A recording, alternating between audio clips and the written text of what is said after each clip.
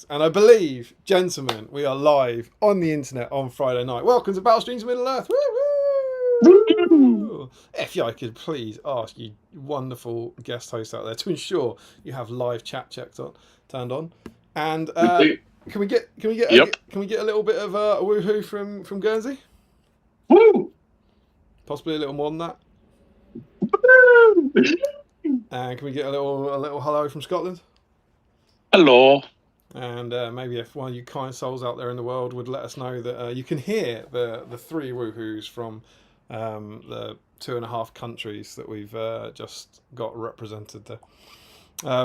Sounds good. We have sound and vision. This is very, very promising. I'm going to take that as a start, and then as we start to hear from Chris and Mark and Billy, of course, we will. You can let us know if it needs to go up and down and so forth. But welcome everyone! It's Friday night. Happy weekend! Friday. We are here with Battle Streams in Middle Earth. Oh yes, this is our fortnightly series where we take a look down memory lane at this dear lady, the DXD part where Battle Games in Middle Earth. But Billy, I don't know if you've ever noticed, what we actually did was we changed the word games to streams in the title.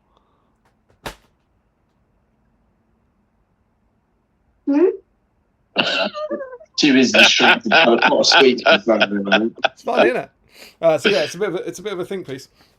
Yes, what we normally do is we go through an issue of this and we kind of have a look through it and we see what the state of the game was and we learn about old rules and we look at some painting guides and scenarios and we all hang out together and we paint together just for the fun of the hobby, not because we need the models. So if that's the sort of thing that sounds like your cup of tea, then join in, because of course, and I have no idea how many people are about to help me out here, but the point of Battle Streams in Middle Earth is I don't have my tea mug at the moment. Just the two is, of course, to help you. Who drinks tea at 8:15 on Friday?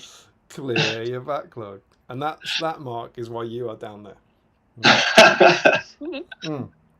So yeah, the idea is that we all just hang out together. If you're new here, firstly, if you're new here, please hit subscribe. Super cool. But if you're new here, we're just going to hang out for the evening and paint together and talk all things Middle Earth. But Mark, let's start with you, and we'll actually say for the comments, Billy, as always, is on a bit of a curfew. So for our irregular Ask Billy section, if you want to drop any questions for Billy in the chat now, we'll try and get those to him before he has to head off to bedtime. So Mark, how do we normally? What's the theme normally? How do people get involved in this wonderful community thing we have going on? You can post your pictures of your Tom Bombadils in the whip thread. Oh, you've gone straight there with the theme. Straight there with the theme. Sorry, have we not covered the theme yet? No, it's fine. There is no script. My favourite is send the email. Don't send an email. Please don't send an email. If you're watching and you're not on Facebook, you can send an email. Yes. So, how do we normally pick what the theme is? Is what I was driving at. How do we normally pick? Well, normally it comes from the issues of the magazine, but today is a special. Yeah, kinda. So we did advertise this as being the next issue. Last time, so it was issue 80, which comes with the magnificent, the enigmatic Tom Bombadil. So that was gonna be, and I think we were going to allow Goldberry as well. But in the last 2 weeks, as we started planning out the stream, we've got so much to talk about, and that hasn't helped by the news. There's news and stuff. So we're doing things a bit differently tonight, where it is still the Tom Bombadil thing. Tom Bombadil is the theme, but we're not looking at this. We're going to look at this in the next issue. We're going to do our deep dive into Tom Bombadil tonight. The only model that's eligible for entry is Tom Bombadil. And we only have one sculpt. Is that a Tom Bombadil I see there, Chris? Yes. Mark, have you got your Tom Bombadil? I don't have a Tom Bombadil. I'm actually in a panic mode for Articon. So thought I had my whole army painted and then realised that I'm actually missing 6 models. So. Again, Chris solidifying his position in the top row. So I can't remember. I genuinely, there probably has been a time, but I can't remember the last time where we had a single sculpt eligible, not just a single character, but a single model eligible. even on Gurit's week, where you had to convert Gurit's, we allowed other Gurit's. So there might be a BSIME historian out there knows that. But yeah, so the only model that is eligible tonight is the classic Tom Bombadil sculpt. So Chris, how do people get involved? They take a picture of their wonderful Gurit's, Tom Bombadil. Take a picture of their wonderful Tom Bombadil alongside hopefully some nice stream snacks and drinks, and post it on the whip thread that is found on the GBHL Facebook page. Absolutely. And you can do that. You can do that even if you're not painting Tom Bombadil. So even if you're off theme, you still want to see what you're working on as you hang out with us for the evening, and whatever snacks you've got. And why would they do that, Chris? Why do you think they'd want to take a photo and put it in? For fame, glory, and exclusive dice. Oh yes. One of you. They're not exclusive dice. These are not exclusive dice. These are very, very achievable dice. If you would like some of these dice, what's my light not on? Oh, apologies. If you would like to have these dice in your sweaty mitts, you could join our wonderful patron scheme. The link to that is down below, I believe. But whilst these can be bought with regular payments of money, do you know what can't be bought with regular payments of money? That, dear boy, look at that. You were evil. That's a game-ending dice, that. The game's ended. You were playing against an Elven Blade as evil. It's exactly what you needed. This is, of course, a black Battle Streams in Middle-earth dice. Ooh. Only way to get your hands on one of these is to win the draw. So, someone tonight who is working on a Tom Bombadil and post it in the GBHL chat will win that black dice. How cool is that? Mark, do you have a black dice? Do not. Doesn't have black dice. I know Chris does. Oh, I don't have it yet. That's next week. You're getting it at Articon, aren't you? Of course, you're picking yours up at Articon. That's a wee sweet reminder to bring my dice. It's on the list. It's on the list. In my mind. Yep, and of course, that Chris did something that no one's ever done. That he won his dice on his own stream when he was guest hosting. It was magnificent. Can Mark repeat that? Without a Tom Bombadil, that could be a significant challenge. Tricky for you to achieve it. Yeah, indeed. So yeah, that's how you get involved tonight with us all. So there we go. I've just heard that I was a little quieter than everyone else, which sometimes happens. So I'm turning down Mark and Chris now. So that might mean that everyone out there needs to turn their volume up a bit, but hopefully the balance is a bit better now. Yeah, there we go. That's it. I mean, why are there three of us? You got lonely? You couldn't rely on Mark to bring a Tom Bombadil or... Have his mug. I think it might be something to do with next week. Yes. Something's happening next week. Something you alluded to because you're not prepared for it. I'm not prepared. I'm never prepared. We have done a couple of 3-ways before. I think the last one was for Christmas. But what have we all got in common? None of us are lost when we wander. We are, of course, all part of our including Billy, Next Gen Wanderer. We're all part of the same team, the Wanderers in the Wild, who go to Articon. Mark, do you want to tell these fine folks what Articon is? What's going on? I say that again. Missed that. Do you want to tell these fine folks what Articon is? It is big SBG tournament up in Manchester. It's the World Team Championships. There's 2-day doubles, 1-day doubles, Chaos in Arda, and then the main event, the 2-day GT on the Saturday and the Sunday. Also the Masters as well. There's a Masters beforehand as well. As a trip to Old Trafford and Masters, I've never got close to bothering that. So. Very cool, very cool, very cool. And we've been going since 2016. Yeah. It's our 9th year. So I think we might. That's just a bit of admin there. We might talk a bit about Articon in a bit. But yeah, we are a week away from that. Someone's coming in. Will they attempt to scare me? Someone has shut the door. A ghost! It was a ghost. Don't know what happened there. Big scary mainland on Wednesday with all your strange milk. Yeah, indeed. But yeah, we thought it'd be fun to do a kind of Wanderers stream tonight, as we all kind of make final preparations for Articon. That's why we're all here, I guess, tonight. Do you wanna run through some snacks? I've seen as of yet, I haven't seen any direct questions for Billy. I have Milky Way Magic Stars. Very nice. I have beer and I have tea. Lovely to see. Lovely to see. Lovely to see. What's the beer?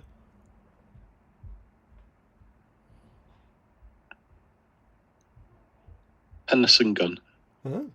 I don't believe It's a Scottish brand. Very good. Very good. Very good. I've got some Box's triple chocolate cookies for the sweet section. Oh, I sound good. Thai chili sensations for the savoury section. The savoury section. And then a fridge full of Cruz Campo Lager, which is a fine drop, if I don't say so myself. It is. I had a pint of that just yesterday, I believe. Very nice, very nice, very nice. Is that your lot? What one have you got, bud?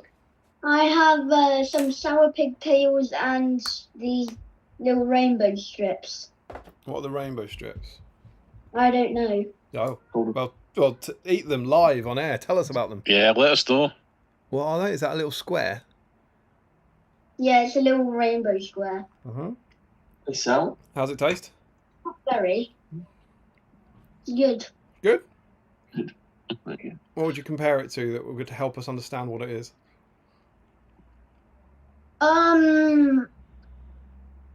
Like those sour strips. Sour belts.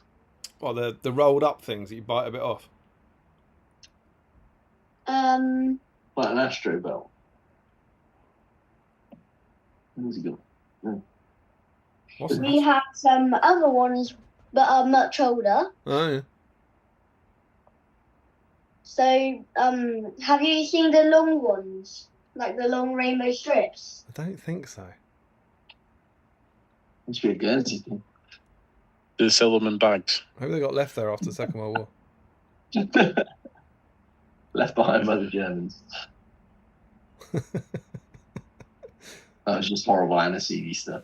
Very cool, very cool, very cool.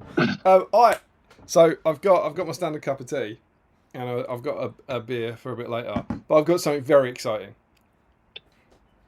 I've got a care package Ooh. live on the internet.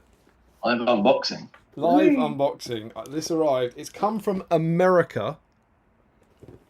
You're going to be so disappointed when there's no Twinkies in there. I have a look. You're right. I will be. I just get a very strong feeling that when I get mysterious packages sent from America, they have Twinkies in them. It's a wonderful thing. It's a wonderful thing to keep the stream going and keep getting sent Twinkies. For anyone who's new, I liked Twinkies when I was a child. I know they're awful, but I've got a childhood love for them, and I have a rule that I want to go back in time to when the world was smaller and you could only get Twinkies in America. So my rule is I will only eat Twinkies if they're actual American Twinkies, as opposed to going down to Sainsbury's and buying a box of Twinkies. And as a result of that, some of our lovely, lovely community tend to send me Twinkies, which is kind of cool. It's going to be heartbreaking when this isn't Twinkies, right? But not only that, did you see in the chat who it's from? I did not. This is from a BSIME celebrity. And I'm very excited to see what it says inside. It's from Larry. Larry was in America. It's from Winston Cat. Winston the cat or Winston Cat? Well, this is the issue. Like we brought it up. For anyone who's utterly confused, I got a postcard about a year ago from Winston Cat, from Connecticut in America. It sounded like it was written by a cat. It was signed Winston Cat. So his surname, it could be a human called Winston Cat, but it sounded very much like it was from a cat. We have a postcard. Dinosaurs. I thought it was Nessie. We have some gummy bears. Hey, More proof. I like the more proof of white gummy bears. I think there's clear ones in the there. classic BSIME thing. That was just left out in the sun. We have Kit Kat Vanilla. More. Ooh. There you go. Oh yeah! oh, hang on. And Oh, he hasn't opened the box. birthday cake Kit Kat. Oh, and this says so Winston Cat signed this. My birthday is 4th of July. Independence Day, of course. And on the gummy bears, more proof of white gummy bears. The The Twinkies, box is going to be empty. I don't believe, have a note. There'll So be a Twinkie left on Wednesday. it says to Dame, I think it says Dame Cowian O'Byrne, cats can't spell. I've crossed the Great Pond again, this time in search of my feline ancestors. I saw them displayed magnificently at this Peabody Museum they have here. The saber teeth of the great cats were just perfect. There were some ancient terrible lizards here too you might like. Pay it a visit and you'll see. Over here I have to say to my dismay discovered that the vermin servants of Sauron have multiplied. There are only so many I've been able to catch. He's talking about rats and mice, of course. But my stream snacks have been plentiful as a result. I hope this package will see you through in the same regard. Speaking of streams, last I tuned into was 5th of July, the day after my birthday. Rats. I thought. What? No song. But no song. No song was forthcoming next year. I think Winston Cat, and it's signed Winston Cat. And there's an asterisk saying delicious, but have used as a term of frustration. I think the rats are delicious, but have used as a term of frustration. So there we go. What do we think? Is it a cat? Nah. You don't He think just believes we've evolved from cats. it sounds like it's from a cat, doesn't it? Yeah. And it is once again signed Winston Cat. What do you think, Mark? I mean, it sounds cattish. It does, doesn't it? It does. So I think, Billy, do you think it's from a cat? Maybe. That's exactly what I like to hear. You're quite right. Maybe. We don't know it's not. So there's no empirical evidence one way or the other. We do not know this is not from a cat. I just think if it's not from a cat, it's from a man who sounds a lot like a cat. That's all I'm saying. So thank you. Thank you to Winston Cat. Awesome dinosaur postcard. Lovely to hear from you. Great treats. Guys, do you want to? What would you like me to go into? Should we go into the birthday cake Kit Kat for Winston's birthday? Yeah, for Winston's I birthday. think for the cat's birthday. And would someone like to sing to Winston? That's a bit late. I mean, it's over a month late, isn't it? I don't think you can. He sent me a lot of stuff. Oh, you should be the one that's thanking him then. Here we go. Pretty good. I think it's only right that you give the song if you got the care package. Okay. That seems fair. I haven't sung in a while. All right. I like that. It's nice. It's all look, it's all got like kind of sprinkles. Very American. Mhm. It's pure E numbers right there.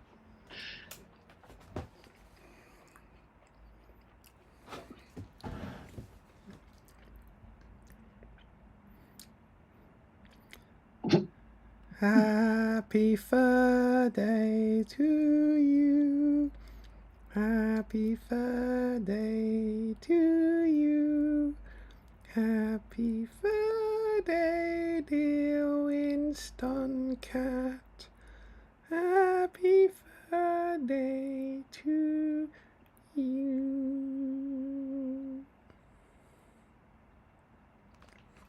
Finn. Okay. So yeah, that's cool. So Just slightly thanks. unsettled by that. Just slightly. I preferred yours with the candelabra, if I'm honest, but yeah, it's been a while since I've done it. I'm out of practice. So yeah, that's my stream stacks have been provided by, I think, a cat in America.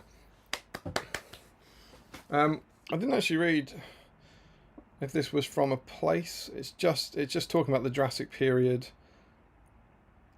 It says Yale copyright Peabody Museum of Natural History.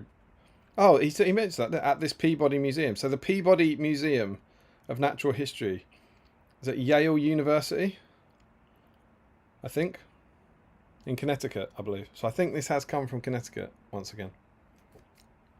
So there we go. When he said Peabody Museum, I thought that was like an insult to the museum. Yeah. So I'm very excited. I'm definitely going to go into these. I might just go in now and see what we got. I've been actually running quite a lot, and so I feel like I've earned these. I'm trying to shift the timber, but I've got Paradise Punch, Pineapple, Kiwi, and Passion Fruit. How cool is that? So the clear ones are pineapple. They're really good. Really good. Americans know how to do sweets, aren't they? That's lovely. Really sour ones. Sour ones? Yeah. I'm not a fan of sour sweets. And the passion fruit ones are good as well. Lovely. Billy, I'm aware you've got to leave. Do you want to talk to the kiddies? How are you doing? You want to tell us anything about your hobby? I play Warhammer Blood Angels. Have I shown my knight? You have shown off a big knight at some point, yeah. Yeah. Daddy has way more.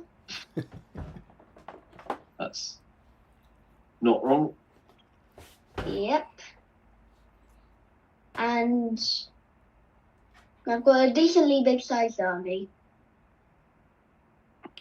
Decently big size army. I mean, that's all you can hope for, right? What have you been working on lately? I've been working on my sanguinary guard and some of my characters. Very cool. Do they have named characters in there? I know nothing about this. I think he's off to the cabinet. Oh, is he? The Reliquary. Well, quite. They'd have one of them, wouldn't they? It would. I know about the Space Marines.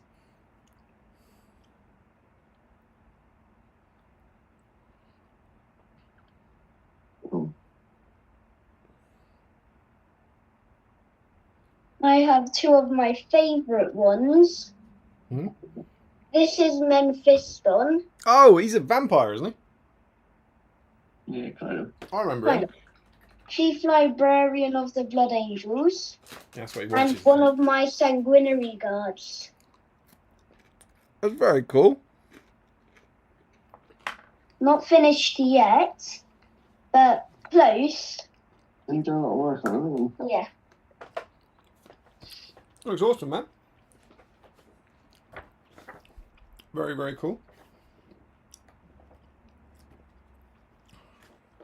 Tom Bombadil has a shaggy beard. I am working on my Tom following the guide.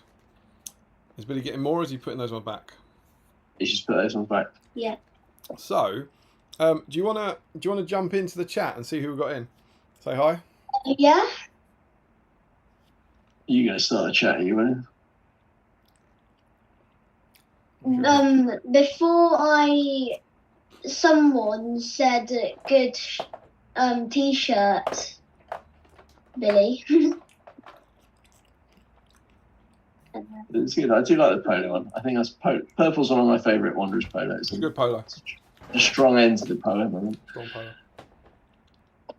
And I haven't really seen a lot. All right, well, I'll start with the chat then. So we got Joe Hosman's in with a good evening, everyone. Unsurprisingly, Chris Murphy's here with a yo, Joe. We got Janelmo, greetings, missed who is the co-host. Well, I think that's been spoiled now. Yeah. Green Tree says, hello all. Joe says, I don't think we've been told, but judging the expected length of the deep dive, I'm guessing it's Dale. Everyone's bitterly disappointed after that. Yeah. I've got Warwick. Greg says, good evening all. It's been ages since I've got a live stream, and life is mental. Life is mental right now. So glad to be able to sit and enjoy a couple of hobby hours. I hope everyone's doing well. Good to have you, man. Yeah, good to see you. Welcome to Bros here. Good evening all, or should I say, hey doll, merry doll, ring a dong, dillo. Almost mispronounced that last word then. Richard Clammer says, evening all, happy post-helm reveal and FAQ stream. I'm sure we'll touch on those 2 points at some point this evening. James Wilson's in. Good evening, everyone. Hello, mate. Hope you're well. Jack Brown, Facebook post says, Mark and Chris. It does indeed. I did wonder when you said you hadn't been told. It's out there. Pretty much It's we're out there for told. people. Oh my good lord. Forgive my pronunciation. Gayton Juliet Jason, yeah. is here. Evening all. Smiley face. That's it. Darren Warner, evening all as well. Per Rails Dam. Per Rails Dam. I think that is. Good evening all. Ryan Pico 40k Pickering. Good evening all. First time catching this live. Started watching the past streams a few months ago. Got a long way to go to catch up. Awesome. Yeah, no, great to see you. You enjoyed the one. Ryan Pico Pickering 40k, is that? Yeah, Ryan Pico 40k Pickering. Okay, cool. Yeah, there's certainly plenty of content to get stuck into and while away your hobby hours. All of it good. 40 people in tonight. 40 people watching. Are we going to get 40 Tom Bombadils? Remember, if you are new here, all you need to do, if you've got that Tom Bombadil, if you've got that classic model lurking around, all you have to do is get him out and make some progress on him. You just have to clean him up, glue him onto a base, put a bit of paint on him, take a photo of it and put it on the whip thread. You don't have to finish him. And if you do that, you're part of the community, you're in the draw, and you're hanging out with us, clearing your backlog. So much fun. Josh Coles is in. Evening, guys. Hello there. Darren Warner says, welcome, Ryan, to our community. Hope you enjoy tonight, as I hope you all do. Scott Newman's in. Hello, evening, guys. How are you all? How you doing, my friend? Old School Chris C's here. Evening, all. Damien, the 7th City link in the description is still broken. I think we touched on that earlier on. Yeah, Chris told me that earlier in the week, and I didn't do anything about it. Yeah. I'm sure I'll fix it in the next 2 to 3 years. It's fine. I'm sure we'll give you a hard time about it next weekend. Yeah. Woody Rec. Evening, guys. Who else? Green Tree sounds good. That's probably a reply to something somewhere. He's saying the sound is good. Oh, sound is good. Yeah, of course. Yeah. Okay, cool. James Wilson, we have sound and vision. Good. Dan Warner sounds good. Sean Clark, what is happening? I mean, it's all happening, right? I think that must be the shock of 3 hosts, I reckon. Hey, what a time to be alive, right?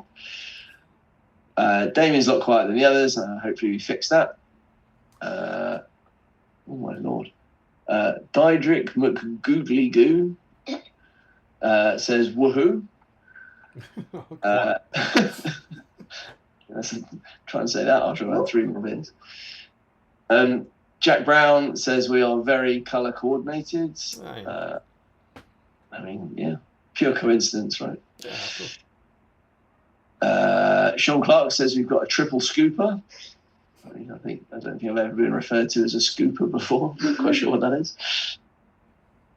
Ice cream. 3 scoops instead of. Well, that's not what I thought it was. I mean, that makes perfect sense, right? But let's hope it's that. I've never been referred to as an ice cream. Joe Holzman, trying to figure out where the Scotland or Guernsey is half the country. I mean, clearly Scotland, right? I mean, you got Guernsey's full of trees. That was a Guernsey slur on my part, because let's be honest, and I don't want answers here because I know that you can all Google it. Like, what is Guernsey? Like, really, do we know? Like, It's crown dependency of the United Kingdom. Yeah, but I just don't think many people, when asked, would say it's a crown dependency of the United Kingdom. Do you know what I mean? They're like, I don't know, it's on the Channel Islands. What is it? What's it trying to do? What's it trying to do? To quote South Park, it's not even a real country anyway. But we love it. We do. Right, I've lost. Katie's here. Evening all. Old school Chris C says, how embarrassing, they've all worn the same top. I mean, yeah, it's just Except for me. poor planning on our part, right? We Someone's should gonna have have to each other change. first. Oh, we get it. We're getting all the islands in now. We got Ricky Drinks Paint says, woohoo from the Isle of Wight. I'm going there next week. What did you do? You going to Sandown, are you? I don't know where we're going. It's not next week, it's the week after next. I was thinking you've got a busy week next week. If I don't get COVID again. Oh, yeah, that was true. Was that after the last Articon? Yep. And the one before. You heard it, the one before. I've Yeah. got this tradition now where my family go away to the Isle of Wight on the weekend of Articon. I come back from Articon, then I go over and meet them. And last year I came back, felt a bit rough, did a test and had COVID. So instead, didn't go and meet them in the Isle of Wight, stayed at home on my own without my wife and kids for 4 days. We've all got to stop licking each other. Terrible it was, terrible. Awful. You still didn't get your Throne of Skulls army finished anywhere near I was going to say, you had 4 days to paint Gandalf.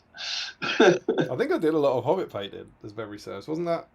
Yeah, because I was working on the Hobbits by that point, so I think I was doing a bit of that. I mean, oh my God, what if they're watching? I mean, I was laid up in bed. The COVID was ruining me. It was terrible. It was awful.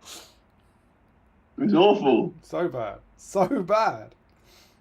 I'm still traumatised from your last Throne of Skulls, aren't we?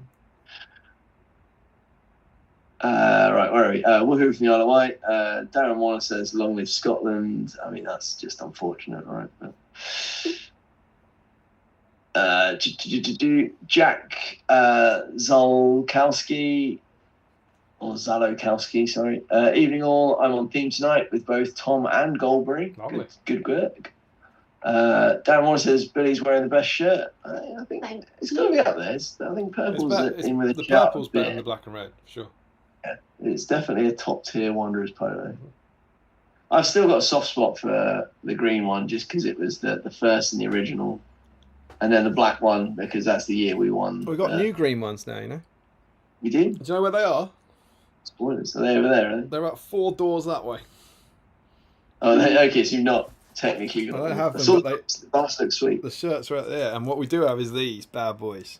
Oh, Wow. Glorious. look at those. It's cool. Green. Thank you, Billy. That's the kind of support I need. Green dye. We could have a little cheeky roll of them a bit later if you want. See how they do. No. They are the I Wanderers think in the wild. they're the first ones that do just say the Wanderers in the Wild. Right? They are 9 years into the team. Yeah. We've done the whole poem, and now we have the Wanderers in the Wild dice. How cool is that? What are we going to do next year? It's going to be a I discussion. don't. That's why Articon just needs to end this year. I don't know. This was always quite an easy one for the 9th year. It was always quite simple. We could do a Tom Bombadil poem. Oh, I tell you what, I did find. I meant to put this in the Wanderers group. When I was doing this, I found an old version of the poem where the lines were. Oh, really? And I was like, It's got extra lines. That's the next 8 sorted. We'll just do the Sweet. old poem. It's the retro version. Yeah. Where are we? James Wilson. I'm about to find if beer strips paint from miniatures because I've just opened my first beer and it's exploded everywhere. We'll be back in a few minutes after I grab the towel. That's a worry. It is. I don't think beer strips paint. I know tea doesn't, because Tom Harrison once dropped one of my models in a cup of tea. That's it, Tom. Literally, I think we mentioned this in the video. I think it was a bat rep for the GBHL. But I literally said to him, don't put your tea there. You're going to drop one of my models in it. And he went, no, I won't. and then he did it. Like, I was so angry. So classic Harrison. It's classic, and he didn't look sorry in any way. You know, he's like, He never does. He never does. What? Well, I'm not going to repeat my opinions about Tom Harrison on our stream. Don't get the channel banned. It's all right, he's probably not watching. Where are we? Steve Ryan says, evening all, 3 people. This is exciting. Has there been a 3-way? 4 people. Well, There's 4, been a few. We did a 3-host one for Christmas, and we've had we had Lockie on for the 100th episode, and we had Dewi on as a guest once. True. We did a kind of battle report one with Michael and Harry. So there's been a few over the years, but it's very, very irregular. I think I watched a Christmas one. Oh, well done you. Thanks for the view. There you go. Oh, I found it. You ready? Old poem. Bonus deep dive. There you go. All that is gold does not glitter, not all those who wander are lost. All that is old does not wither, and fire may burn bright in the frost. Not all that have fallen are vanquished, not only the crowned is a king. Let blade that was broken be brandished, and fire be the doom of the ring. I quite like that. It's pretty cool, isn't it? I like is it not all that have fallen are vanquished? I like that one. That's got to be a shirt. And then there's another one here. All The that is old gold that does are not... withered might be more appropriate for us now. Yeah, I know. All grey and withered. All that is gold does not glitter, not all those who wander are lost. All that is old does not wither, and bright may be flame in the frost. The fire that was low may be woken, and sharp in the sheath is the sting. Forged may be blade that was broken. The crownless again may be king. That's I think I very cool. prefer the first one you're in. I like that. Yeah, I like the first one. There you go. There's another one. We've got 2 decades left of the Wanderers now. All that is gold does not glitter, not all those who wander are lost. All that grows old does not wither, not every leaf falls in the frost. Not all that have fallen are vanquished. A king may yet be without crown. A blade that was broken be brandished, and towers that were strong may fall down. It's completely anecdotal and tangential, but even that, when you see how many versions of like a simple little poem there was that he went through, it's kind of fascinating. Bonus deep dive. Wanderers deep dive special. Yeah. Where are we at? Steve. Just read You did that one, the 3 people here. No. So Steve Ryan says, been looking forward to Tom Week for a while. Unfortunately, won't be able to stay for the full stream as it's our Element Show Grow finale tomorrow. Probably slow grow. Slow Grow, sorry. Yeah. The chat's on the other side. I'm too far away from it. My eyes aren't what they once were. I think that was your lunch. Quite well, it could be that as well. Rich Clammer says, I'm so far behind tonight, need to make my nachos, but I'm in the middle of making 3 huge crumbles. Well, there you go. Mm-hmm. What type of crumbles? Apple. That was going to be my question. That's important. You can't skirt past details like that. Particularly not on here. There we go. James Wilson says, Richard Clammer, apple or rhubarb? I mean, apple over rhubarb every day of the week. Rhubarb's awful stuff. No blackberry or something like that? A berry crumble? Not a fan. It needs to have apples as the base. I'd go apple personally, but I'm just saying. Custard or cream? Custard. I just want to jump in because he'll be waiting on this one, and I don't know why I'm trying to help him because he's never helped me in his life. But Larry is asking, I know that bright blue his jacket is and his boots are yellow. Are there any other mentions of the colours of his garb? And the feather is blue, and his hat is described as battered. And I would like to support Mark Greentree's comment that his hat was pink, but no, we don't know the colour of his hat. I mean, you see it was battered, like deep fried. Yeah, classic. He's Scottish. He does seem a bit drunk and a bit rambly, doesn't he? I'm just saying. Deep fried my hat. To be fair, I always thought I like to say Mary Doll, as in like Ramsay Nesbitt, rather than Mary Doll or Tom Bombadil. So he could be Scottish. There you go. Heard it here first. Tom Bombadil, first son of Scotland.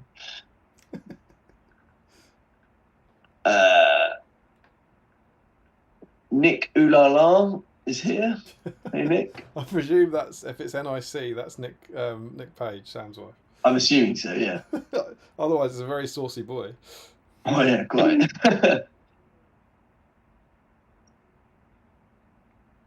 There you go. Hydration queen / some sort of referee's yellow tops are in the wash as we speak. There you go. Because Nick is. Does that mean they've not been washed since the last Articon?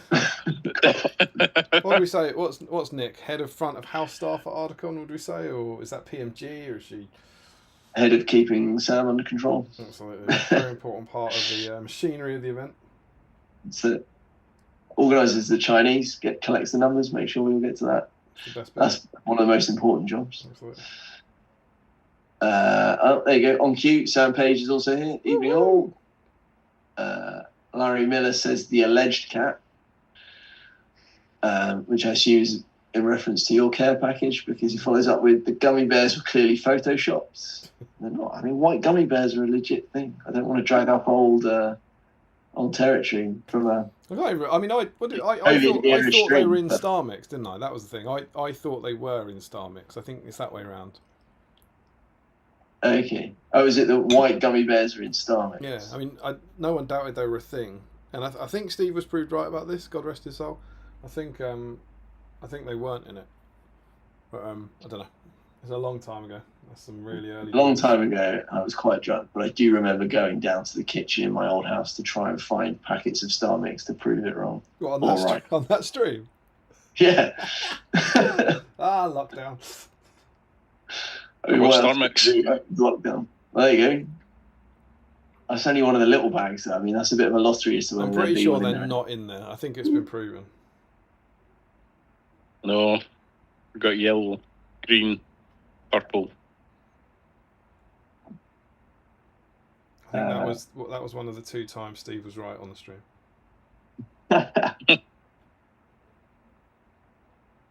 James Wilson says, anyone tried the Tesco's birthday cake sandwich? No.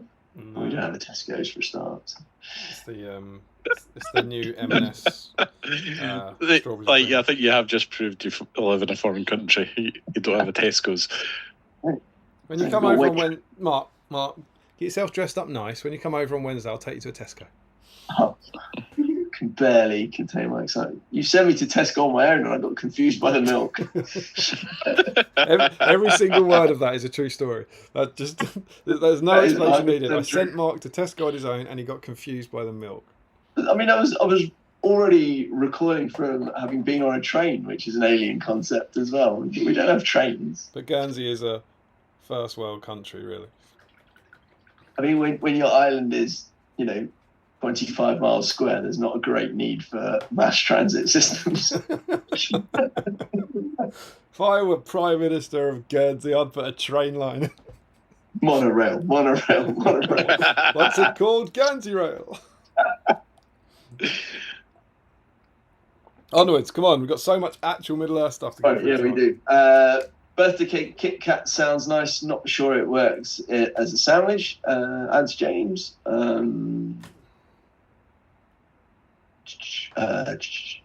I think Larry says, I think any evidence he's a cat is purely circumstantial. But so is the evidence that he's not a cat, right? I agree. Yeah.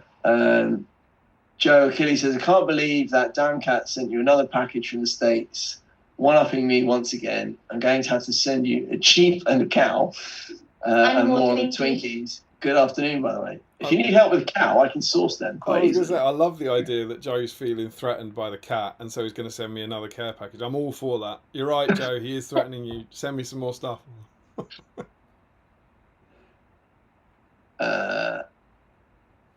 Jack Zalakowski says, Schrodinger's postcard.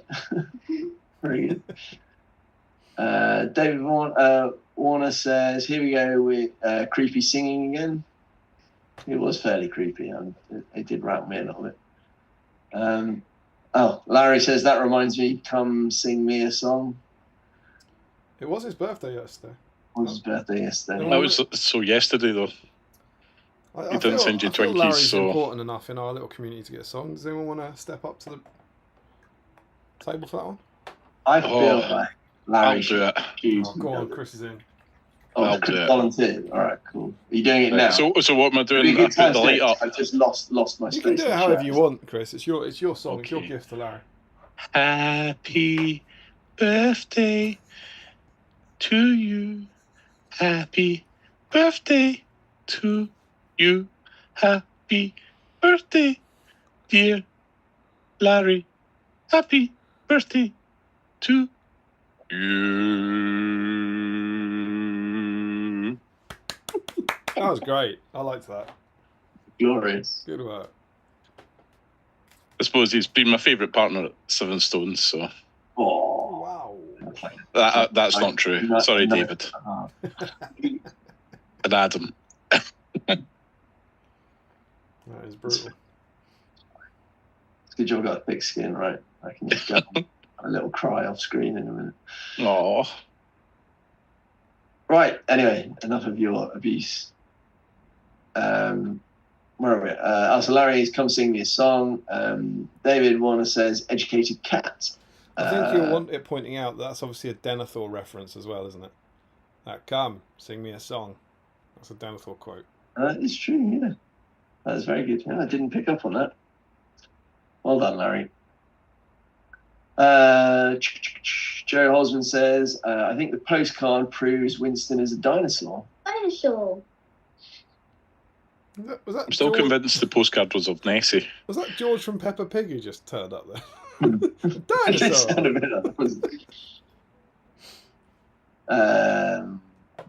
James Wilson, so good news, beer is not a paint stripper. Hurrah. Bad Hooray. news, my desk now smells like a brewery. Boo. I mean, Is it bad news or good news that beer's not a paint stripper? Because I had plenty of beer. It's cheap. do you have a lot of paint to strip? Is your painting that bad? Maybe. Kiwi gummy bears, very good. Depends how close to the event I am. Yeah, true. I can relate to that.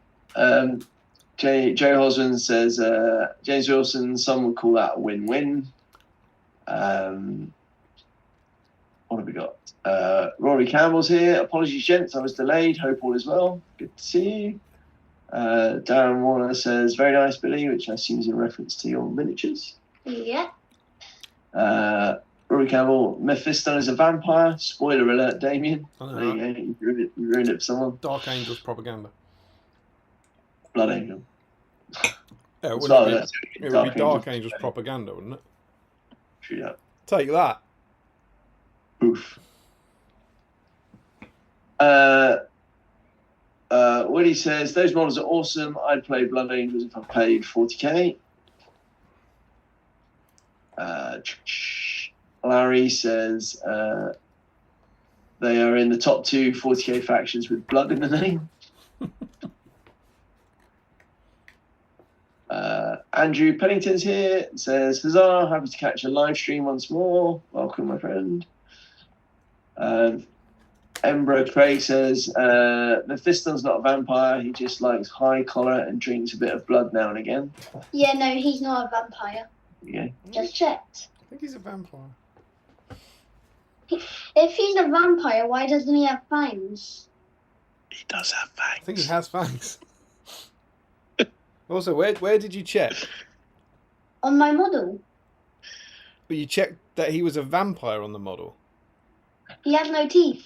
I reckon he does. Teeth, If but you put a not little pointy. wash over his teeth, I think he's got pointy little teeth. And also, I was going to say, because if you checked in the Blood Angels Codex, that's written by the Blood Angels. I'm just saying.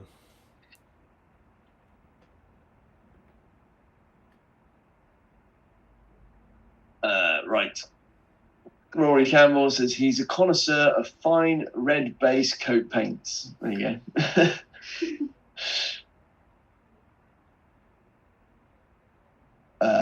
Larry says, my question was ignored in the chat. Is this the first time there's been only one eligible model? Well, we covered that when you were talking through it, didn't we? We mentioned it. It's not your question. It's our question, you jerk. Yeah. I rescind my birthday song. I haven't heard anyone suggest any different ones. It's possible, but I think it might be maybe Theodred. But did we do a Theodred week, or was it? I'm not sure if it was just. And there's 2 models for But Theodred. even he's got a foot mounted. I don't know. I don't know is the answer, but it could well be.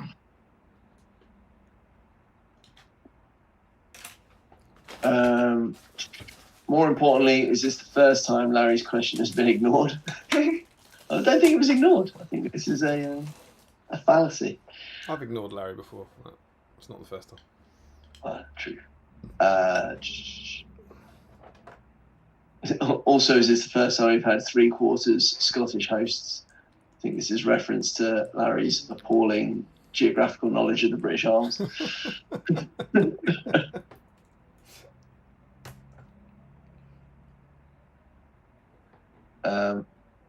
And then Larry says, alas, no, Rory. I think that's a reference to him being ignored. I should have ignored that one. That would have been funny. Right? Ryan Pickering, lol, I forgot I still had my old Twitch name on. Whoops. So he's not now, what was it? Ryan 40K. It was Ryan like, Pickers 40K Pickering or something. Yeah. Now just plain old Ryan Pickering. There's an awful Steven Seagal film that you might have seen called The Foreigner. It's absolutely horrific. It's one of the worst films I've ever seen. And on it, his name's Jonathan Cold. And on the back, the like blurb to make him sound cool, his name is Jonathan John Cold. Like his nickname is just an abbreviation of his name. Like, imaginatively created nickname. It's just rubbish. Christopher, Chris, Murphy. Like. I've lost myself again. There we go. Larry says, James says, at Larry, I think Rory is in the chat. Okay, no. I don't know if that's me getting confused or James, but yes, fine. Moving on. Rory says, hosted on his own petard. Hoisted by his own petard. Hoisted by his own, sorry. Not sure who that would have been, but... It's someone has been, yeah. James say any chance of the polo preview? Like I said, I don't think the polos are on site yet. They're not ready. They're not ready yet. They're still at the shop. I can't even remember what we went for. Oh, I guess the surprise will be for me as well. It's the same as the dice. Okay, cool. Larry says, will Chris and Mark also be using the troll dice? I mean, I won't be, because they're just the world's worst creation in wargaming history, I think. If I play Larry, I'll use them. Yeah, if I play Mark, I will use them. You won't play me though, will you? Play doubles. No, that is true. We could play it. I was surprised at how well those went down. I thought some people, particularly given some of the opponents we had, might have got a bit upset about them. But actually, everybody got fully on board with it and thoroughly enjoyed the troll dice, which I guess is testament to the Seven Stones ethos, right? Yes. I think the person got most annoyed was you. I think it was. And particularly in that game with the Ents, when I thought I'd one shot at an Ent with a troll because I rolled like 3 threes. That made me sad.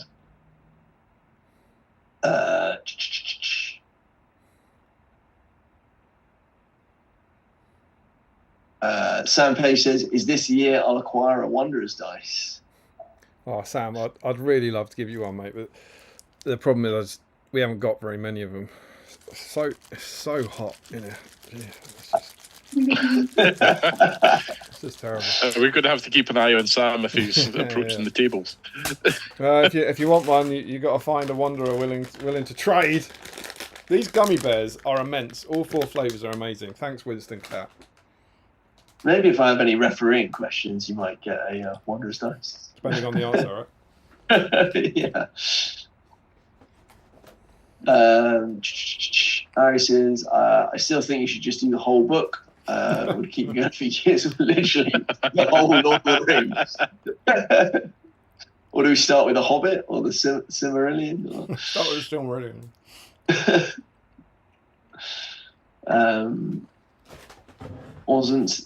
wasn't that just before the Palantir? Question mark. He's talking about Tom dropping a model into. Oh, Tom dropping it. I don't remember. I miss 50-point bat reps. I did enjoy the 50-point bat reps. From Green Tree. Oh, there you go. Yeah, literally a couple of. Next comment is Green Tree says, I missed the little live bat reps. He's not talking about that. He's talking about the stream. The live Oh, bat reps. Oh, on the stream, which I think On when the we stream. mentioned like having 3 ways because I mentioned that doing a battle report with Harry and Michael. oh, right, I see, yeah. There's been a few there's been about 5 over the year where we played the scenario. Yeah. But yeah, if you missed those, go check out the Palantir for the 50-point bat reps. They're awesome. There's 99 of them. No, there's not. There's 49 of them. They started at 50. Was it There was 3 not enough to do a Wild Riders, 7 isn't Stones it? army. Wild Riders were strong, weren't they, for a while? Yeah, the Castellan was awesome for ages. Castellan was brilliant. Happy I think you've covered this one, haven't you? Larry's question about Bombadil's clothing colours, and then Green saying his hat was pink. Oh, hang on. I lost the placing. There we go. His beard and hair were brown. Says old school Chrissy, helpful. Mark, your eyes have gone already in tribute to our long forgotten host. He's not dead. That's sad. May he rest in peace, says old school Chris C. Rory Campbell says, don't be hasty, Larry. Deep dive has not begun. There's going to be some deep dive today. There is a deep dive. There's all sorts going on today. If you keep on spending all time doing the Steve doing in the chat. Yeah, well, you got power, man. Joe Hosman says he wears all pink, Larry, which I think is trying to get everyone seems to be trying to get Larry to paint a pink Bombadil. Mm. I think Nick will be doing that. Yeah. Richard Connor says apple and blackberry. Blackberries from my garden, apples from a neighbour's tree. All I had to buy from more butter, but I really underestimated how much crumble to make. Did you get permission or were you scrumping? Hey. Good bit of scrumping. Mark, old school Chris again says, Mark, what is Tesco's? What's Tesco's, precious?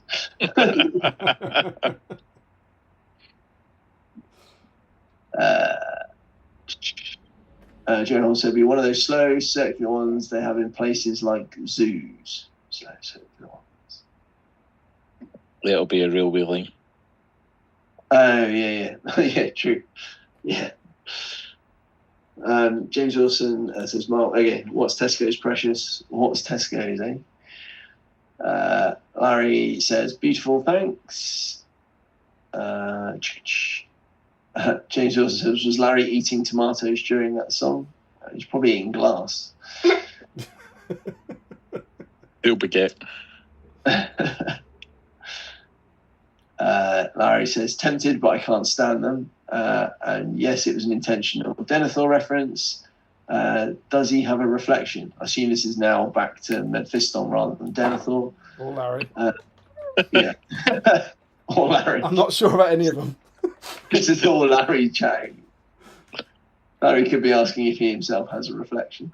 Because he's never seen one. It was ignored in the Patreon chat. It's good that you're over it, though. He feels over it. I feel like He's definitely not mentioned it 4 times. Steve Ryan just finished rimming 38 men in time for tomorrow. And that's bringing flashbacks back to your hobbits again. That was a terrible thing to say. Yeah, I'm not going into the nature of that given present company. Steve Ryan says, time to start on Tom. Whee. That's either to start picking on Tom Harrison or painting Tom Bombadil. Could be Either's good. Oswald Chris C says, Mark in inverted commas Stone. It's a good nickname. I like it. I'm going to It use is. that. I'm going to start calling you Mark. No one calls you Mark. Even my mum doesn't call me Mark sometimes. What does your mum call you? Tony. Still Stoney. Really?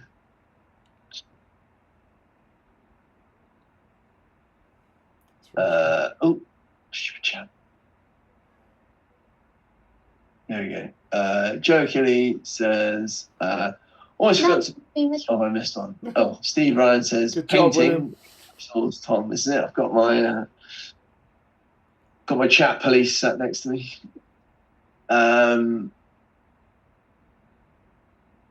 Yeah, Joe Kelly says, almost forgot to mention, Damien, your latest hobby vlog was just fantastic. The finished product was so impressive, but also have to say I was worried for you a bit. Too much stress, leave more time. Thank you, my friend. You are not wrong. I mean, the stress bleeds across to related parties as well. Like what I arrived to was just a wall of stress as the door was opened. Shall we give a shout out to Mark? Because Mark is starring in this vlog. If you're a bit confused, the vlog has been up for patrons only for a week, so I'll probably try and publish it tomorrow for everyone else. If you're interested, the latest in my hobby vlogs, looking at the Throne Skulls prep, as I finally begin to catch up, is going on, and it's Mark Stone is in it a lot. Have you viewed it, Mark? Did you enjoy Mark Fest? Haven't yet. My Patreon notifications must not be coming through because I've been sitting there on tenterhooks waiting for it. It's And I there was for like, you. when I saw Is that that because you cancelled your Patreon?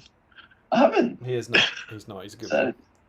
yeah, certainly my bank account says I haven't. But yeah, I don't know why I didn't get a notification for it. Yeah, you should have got. I mean, it was in the chat, and you should have got an email. But I yeah, don't really. Mark Fest is live, my friend. I should go and watch myself and relive the horror that is your last-minute Throne of Skulls prep. If you like Which watching may- Mark do loads of rimming, I've got a video for you. And painting crockery. What about the Patreon one? It's different Patreon. Was that our only fan? Right. I digress horrifically. Joe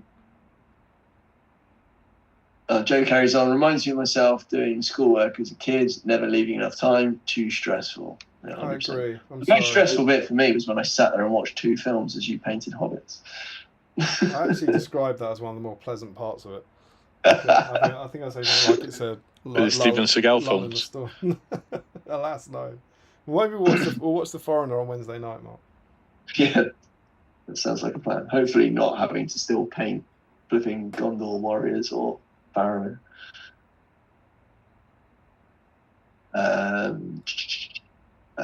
Mike Sight says, hi lads, hope you're doing well. And then Joe carries on with, but it was an awesome board. I mean, it was that. The hashtag spoilers, but it's a happy ending at the end of it all, right? Thank you, man. Larry Miller says, will you do a Wanderer's Dice for tonight's draw? I mean, Might use one, I suppose. That'd be fun. we could use a Wanderer's Dice.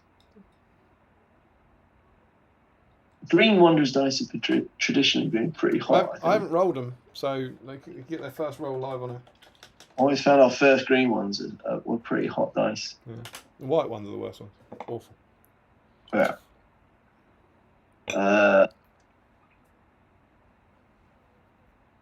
Larry, we do a Wanderer's Dice for draw. Tom was a wanderer in the wild after all. Oh, Bombadil. I was Oh, thinking it's good. Tom I like is it. one. I like it. Yeah, that is true. James Wilson says, awesome board, but I'm slightly worried that eventually we're going to get it's all moved, a vlog, which is just future Damien curled up in a corner sobbing. I know this is famous last words, but I feel like I'm kind of, I don't know if this will disappoint people, I'm kind of done. Don't say it. Just don't say it. Don't say I'm you're doing- ahead of I'm the doing game. it. But you, I'm obviously doing it, but nothing like that again. I did it. I won the best army that I've been trying to win, and so my foot's somewhat off the pedal.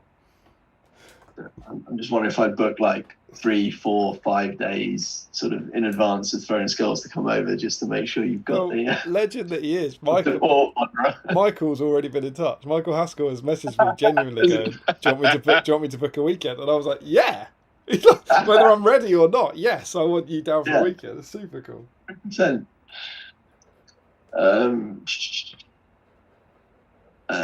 Larry says, hey, I'm not quite sure in reference to what. Joe says, I think for the next one, you should just do the original Battle Games Corner Ruin and then do the second Corner Ruin on a hill. You'll still win best board. Very kind of you, man. Rob Lynchbury says, evening all, is that Articon team shirts I see? They are indeed, sir. It's pre-Articon week. Yeah. Rory Campbell says, I remember when Steve used to fly through the chat. Crying face. I think I've been pretty quick through the chat, have we not? You're doing all right.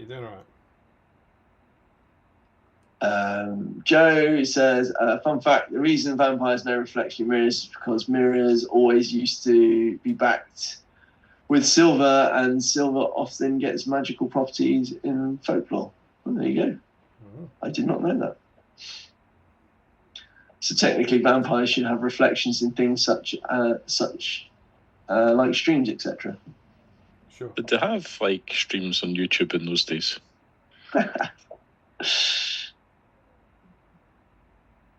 Darren Warner says, great new vlog. I shall check that out later. Thanks, man. Joe says, the happy ending is the happy ending also available on your OnlyFans alongside the speedway, rimming, and the deep dive? This is getting a little bit risque. I think it might be time for you to go to bed, but come on, you gonna say goodbye to everybody? Bye. Bye. Thanks for joining us. Love your shirt. Bye. Thanks for lending us your dad for 5 days. Yeah, it's probably best seeing the next line in the... No, leave it open for now, bud. Cheers, dude. Can you say the next line correctly? Yes. Hang on. So yeah, OnlyFans, 3-way rimming and deep diving was then followed up with the Merry Dilly Dildos. No, it's just Dillos. Oh, it is Dillos. Mark, you are filth. That's entirely on me, that. That's the stream demonetised. Taking it from 1 pence to no pence. I'll bring you again. Joe says, spoilers, Damien. Nick is losing it over Mark saying vlog. Or is it? Is it not? Is it vlog? Yeah, I think so. You're supposed to say quite high pitched. Vlog. That's it. Why are you saying log? As like one bit. Like what? I don't get why you're saying the full. I presume you think it's video log, right? So, yeah, I don't know. Why don't you say it's surely video log or VLOG or vlog? Like it's. Do you also say B-log or do you say blog? Yeah, I was just thinking that. I'd never say B-log, right? Self-conscious now. What do the Dutch wear on their feet? Is that a C-log or a clog? All right, fine. I'll give you that one. I'll say vlog from now on.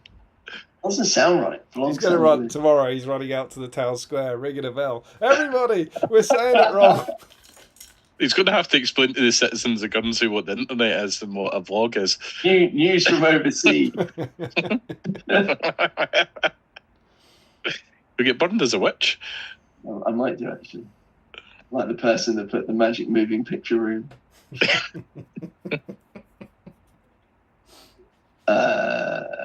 Right. Yeah, Yeah, James Wilson had to be very careful with the spelling there, Rory, which I completely ignored and read it inappropriately. Anyway, Larry says that was my response to the glass comment. Oh, well, on his hay. I mean, yeah, but you literally do eat glass. So.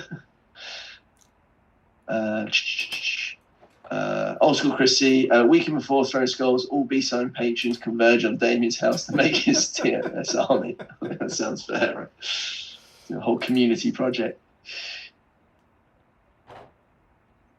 There you go, Rory Camp. How many of tonight's hosts say vlog, and how many of you say vlog? I think we know. Well, I think it's a 2-to-1 ratio, right? It's not how many of tonight's hosts, it's how many people in the world. I'm sticking with vlog. I think it sounds better. Do you say meme or do you say meme? Meme.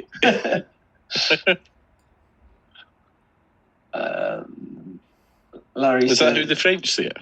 Do the French say vlog? Is that the issue? Maybe, could well be, but I wouldn't know. Larry says good night. I mean, yeah, it's not too bad, thanks. Rory says, what a rotten mind, Stoney. Yeah, that's entirely on me. But at least I sent William out before I made that mispronunciation. I was reciting the great Tolkien's works. I know, and I turned it filthy. Dexterous says, Houstonian greetings all. Hello from the other side of the Atlantic. Here, Joe says, how does Stoney say vlog? I'm just going to ride with it. I'm going with it. Also, Chrissy, vlog must be a Guernsey thing. Larry says, I haven't actually had a chance to watch the new vlog yet. Right, everyone's piling in now. Are they all spelling it as E-double-E-log.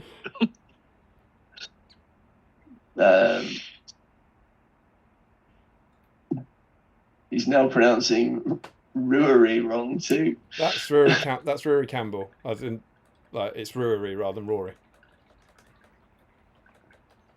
Right. Okay. So I'm just pronouncing everything wrong tonight. It's my Guernsey accent. Blame on that. I think Ruary is, understandable in a way that vlog isn't.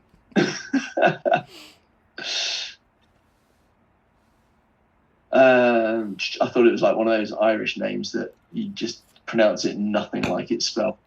Yeah. Well, I'm going to stop the chat because I've literally seen the last comment being kind of comments on you flying through the chat, essentially. So, Mark, you can keep carrying on, but stop because we're going to move on to our first topic. No more vlog material. We have news.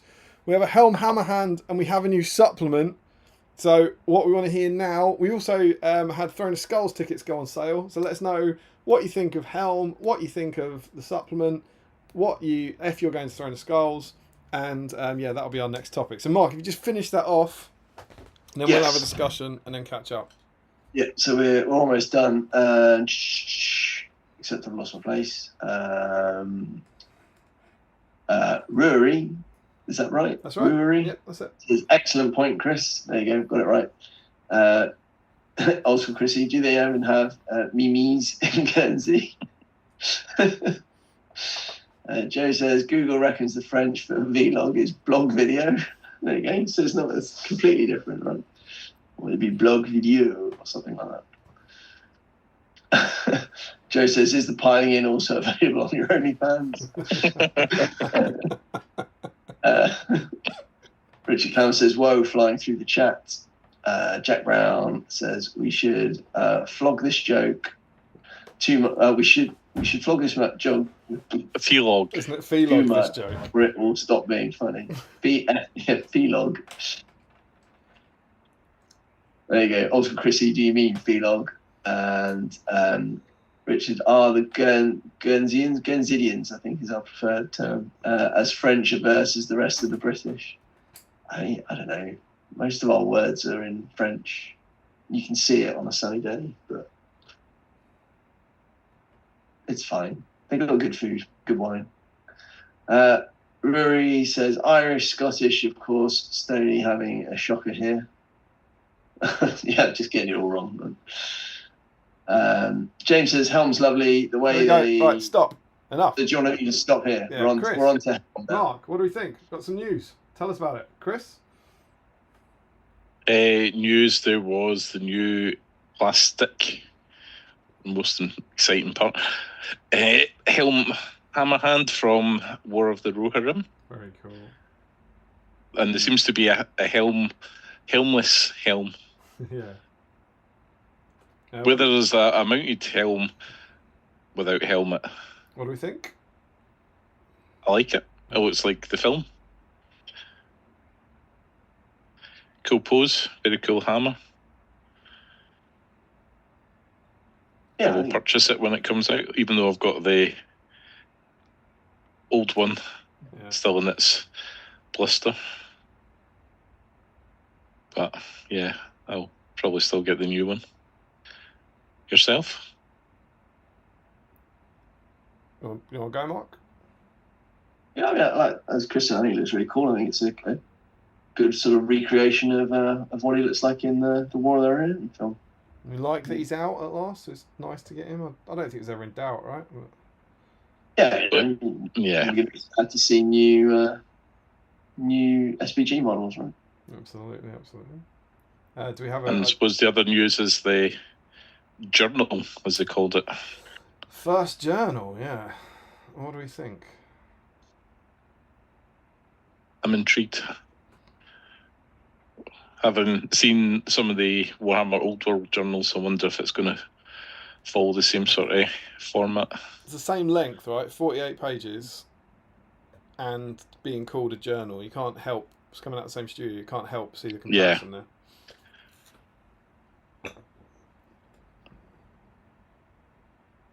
But no, looking forward to it. Because, well, as pointed out, what's the point of this? Because there hasn't been any War of the Rohirrim scenarios. I believe the quote that you might be referring to is new supplement. Why? Because there were sick of people complaining that there wasn't anything new coming out. It's hard. You know me, I'm a pretty positive person. It is hard to square that hole for me. It's like, what do you think the first supplement is going to be? Probably War of the Rohirrim. Here it is. Why? Just what? Or what would you like? War in Rohan again? No, more Rohan. I don't know. Can't win. It's the Last Alliance, isn't it? Last Alliance or nothing.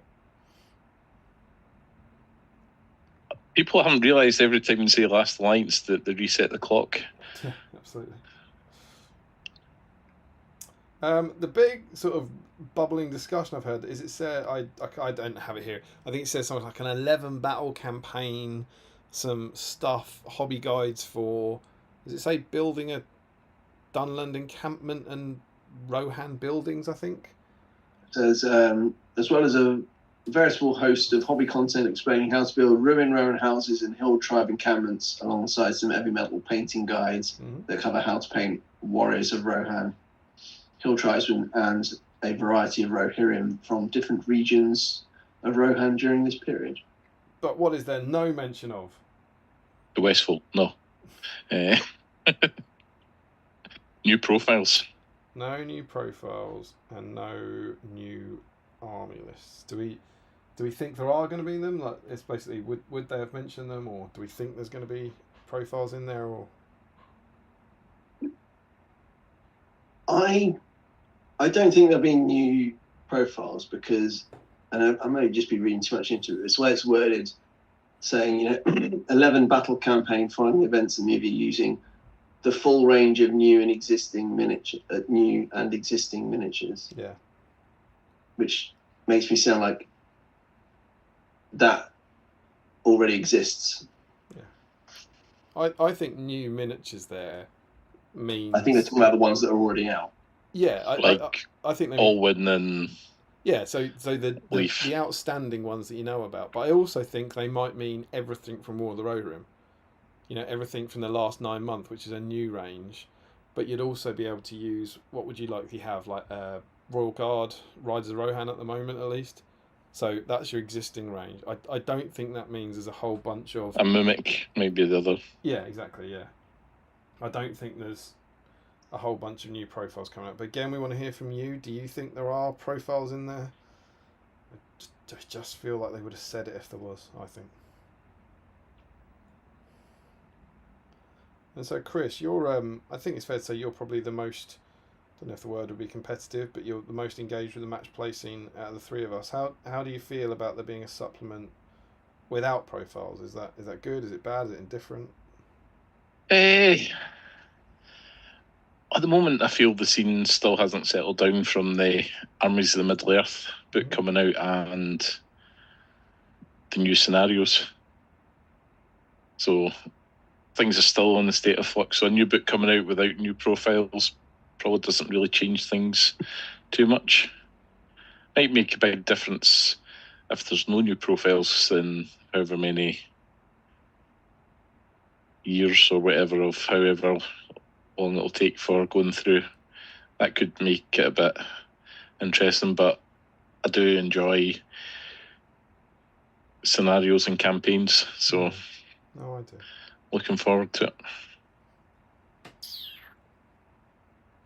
Mark's just taking a massive bite of something, so I think he's abstaining from So what do you think then, Mark? I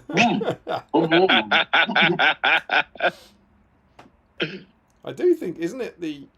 I'm just trying to think back through them, and I might be wrong with it. I reckon this might be the first supplement we've ever had without profiles. Oh, we had the new Fall of the Necromancer, didn't we? So we have that. That's the model for it. Fall of the Necromancer didn't have profiles in, but it did have Legendary Legions. Yeah. I don't think we've ever, right the way back to Shadow and Flame, I don't think we've ever had one that doesn't have them. Yeah.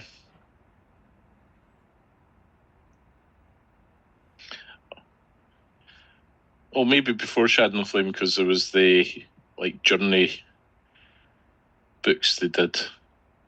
Yeah, they were. Shadow and Flame was before them.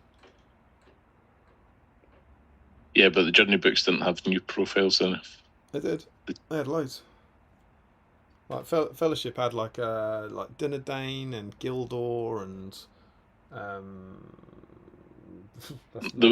there was the second set that didn't have.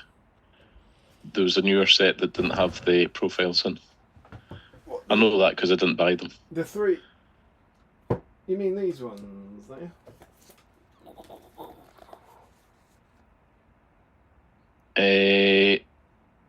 They're the Journey books. There's a newer versions, I think. There's not. There's the three rule books, which are not these, that came with it. And then after the blue rule book came out, these came out in 2006, 2007, 2005, 2006. These are all the scenario and hobby ones. They're really good books. I thought it was newer versions without profiles. I certainly can't think of another set of three books. Maybe I'm... And so Fellowship gave you... What's in here? Fellowship gave you Dinadane, Gildor, Glorfindel, Tom, Barrow-wights. So Tom and Barrow-wights had been in Shadow and Flame, so they were kind of collected. But Gildor and Dinadane were new, I think. And then the two towers, you got stuff like Ferals, and so in here we got Erkenbrand, Harma, Theodred, Outriders, Ents, Ugluk, Vrasku. I think that might have been Ugluk's first profile because he was in Battle Games of Middle Earth. Maybe thinking that Isengard Troll, that sort of stuff. I think they've always had maybe it is then. But yeah, and Fallen Necromancer was a bit of an oddity in that edition, but it did have Legendary Legions. So I don't know. I don't mind because I like that side of the game, but I get why people would be disappointed. Yeah, I think I wouldn't say no to new profiles. But considering it's a Rohan book, Rohan isn't exactly undersubscribed in profiles or legions, right? I mean, it's got strong options, probably more so than any other faction, right? What's very funny is the reaction has been a mix of, because it's World of Rohirrim, I've seen a mix of course there's no profiles, what else could they possibly put in from the film? And then on the other side, people going, there better be profiles, there's so much missing from the film. And it's kind of amazing how the same community can have those. You know, they're not even like, is this model good or not? It's like, you've all watched the same film. I kind of get it. Like, if you're really optimistic, you can say the Dunlendings with skull masks could be a different troop. There's Variags wearing kind of cat masks. is the Mummock a smaller Mummock? You know, it's a baby Mummock. Does The old Watcher. Pennacrook? Is that a new Watcher? Does old The Tree Pennacrook Watcher. deserve a profile? But then equally, you could say they're all just the same troops.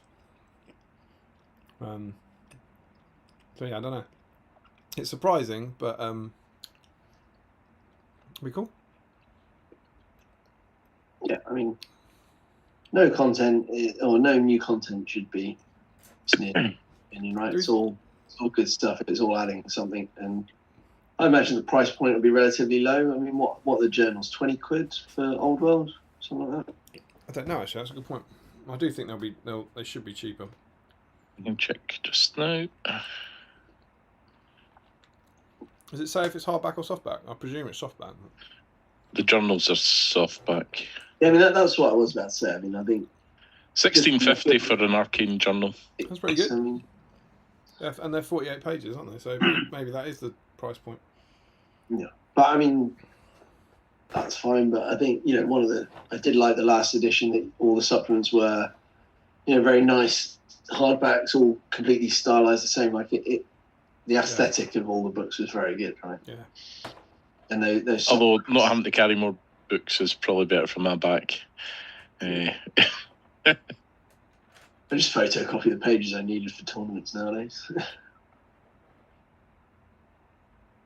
Yeah, it's an interesting one. Do we think Mounted Helm's getting a helmet-less option? It wouldn't surprise me if there was one there. Yeah, I think I'd go the other way and say it'd really surprise me if there wasn't, Yeah. They didn't show it, but I kind of feel like there would be, And yeah, I think the model's pretty cool. I think the model's really awesome. Imagine anyone who's playing that army is going to be very excited to have that. Yeah, he does look cool. Why he wasn't out in December, I don't know. I don't get that.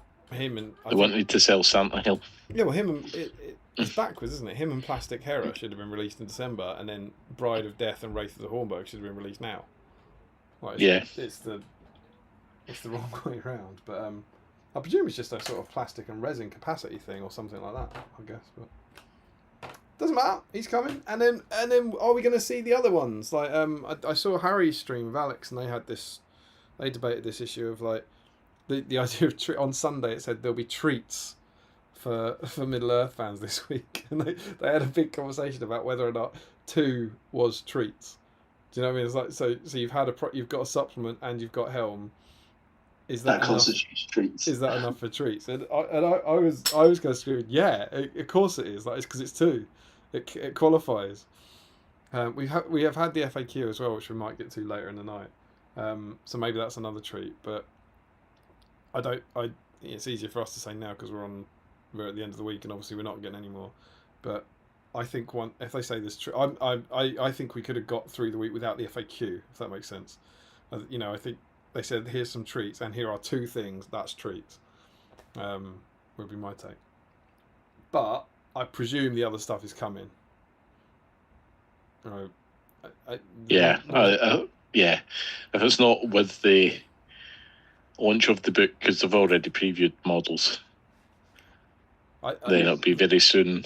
The way they're going with it, they do one release, don't they? They do they preview a bunch of stuff and release it on the same day. And I did note that, what is it the article says at the bottom? Isn't it just later now?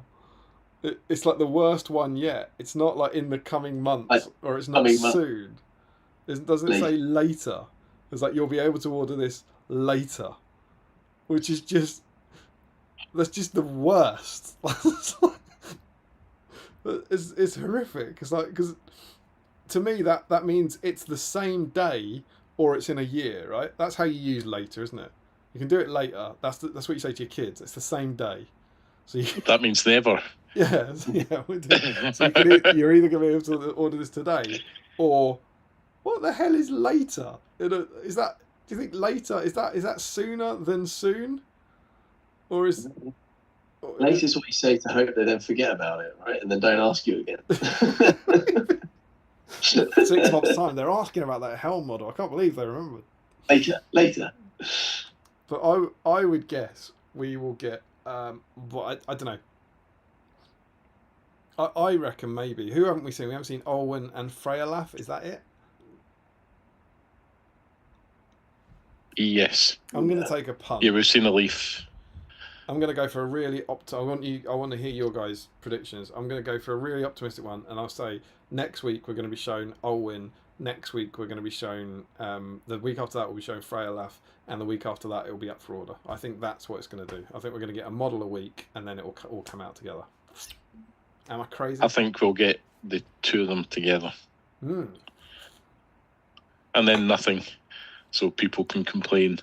Then it goes up for pre-order. So I'm saying, where are we? Although there's always been a tradition that when Articon's on, something's always been announced. They used to do the presentation, didn't they? Yeah. But even when they haven't done the presentation, there's still been sort of news around about that time. That's true. You're completely right, because last year it was all the new edition stuff and all the Angmar stuff, wasn't it? It all went up on the Thursday. I'm going to say. Was that more luck than judgment, or do you genuinely think that Games Workshop timed it to be alongside Articon? Do you want to know my conspiracy theory?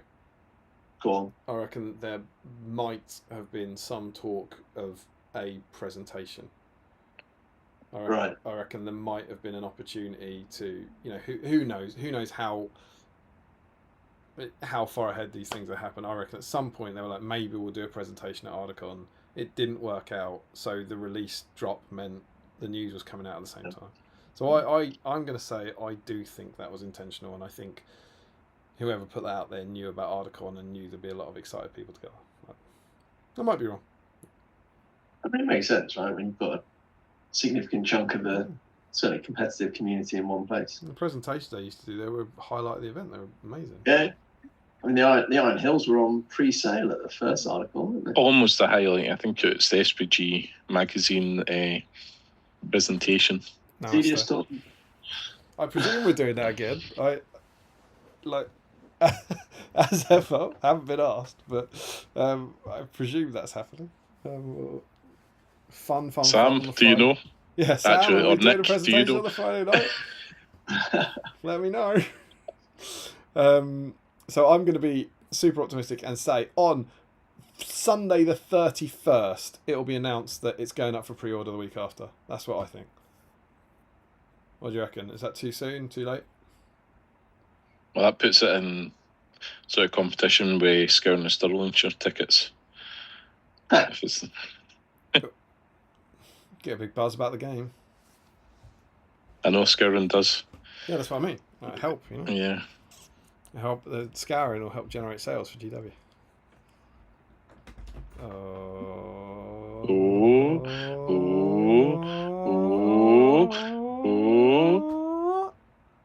Emerald Burn. Hey. Here's your charges.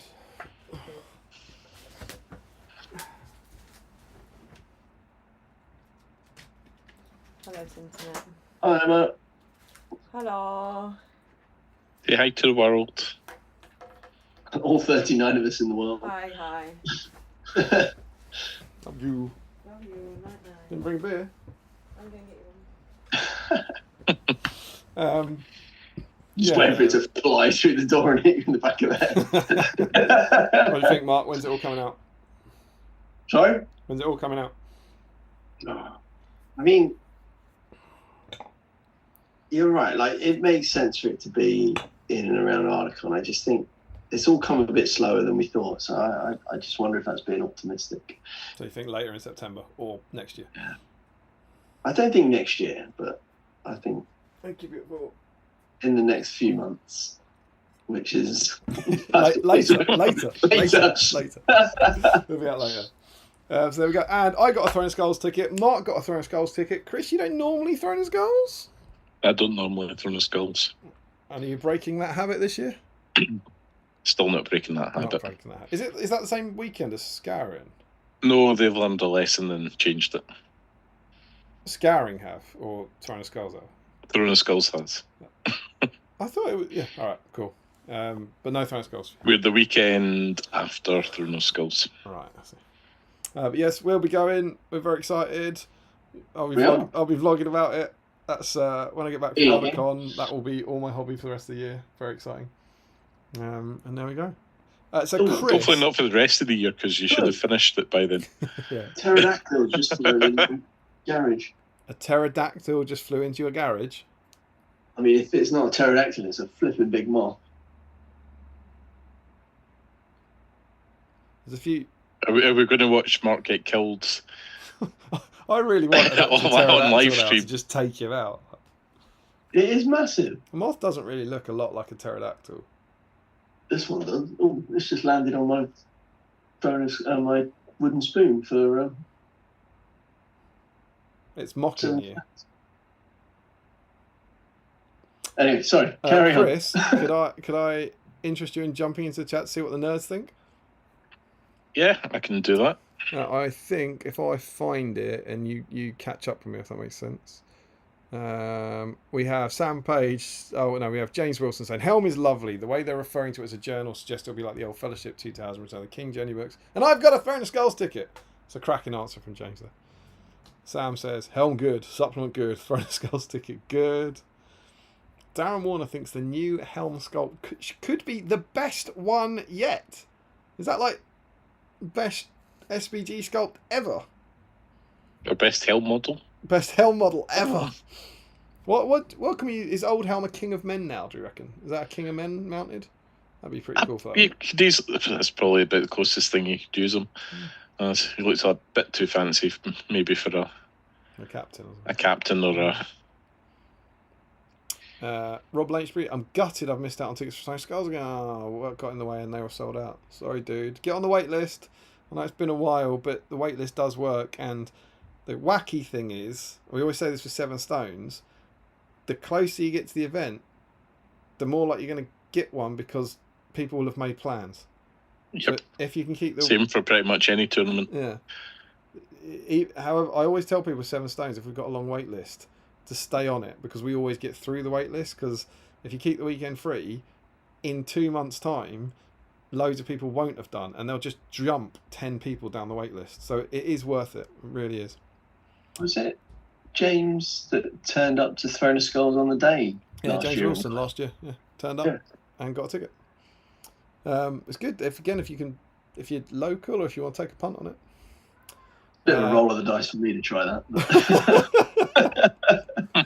Joe Holsford, I nearly ended up on Larry's spreadsheet when I saw Helm. That is in our Patreon chat. If you are enjoying what's happening about Strange Middle Earth, why not join the Patreon scheme? It's super fun. We've got our own chat, and Larry monitors swearing in there, and you go on a spreadsheet, and at the end of the year he awards winners and losers for swearing.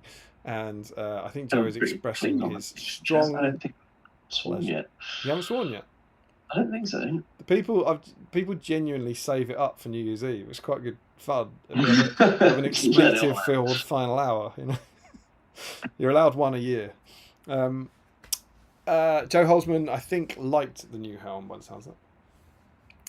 Are you there yet, Chris? Yep. Warwick Griggs. Helm's a beautiful sculpt, plus got a ticket for Throne of Skulls for the first time ever, which will be awesome. Whoop, whoop, whoop. Enjoy. Joe Holzman, or more accurately, I nearly ended up on Larry's spreadsheet when he updates it in about February.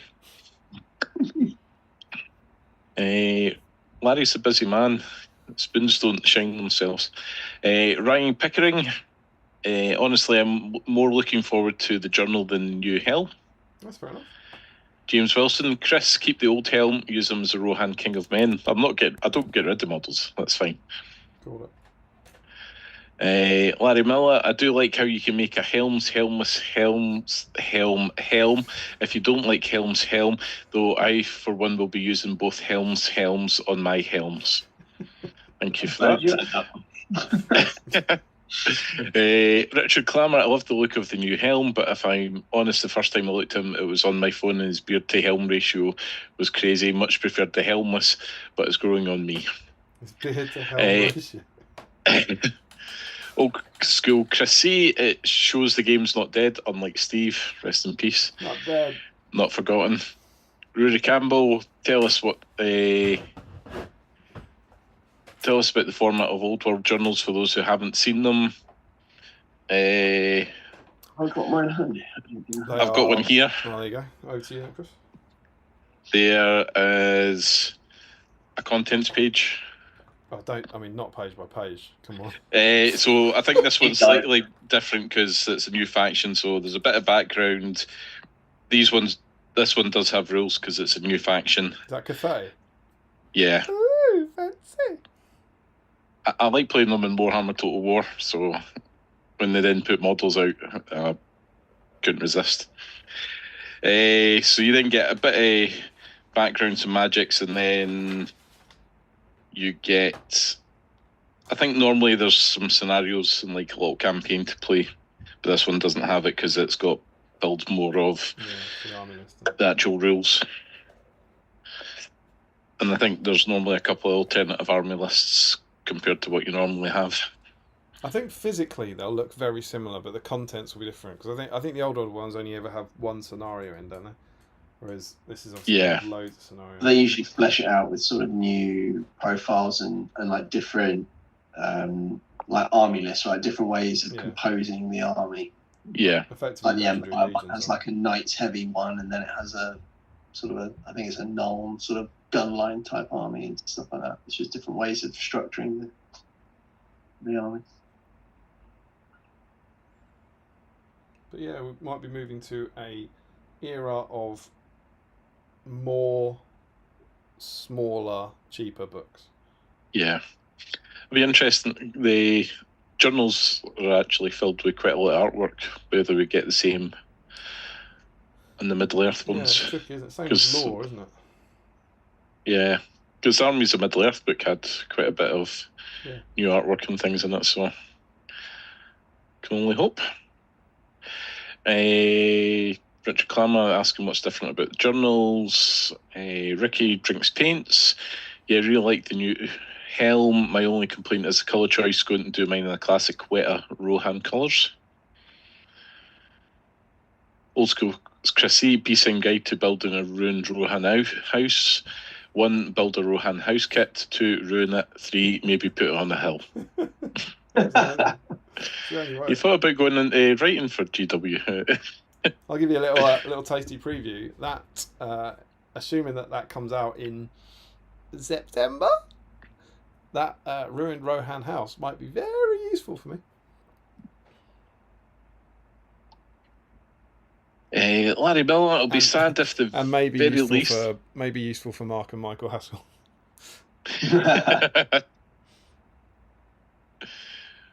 Spoilers.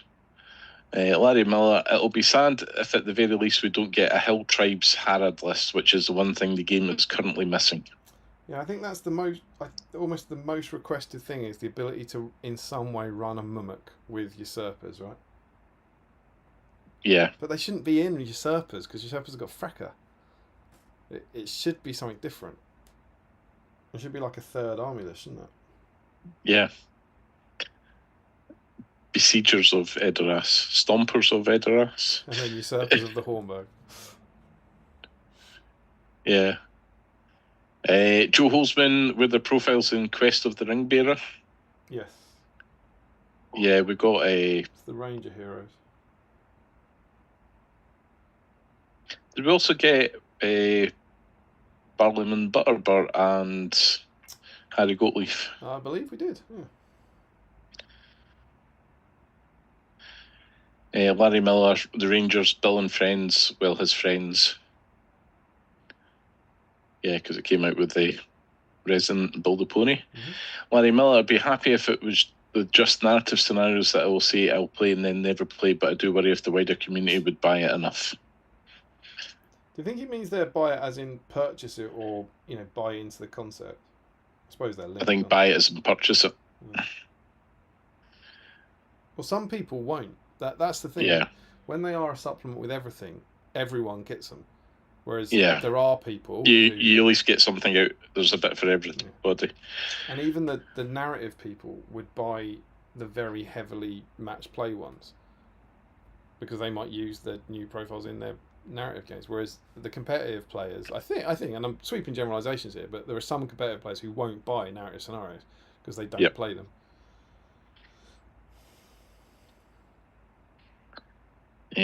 Joe Holzman, do you think people would be more disappointed if there were no new profiles, if there were only 1 or 2 new profiles? Both. Yeah, you nailed that. Chris is And they'd right. also be disappointed if there was lots of new Yeah, profiles. Absolutely. Far too many new profiles, not enough new profiles.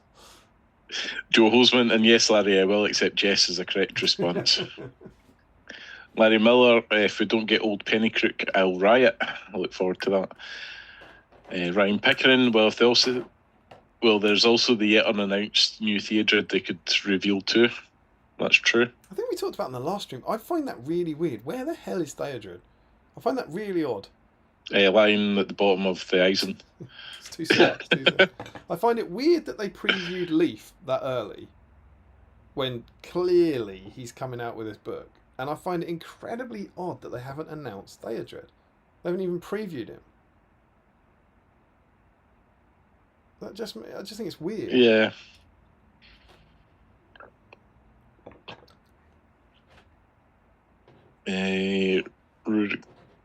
Rory Campbell. Loved later. I think it's GW trolling. Yeah, later. Joe Holzman. There's also the Theodred. Do we think we'll get him at the same time? Yes. Maybe. No. I don't think he'll come at the same time. He'd be an odd one to bring out at the same time as the War of the Rohirrim. What, Theodred? Yeah.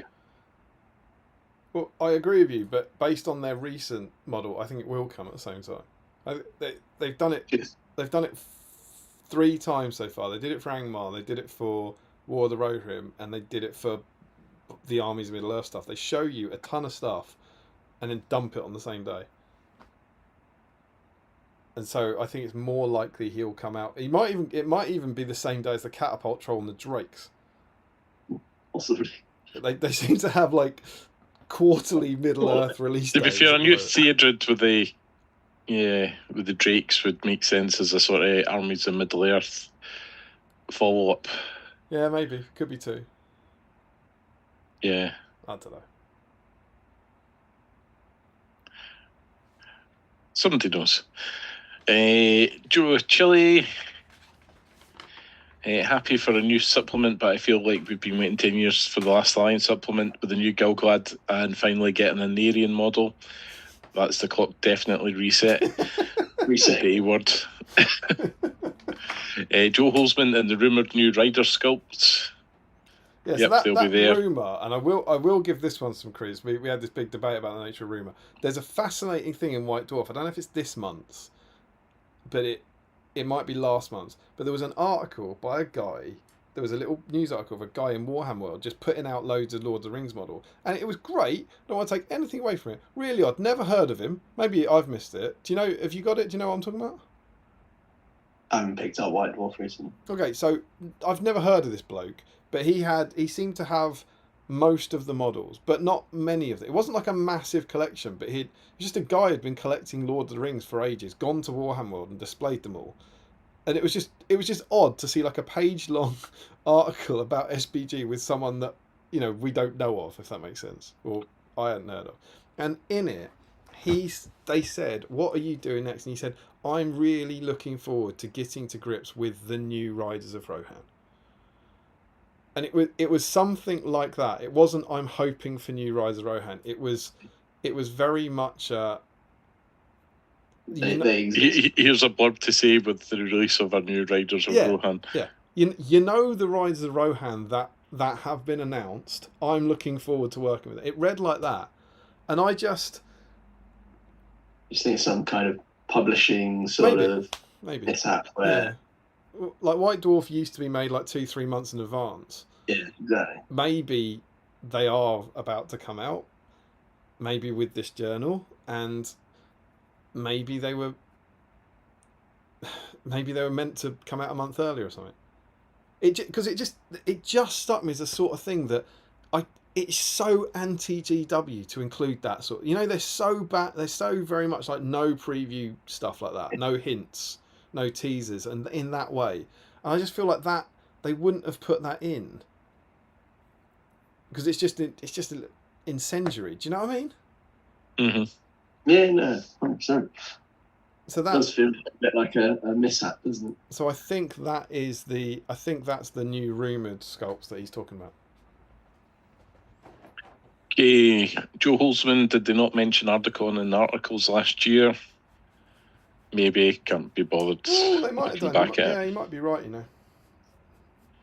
because they do still, in some way, they sponsor it, don't they? I think they lend them scenery still, so I do think they have a relationship there. Sam Page, do you want to do a presentation? There you go. That's your official request. We're happy to. I haven't started writing it, but then, last year I started writing it, I believe, on the day of the presentation, so it's not a massive change. You also had a nap while you were doing it. I did have a nap.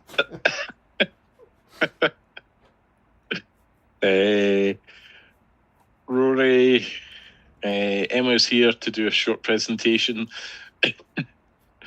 Joe Holzman just checked. They did reference Articon in the article. Thank you, Joe. And the article revealing Rise of Angmar, and it was a year ago today. There we go. How time flies. Rory, if Damien doesn't do the presentation, can Larry do one? He'd get a bigger crowd than we would, I'm quite sure of that. More disappointed, but yes, they would get a bigger crowd. Richard Clammer, I forgot. Asher was this month's calendar pick. Yeah, indeed. She was indeed. It's a sherry, isn't it? A sherry? All right. I had no idea what he was on about. Last month was Rabid Mummock month. Since my new job, I miss seeing that calendar every day. In your new job? Did he leave his calendar behind? Oh, sorry, I thought you were saying that. No, that's what he said, Richard. Hello. Larry, my prediction is we should all keep our eyes on Warhammer Community and we'll be the first to know. You're better keeping an eye on Facebook, because they post it on Facebook with a link before they update the Warhammer Community page for the new article. Good work. James Wilson, Mark, whisper to it and see if an eagle turns up. Was that the pterodactyl moth? Yes. I can see it. It's over there. It's massive. What is it, like a centimetre? I mean, it's at least 2. The important thing we need to remember is that Guernsey is very small. So I imagine That's true. Moths look quite big over there. Like. If it lands in the sea, it's like a new island. Larry Miller, you could use none helms helmed helm as helms helm, as he has the same war gear, heavy armour, horn, two-handed weapon and armoured horse. Sure.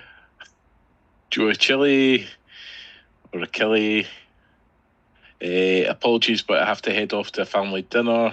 Well, you missed me butchering your name. So to miss the rest of this epic 3-host stream, but I will try to watch and catch up tomorrow. See you all next time. Very cool. Enjoy. Ricky drinks paint, a famous Guernsey pterodactyl moth. I'm going to put a picture in the whip thread. Rory Campbell, does dillo count as a swear? Depends if you pronounce it with a Guernseyan accent. Dillo has a distinct unsilent D in it. Joe Holzman, the last time I swore in the Patreon chat was at 0001 on New Year's Day 2024. The time before that was 23:59 on New Year's Eve 2023. Rory Campbell, did your boiler break again and you're going to live in a ruined Rohan house? That boiler's alright. Larry Miller, though Thorn shouldn't be in the suppers either. Yeah, but Thorn could still be a traitor when Frecker's alive, I think. Yeah. You can still have him I presume he was already in League. I can deal with those being in the same one. But, Just don't use them in your list. Stina Carlson, do you think there's a chance the new Theodred won't ever release like the alternative Thorn's company that was shown in the Hobbit rulebook There was a made to order at one point years later, but that's it. They did it twice. They made to orders for those. Yeah, Well, they released it as a Forge World it was an exclusive. Warhammer World yeah. special, I think. It was Warhammer World exclusive, and then they did a made to order on Christmas Day, which was a fairly awesome Christmas present. And then he says, and evening all. That is a slightly different situation, because in that, they weren't released at all as part of the original release. And as it turned out, they were actually never meant to be released. They were concept models to show to New Line. And was it a GT? Yeah, it was one of the presentations. Yeah, they're like, would you buy them if they came? Because somebody asked about them. It was like, would you buy them if we made them? And everybody was like, yes. Yeah. It was Adam, and he seemed genuinely almost surprised that people wanted them. And he was like, there was never any plans to release them. Would you like them? And the crowd went mad, and they turned up about 6 months later. It was cool. What do you think? I don't think that. Particularly I think it'll be a yeah. The way their slow release schedule's going, I don't find it weird that he's not out. I find it weird that he's not been shown, given that the book that he's in is out. Given that they're quite happy to chuck a Warcom article out about a model that will come out in 3 months' time, I find it odd that they haven't done that. But no, I do think it'll come. He's in a list that's in a book, and compared to all the rest of the Rohan heroes, he's the only one that's... Well, Gambling, I suppose, hasn't had an update, but yeah, it needs an update, that one. Yeah. It's one of the few ones that's a metal rider that glues to a normal plastic course. Yeah. Simpler time. Yes.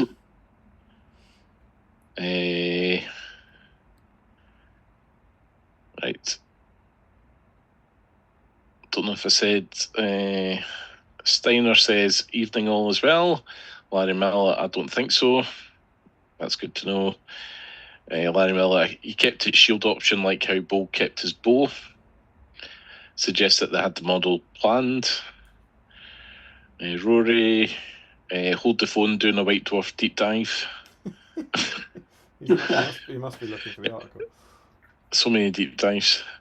Joe Holzman, his name was Fraser, and the quote was, "I'm eagerly awaiting the new Riders of Rohan Cavalry!" ! You see what I mean?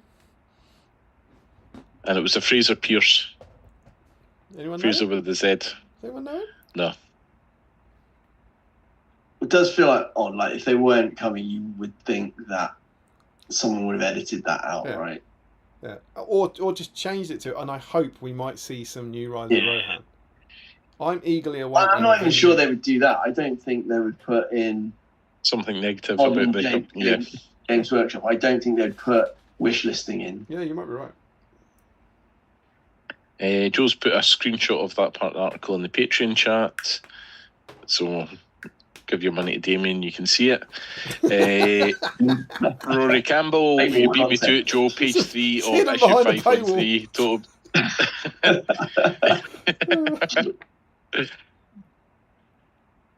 Have you enjoyed what you're seeing? Do you know if you only give £1, if everybody gives £1? You know that thing we just read out? Would you like to see it with your eyes? Why not pay me £5 a month? Larry Miller, I love doing presentations. Rory Campbell, you missed a comment above where Sam invited Damien to do a presentation. We haven't.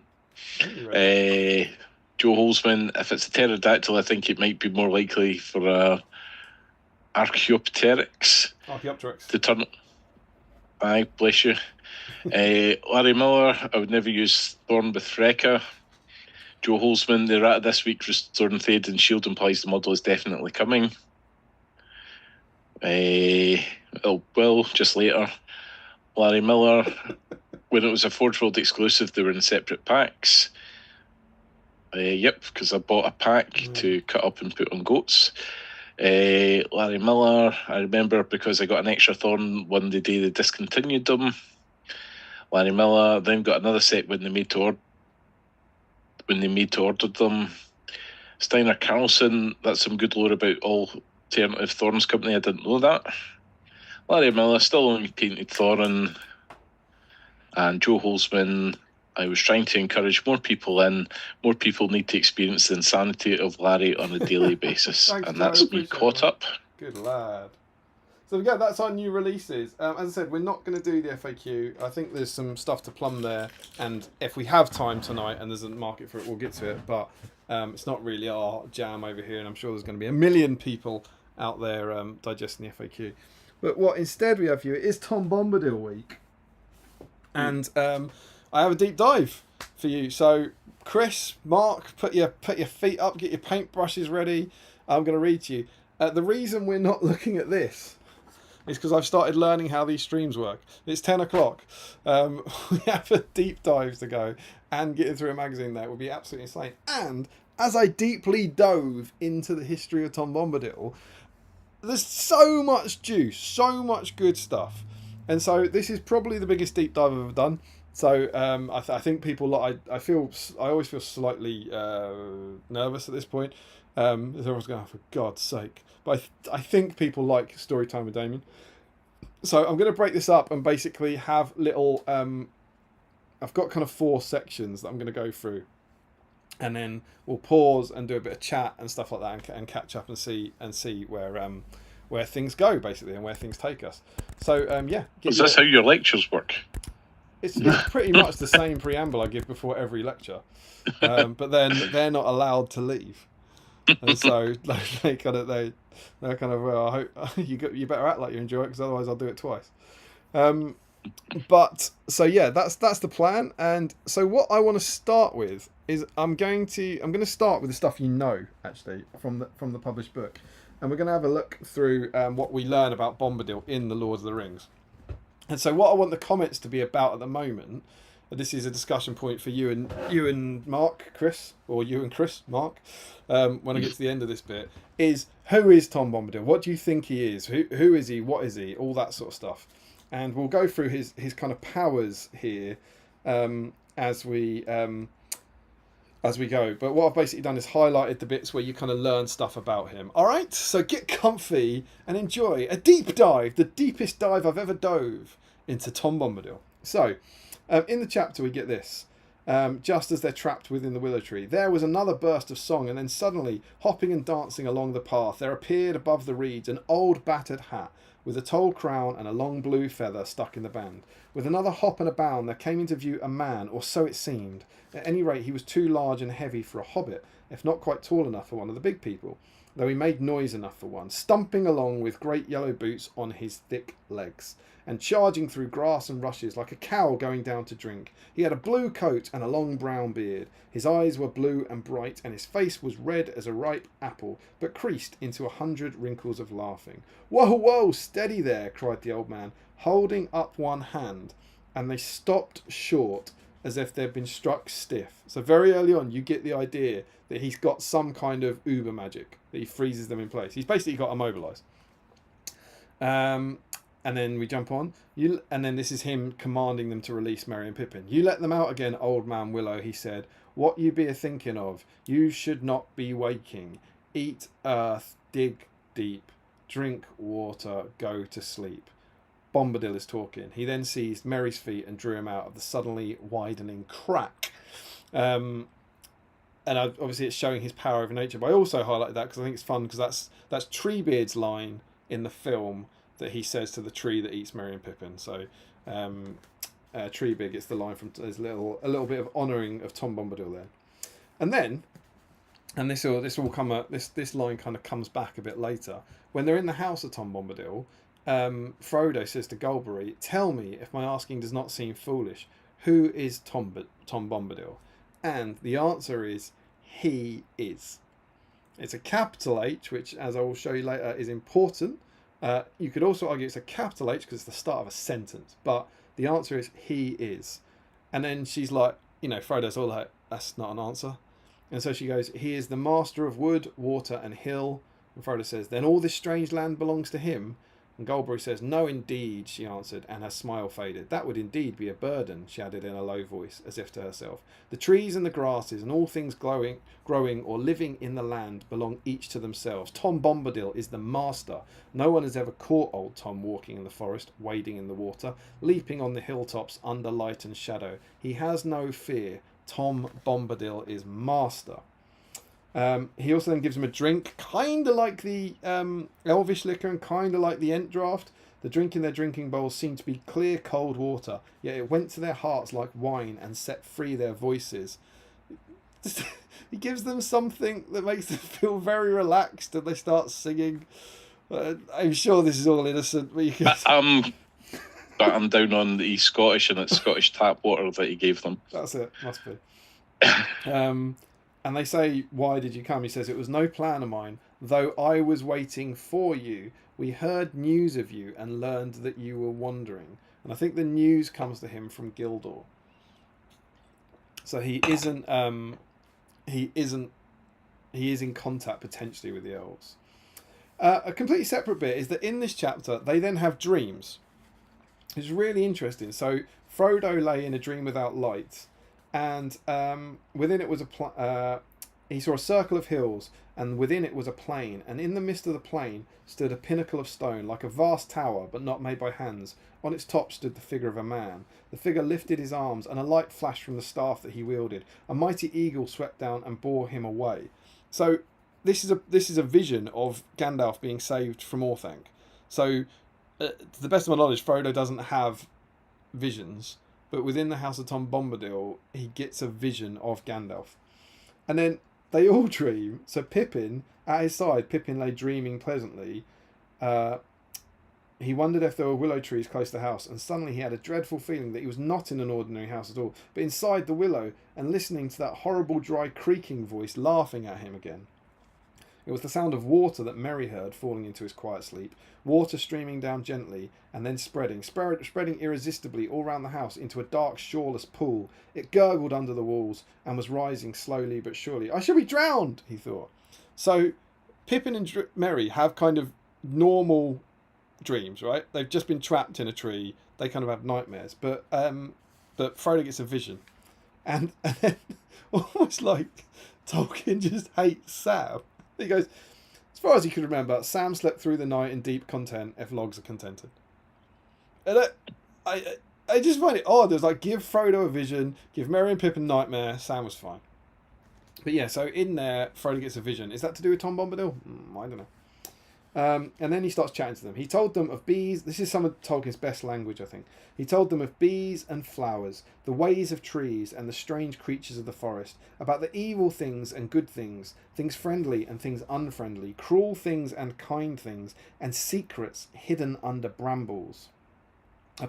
Moving constantly in and out of his talk was Old Man Willow, and Frodo learned more now enough to content him. Indeed, more than enough, for it was not comfortable lore. Tom's words lay bare the hearts of trees and their thoughts, which were often dark and strange, and filled with a hatred of things that go free upon the earth, gnawing, biting, breaking, hacking, burning, destroyers and usurpers. More Treebeard from the quote there.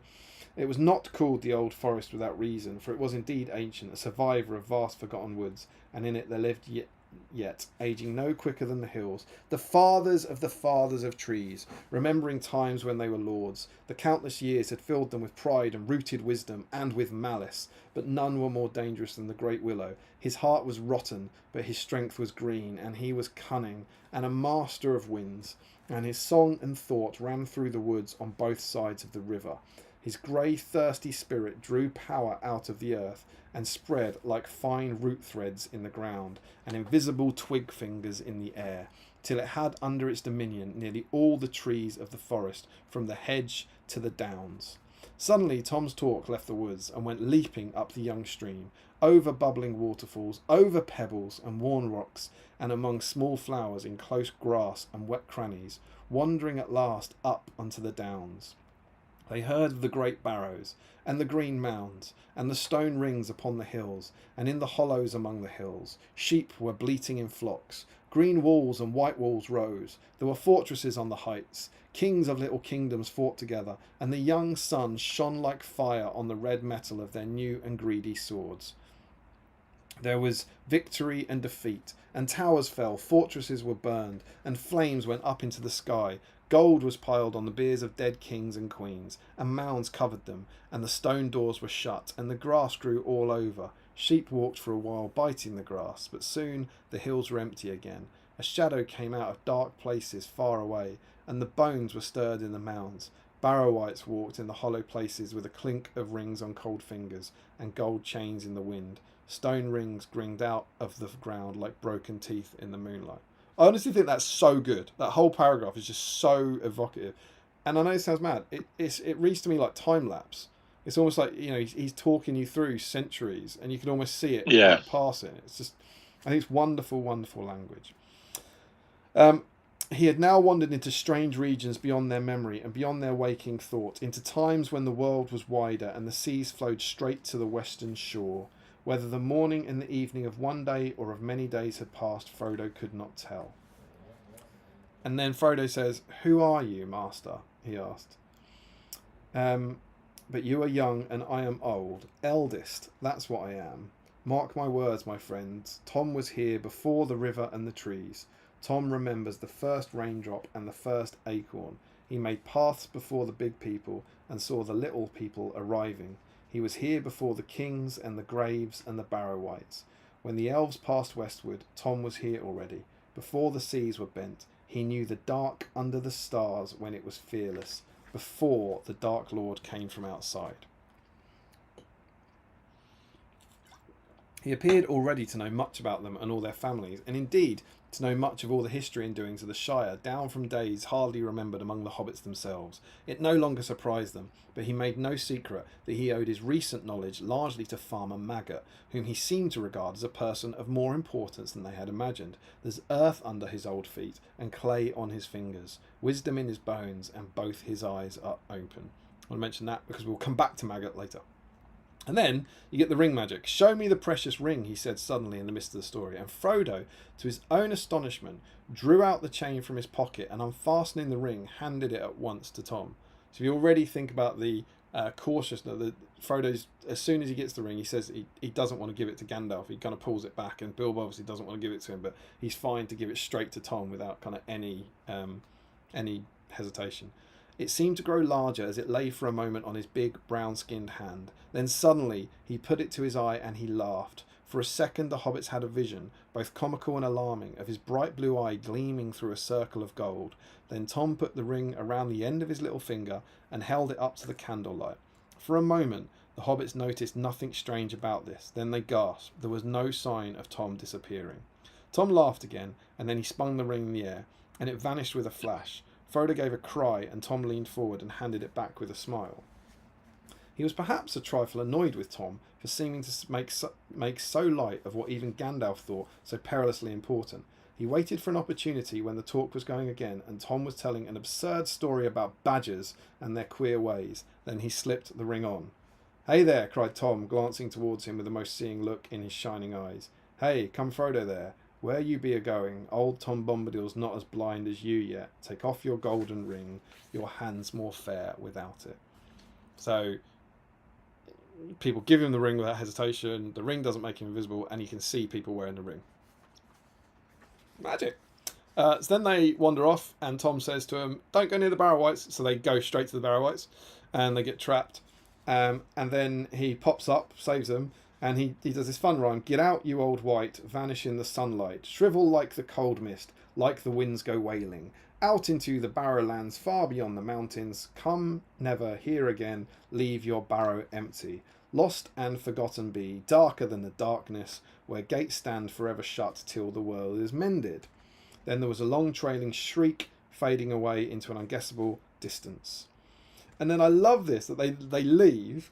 Together they carried out Merry, Pippin and Sam. As Frodo left the barrow for the last time, he thought he saw a severed hand wriggling still like a wounded spider in a heap of fallen earth. Tom went back in again, and there was a sound of much thumping and stamping. And I love the idea that he's super, super cool. He's got all this magic, and he comes in and sings a Barrow-wight away. And he just goes in and basically has to stamp a hand to death, which is also super cool to do because he is a lunatic. And then this is also, I'm not sure you're learning about Tom here, but it's kind of wonderful. It tells you something about his character. When they come out, they're wearing these gowns, and he goes, Sam says, "Where are my clothes?" He flung his circlet, belt, and rings on the grass. So what's he wearing at this point? What is Sam wearing at this point? And looked around helplessly, as if he expected to find his cloak, jacket, and breeches, and other hobbit garments lying somewhere to hand.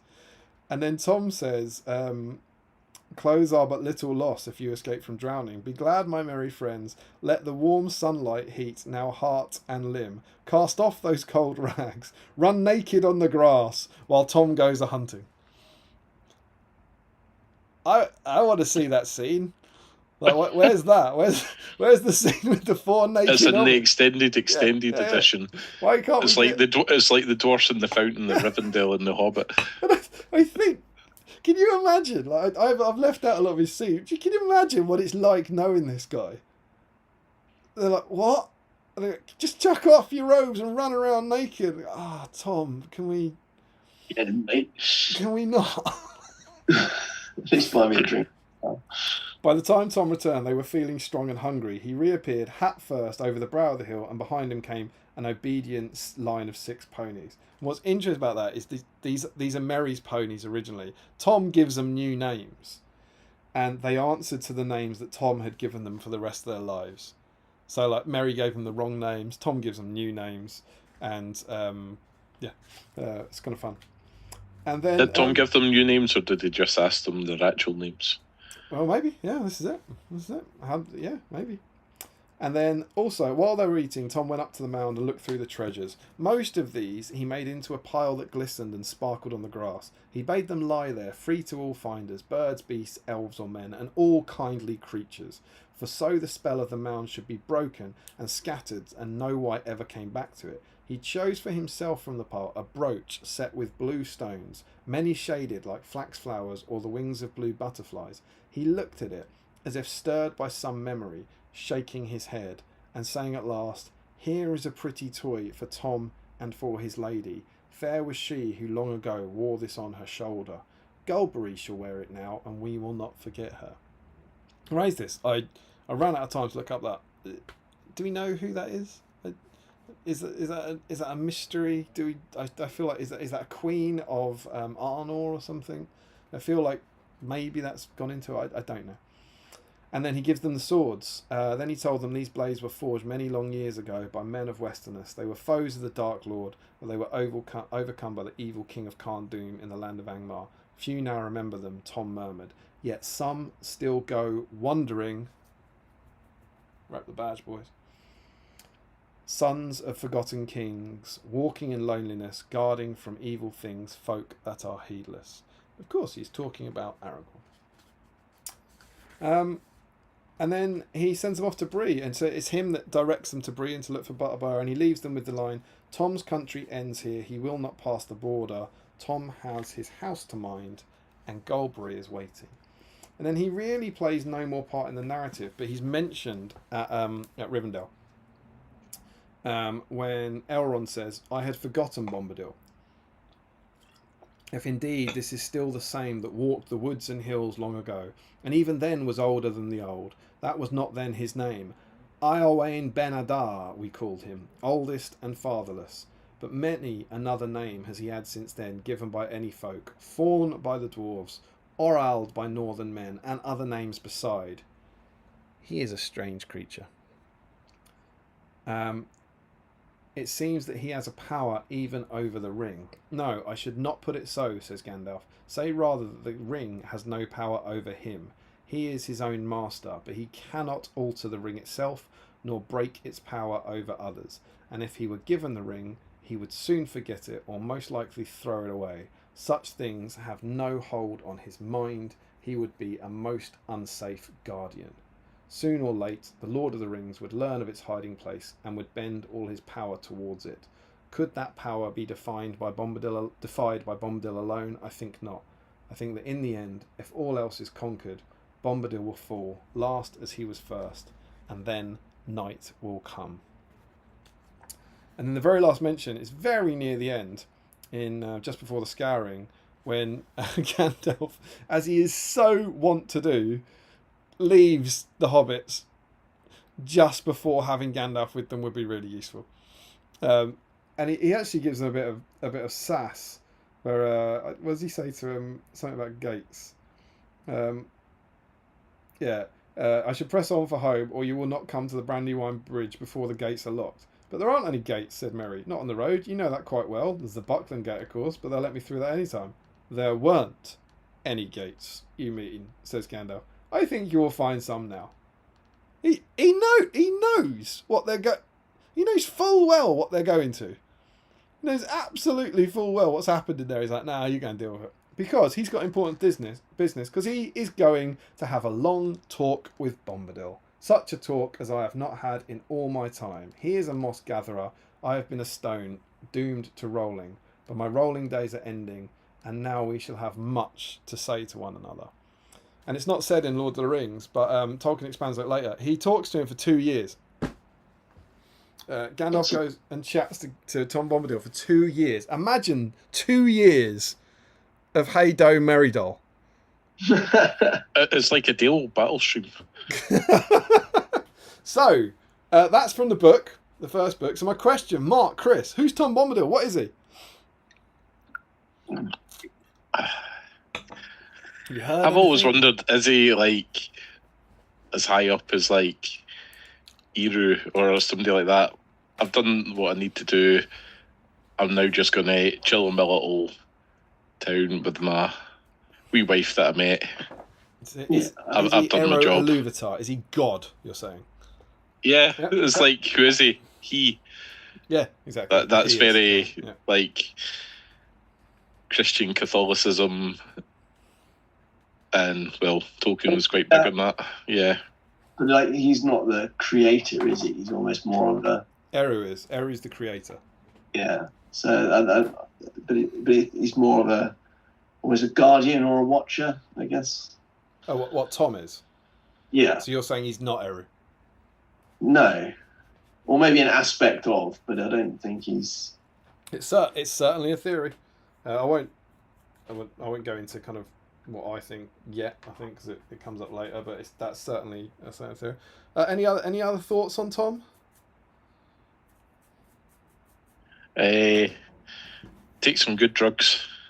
So I glad make it into the films. I think. You said what, dude?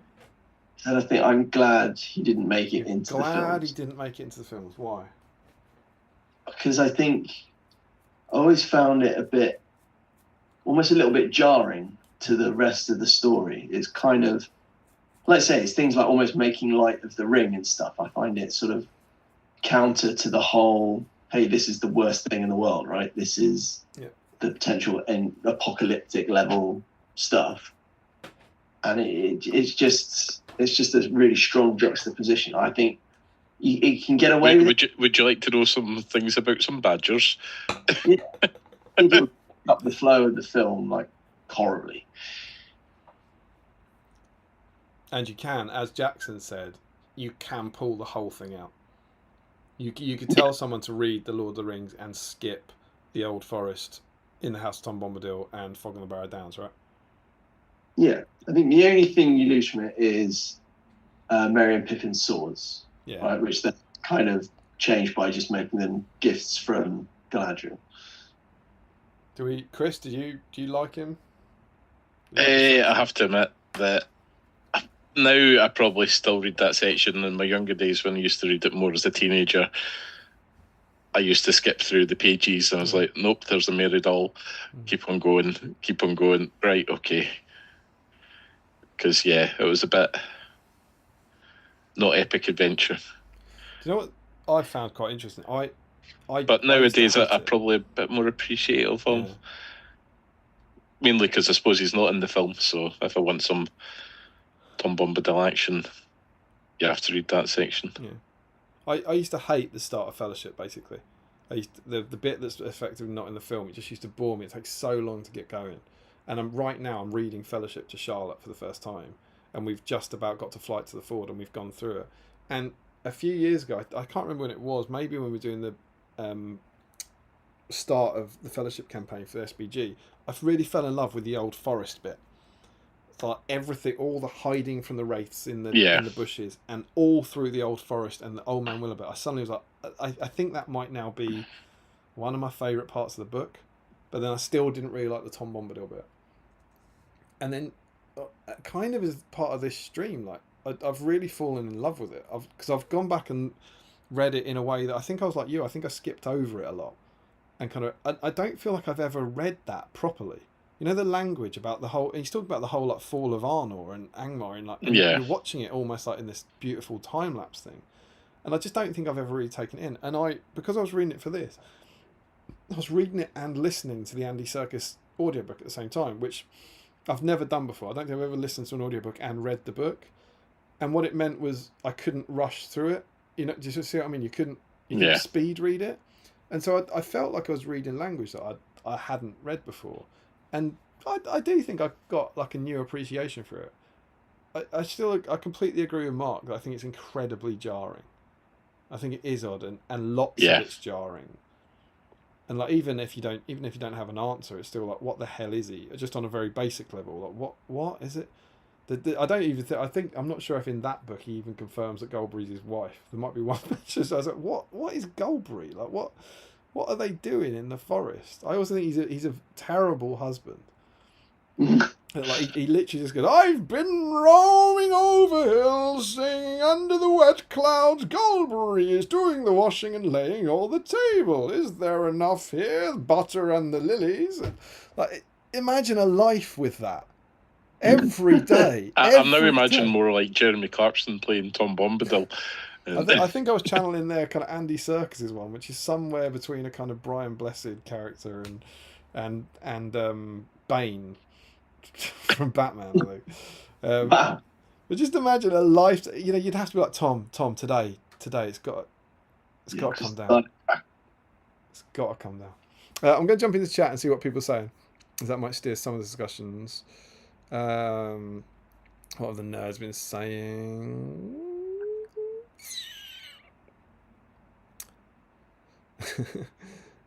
Larry said, are we not going to dedicate a whole stream to discussing how Bofa works? No.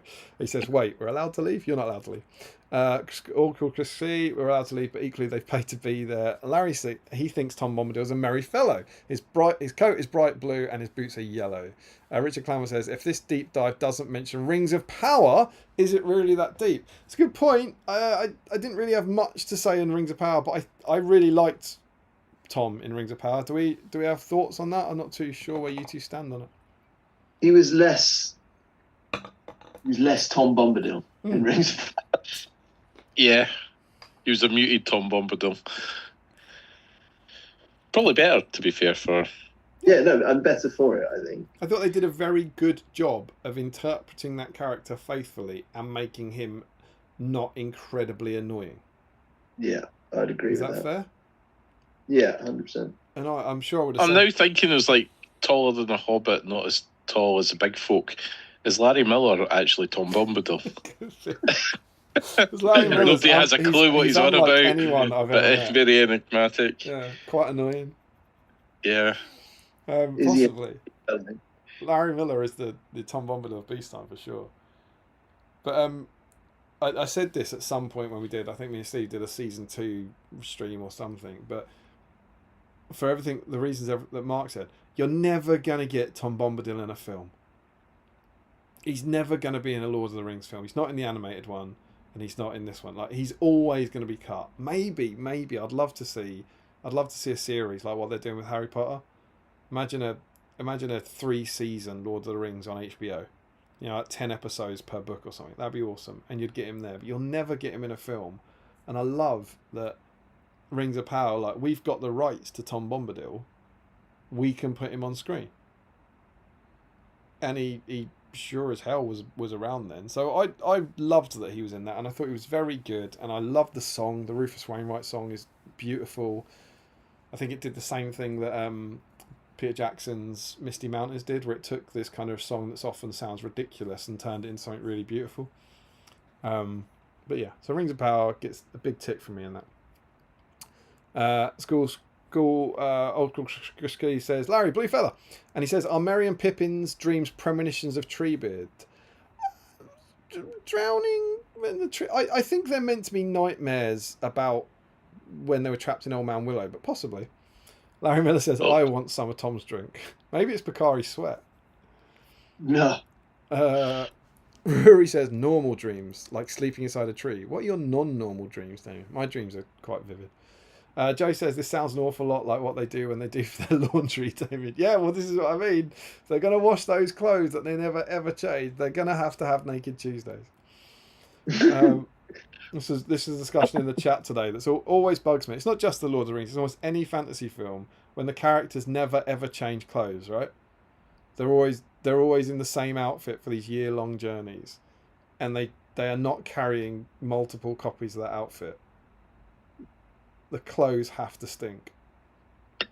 I have seen one. I can't remember what it was, but they did sort of reference that, and they did like force people to like get clothes, and it was like almost like a meme of they found the exact same outfits in the shop. It's good, but then equally it would make terrible TV, right? We watched every episode. They had to stop and buy a new outfit. Joe says, I wouldn't say he was Eru, otherwise I'd expect him to have the power to defy Sauron and or destroy the ring. Unless perhaps he's Eru in the same way that Gandalf is a Maiar and his power is reduced due to the form he's taken. Yeah, well, that's the other thing. We'll have to see if anyone comes up with it. But is he a Maiar? Is he a Valar? Those are other suggestions. Per says, great stream today. Thanks. Unfortunately, I have to leave you now, and remember to check your email today. We will do our best. Good night to everyone. Joe says skipping parts of the book feels totally alien to me. I agree with that now, but I think it's something a lot of people do, particularly when they're young. They often talk about the songs. They often say they skipped over the songs. Joshua Crosby's in. He says, I really like Tom, but he felt like he belonged more in the book. It seems like he's from an older age of storytelling, the sort of character that would appear in the literature Tolkien himself left. Well, look forward to section 2 of the deep dive, my friend. Joe Holzman says you can turn up the speed on the audio. Yeah, you can, but then you get, oh, Tom Bombadil, it's a man make it worse, doesn't which I don't think anyone needs. Rory Campbell says, flight to the Ford. I thought the Hobbit stopped at Bree forever. Silence. Ryan Pickering says, I always thought that Tom was a physical aspect of Arda, seeing as he was first and will be the last if Sauron won. I like that. A physical manifestation of the planet is cool. Ricky Drinks Paints. Fog on the Barrow Downs is one of my favourite chapters. Yes! Gutted it was cut from the film, but completely understandable. I agree the Bombadil chapters go back. And again, they did that in Rings of Power. It was the same episode, wasn't it? There was a whole homage to those two chapters. They did the Barrow-wites in the same chapters. And again, I thought it did very well. Josh Crosby says, the songs, again, ring of a different era. Older literature was usually recited in verse and the sung in a sense. Tom suits that. Larry Miller, I've always liked Tom. Definitely think I prefer him to Damien. Oh, wait, we're talking about Bombadil. Whey! Rory Campbell, Larry also provides mysterious drinks like Tom Bombadil. Joe Holsworth, I wasn't just referring to skipping parts of Lord of the Rings, I meant any book. Yeah. And he says, I listen to most books at 1.4 speed. Cool! So there we go. So, what I'm now going to jump into is where he came from. So, this is where we get a bit more... Where did he come from? Where did he go? Where did you come from, Tom Bombadillo? So I'm now going to jump into his own book.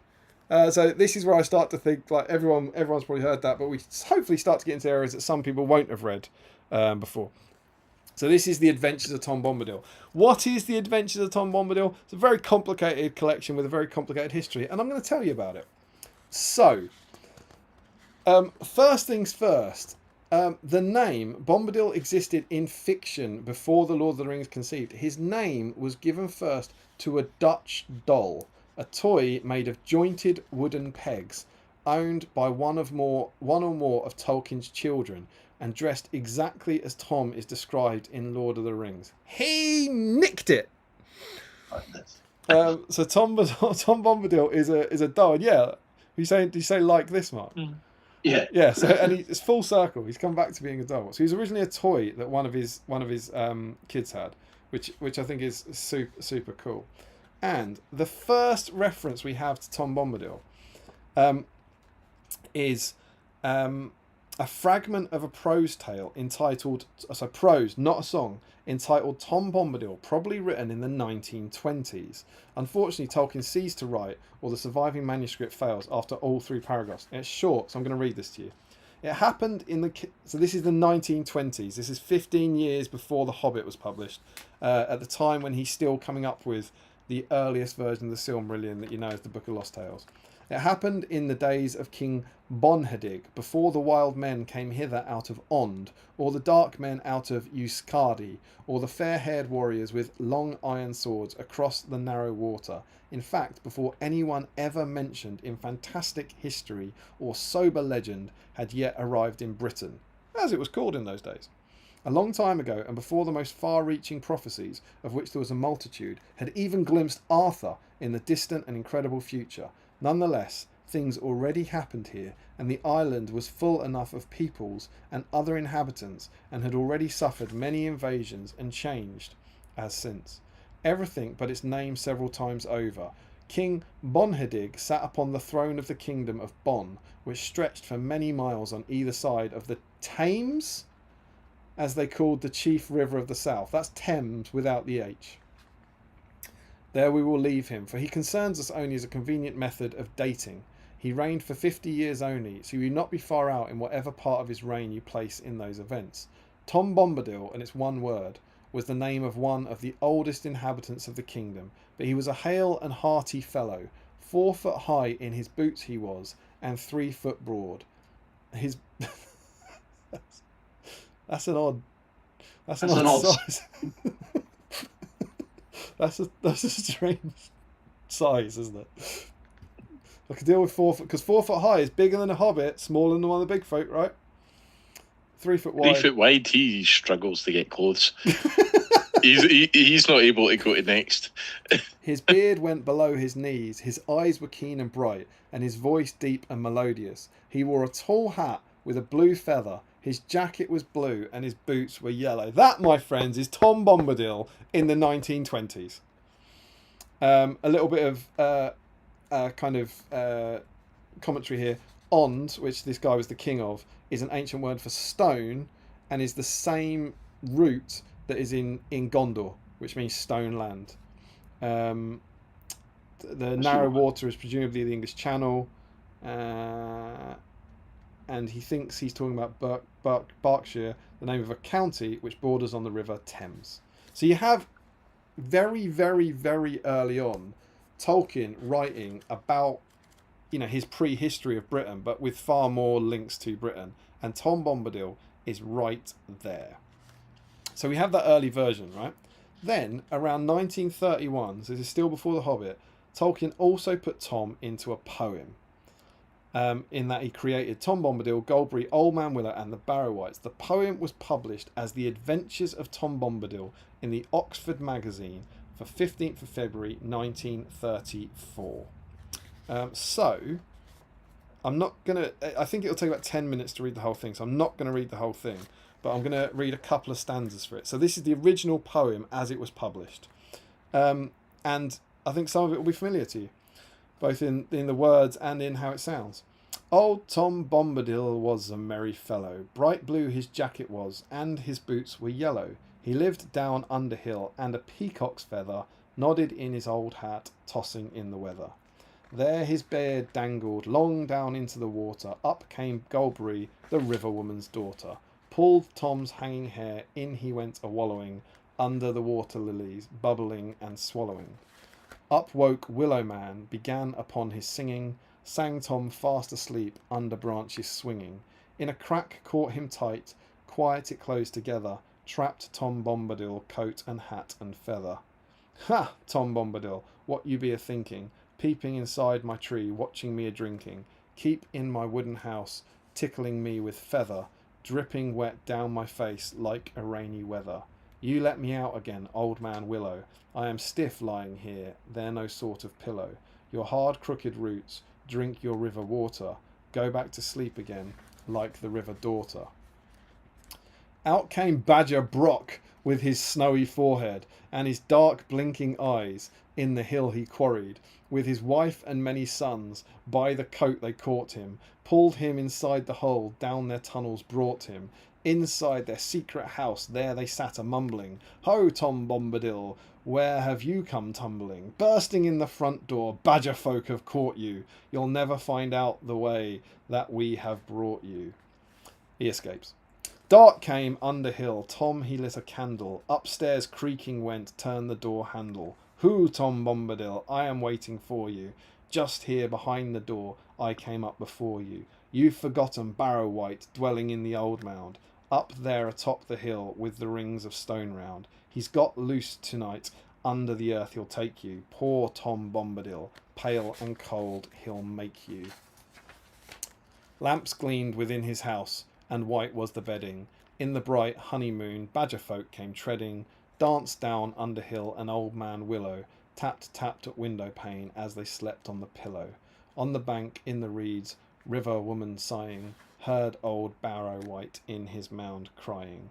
Old Tom Bombadil heeded not the voices. Taps, knocks, dancing feet, all the nightly noises. Slept till the sun arose, then sang like a starling. Hey come, derry doll, merry doll, my darling. Sitting on the doorstep, chopping sticks of willow, while fair Goldberry combed her tresses yellow. And that's the end of it. I've obviously skipped over a lot of it.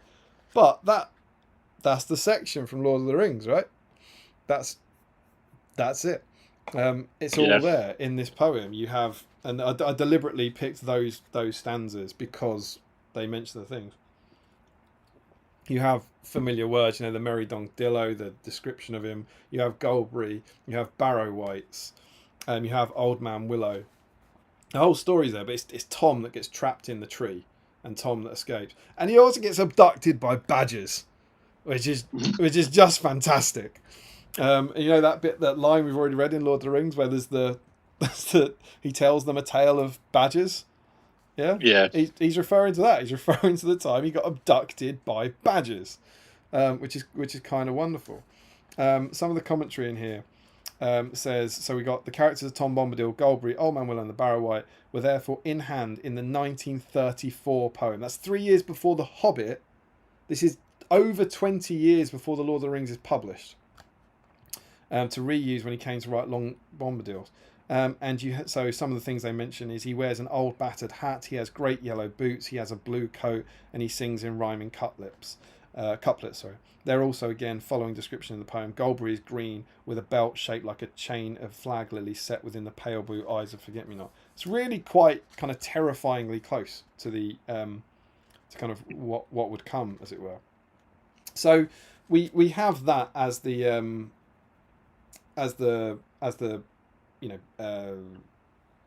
poem that gets published, right? And that's published in 1934. And then he publishes The Hobbit. He writes The Hobbit, which, remember, when he writes it, it's got nothing to do with Middle Earth. It's retconned to be about Middle Earth. And when it's then a hit, very, very soon after, this is in 1937, the publishers say, good work, can we have another one? And his response is, I think it's plain, this is a letter to his publisher, I think. I think it's plain that quite apart from it, a sequel or successor to The Hobbit is called for. And he writes perhaps a new line. Do you think Tom Bombadil, the spirit of the vanishing Oxford and Berkshire countryside, could be made into the hero of a story? Or is he, as I suspect, fully enshrined in the enclosed verses? So he's written The Hobbit, he's asked for a sequel, and his first thought is, can I go back to my character from the poem and make him into the hero of the story? Which is kind of, certainly an interesting idea at the very least, and that's where he starts. And obviously, as it turns out, he decides not to go down that route, and he starts writing the Lord of the Rings. And what I'm now going to jump into is the history of the Lord of the Rings, and you can see how Tom develops, basically how he becomes or his, you know, some different plot outlines and that sort of thing. So the earliest reference, this is now in 1938. So a lot of people don't realise this, that he published The Hobbit in 1937 and he published Lord of the Rings in 1954, but he started writing The Lord of the Rings in 1938. It took him, I think he finishes it maybe in 49. It takes like 5 years to publish, but it took him 10 years to write it. It's a very, very long process. But at the very, very start, I mean, we are the earliest drafts. The plan is Bilbo goes to Elrond to cure dragon longing and settles down in Rivendell. The dragon longing comes on bingo. And this is when the Frodo character was called Bingo. Bingo. Bingo was his name.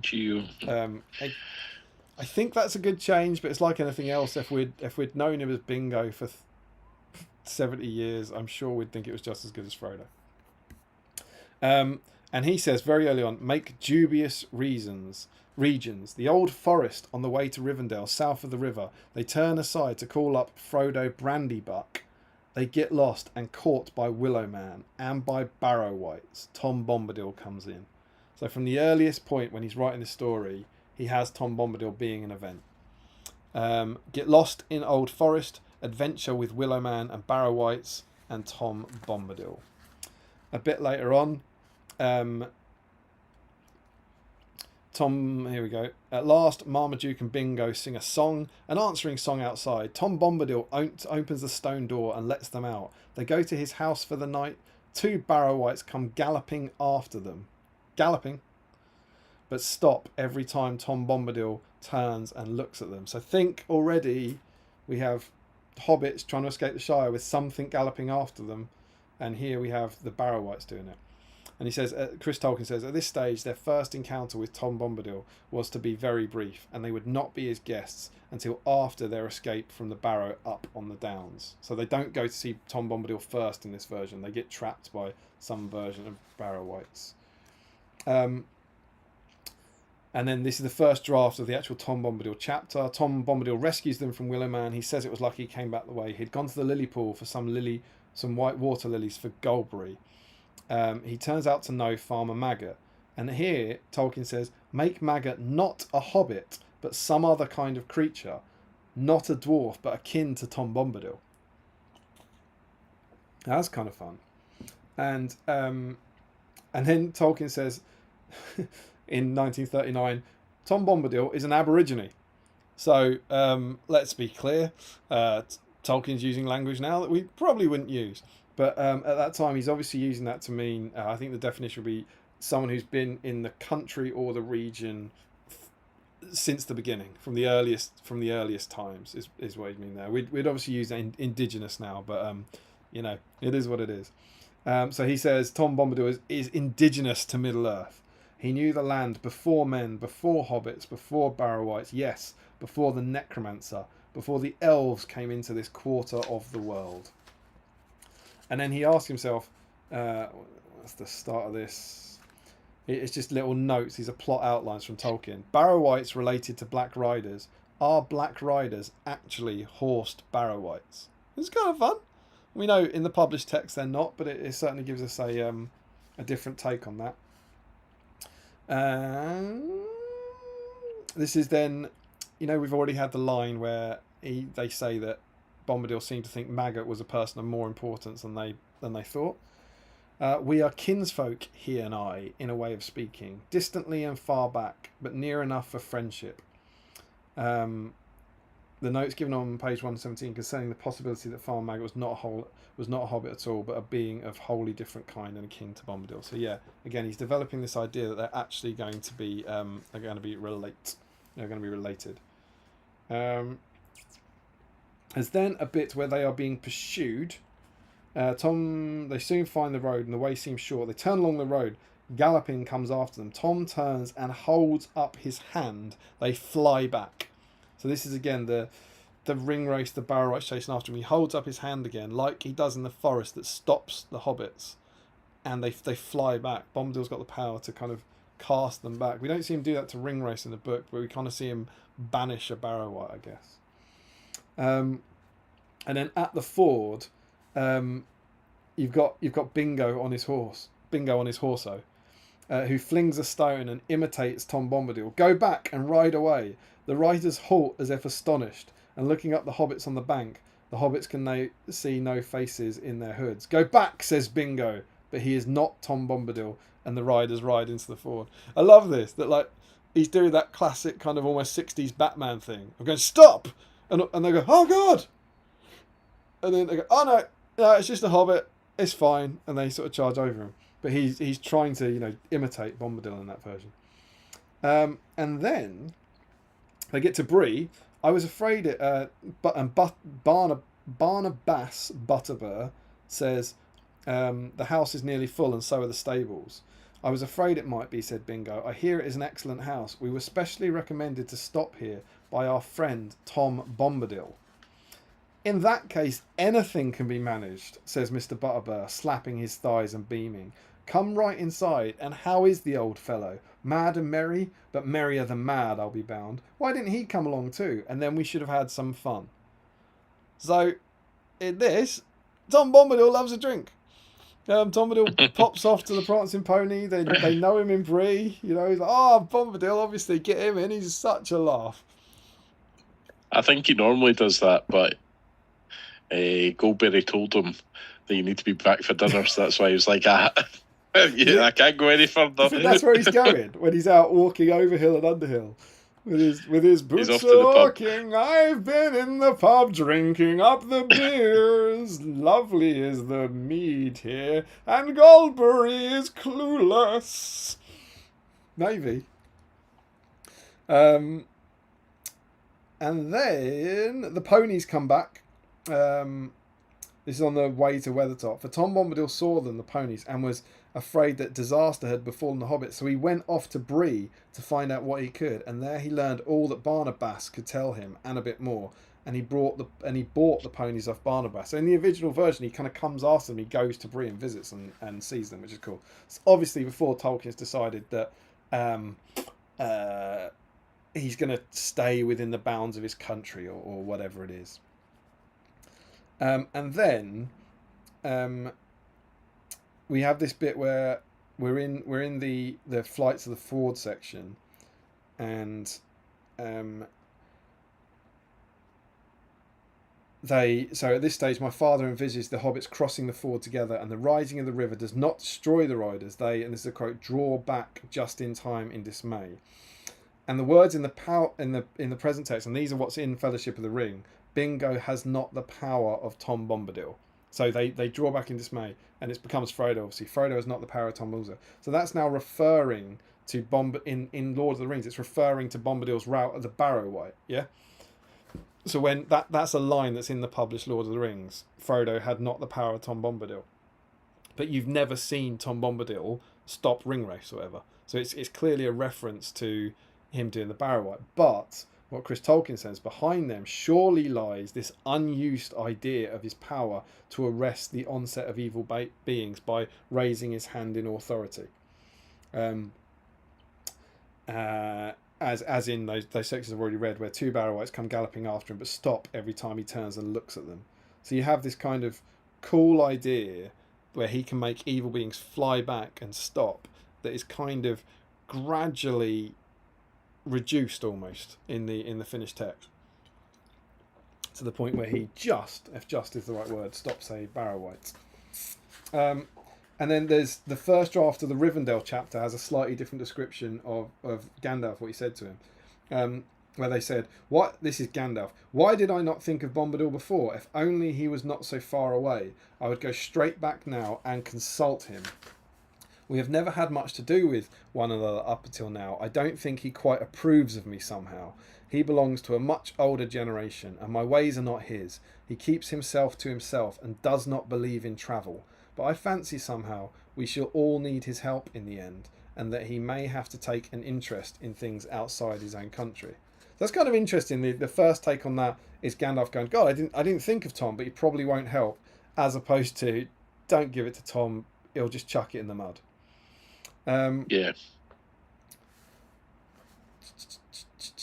And then this is fun.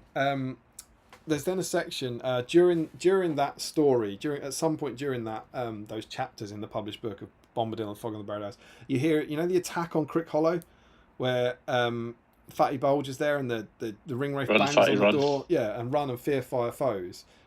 In the Tom Bombadil chapter originally, there's a different version of this, which I think is really cool. So this isn't particularly about Tom, but it's in the chapter and it's fun. So I thought I'd read this.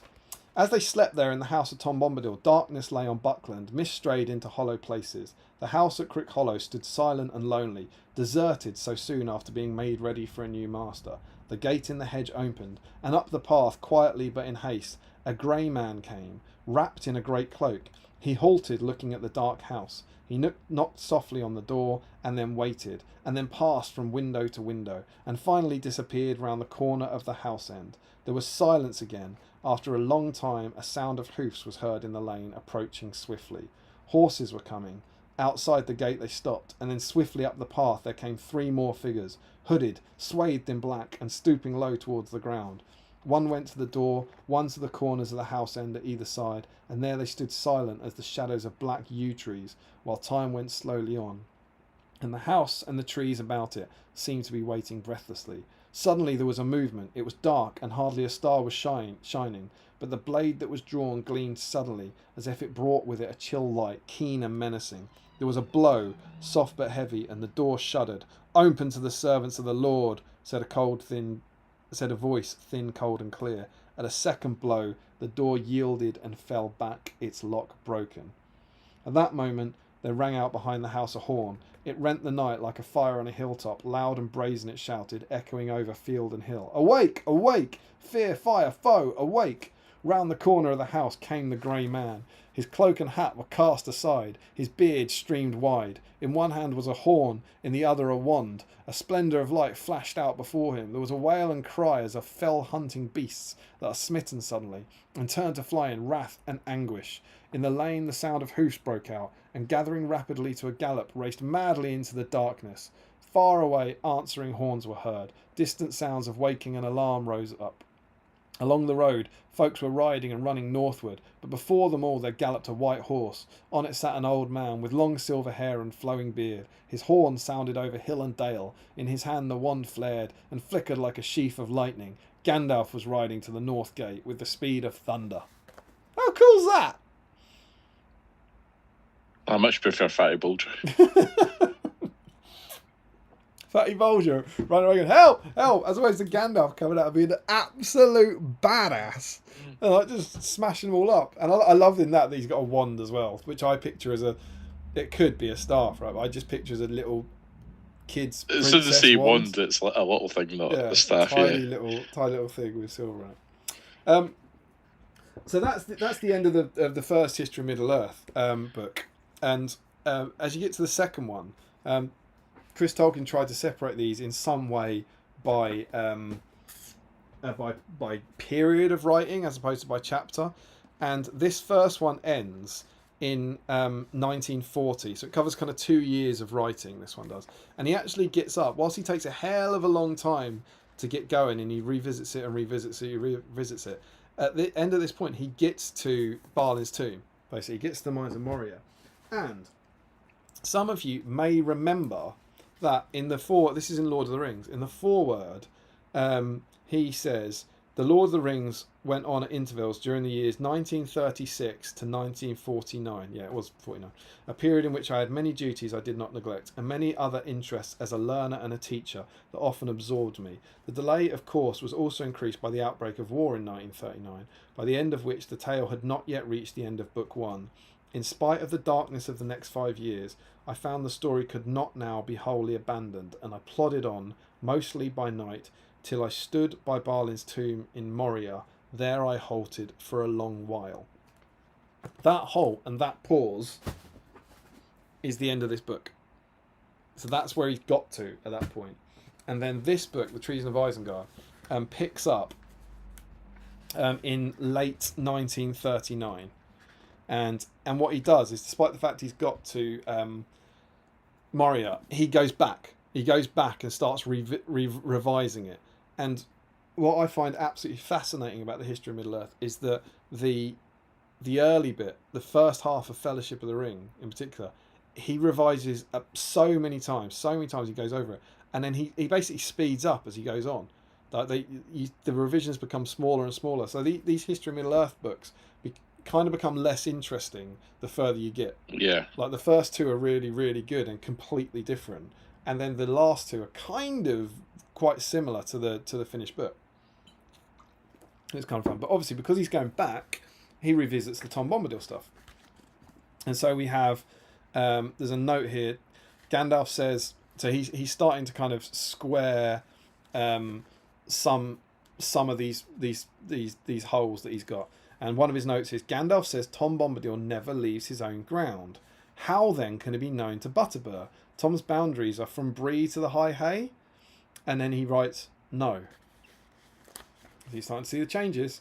At this time, Tom's words that Butterbur knows Tom Bombadil and Tom's name will help you say, Tom sent us here and he will treat you kindly, were rejected, and Tom's parting words in Fellowship of the Ring appear, Tom's country ends here, he will not pass the borders. So about a year later, and you're starting to see the revision change the idea that he doesn't go to Bree. He knows of the Prancing Pony, but he doesn't go to him, and Barlaam doesn't know him. We also think... Is that just what it tells Goldberry? So one of my favourite things about this, that I'm actually writing an article at the moment about the phone narration in Lord of the Rings, and bear in mind this entire thing is based around unreliable narrators, right? We are reading, if you buy into it, and if you want to take it seriously, you have to buy into it. If you believe it, then what you are reading is that Tolkien found a book and translated it, but the book he found wasn't the Red Book. The book he found was a copy of a copy of a copy of a copy of the Red Book. So you are reading Tolkien's translation of the story of the Lord of the Rings, which had already been Chinese whispered 10 times, 100 times. And bear in mind as well, it was originally written down by Frodo and Bilbo based on what they were told.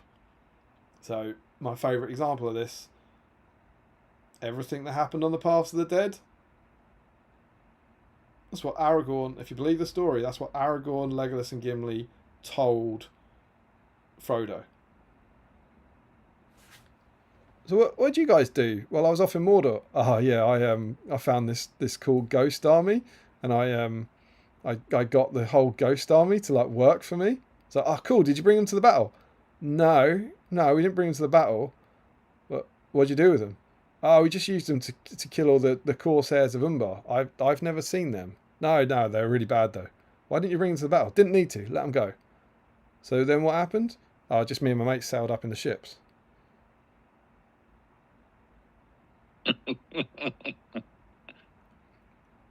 Your mates didn't have the ships at the start, did they, Aragorn?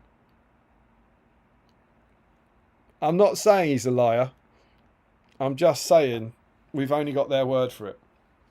So yeah, I quite like that as a sort of as a fun version of it going on. That like, you know, maybe Tom Bombadil was always in the pub, and maybe Tom Bombadil told Frodo he wasn't in the pub. You know. This is then in 1940. Gandalf, this is Gandalf saying where he's been. I turned off the road at once and went immediately to visit Bombadil. So he goes and sees Bombadil on the way through when he's kind of chasing the hobbits, which is quite good fun. And then we get this point there, this is a bit further on in 1940. Chris Tolkien writes, it's curious, therefore, that although he was uncertain about it, my father had not decisively rejected Gandalf's visit to Tom Bombadil. So he's still doing that at that point. A post-it note has just dropped inside, is it?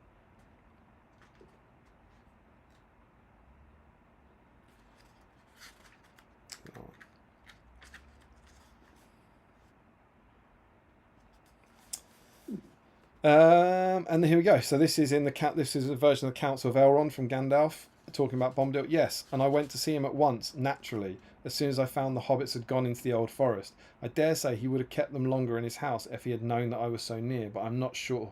Not sure that he did not know, and not sure that he would have behaved differently in any case. He is a very strange creature, and follows his own counsels, and they are not easy to fathom.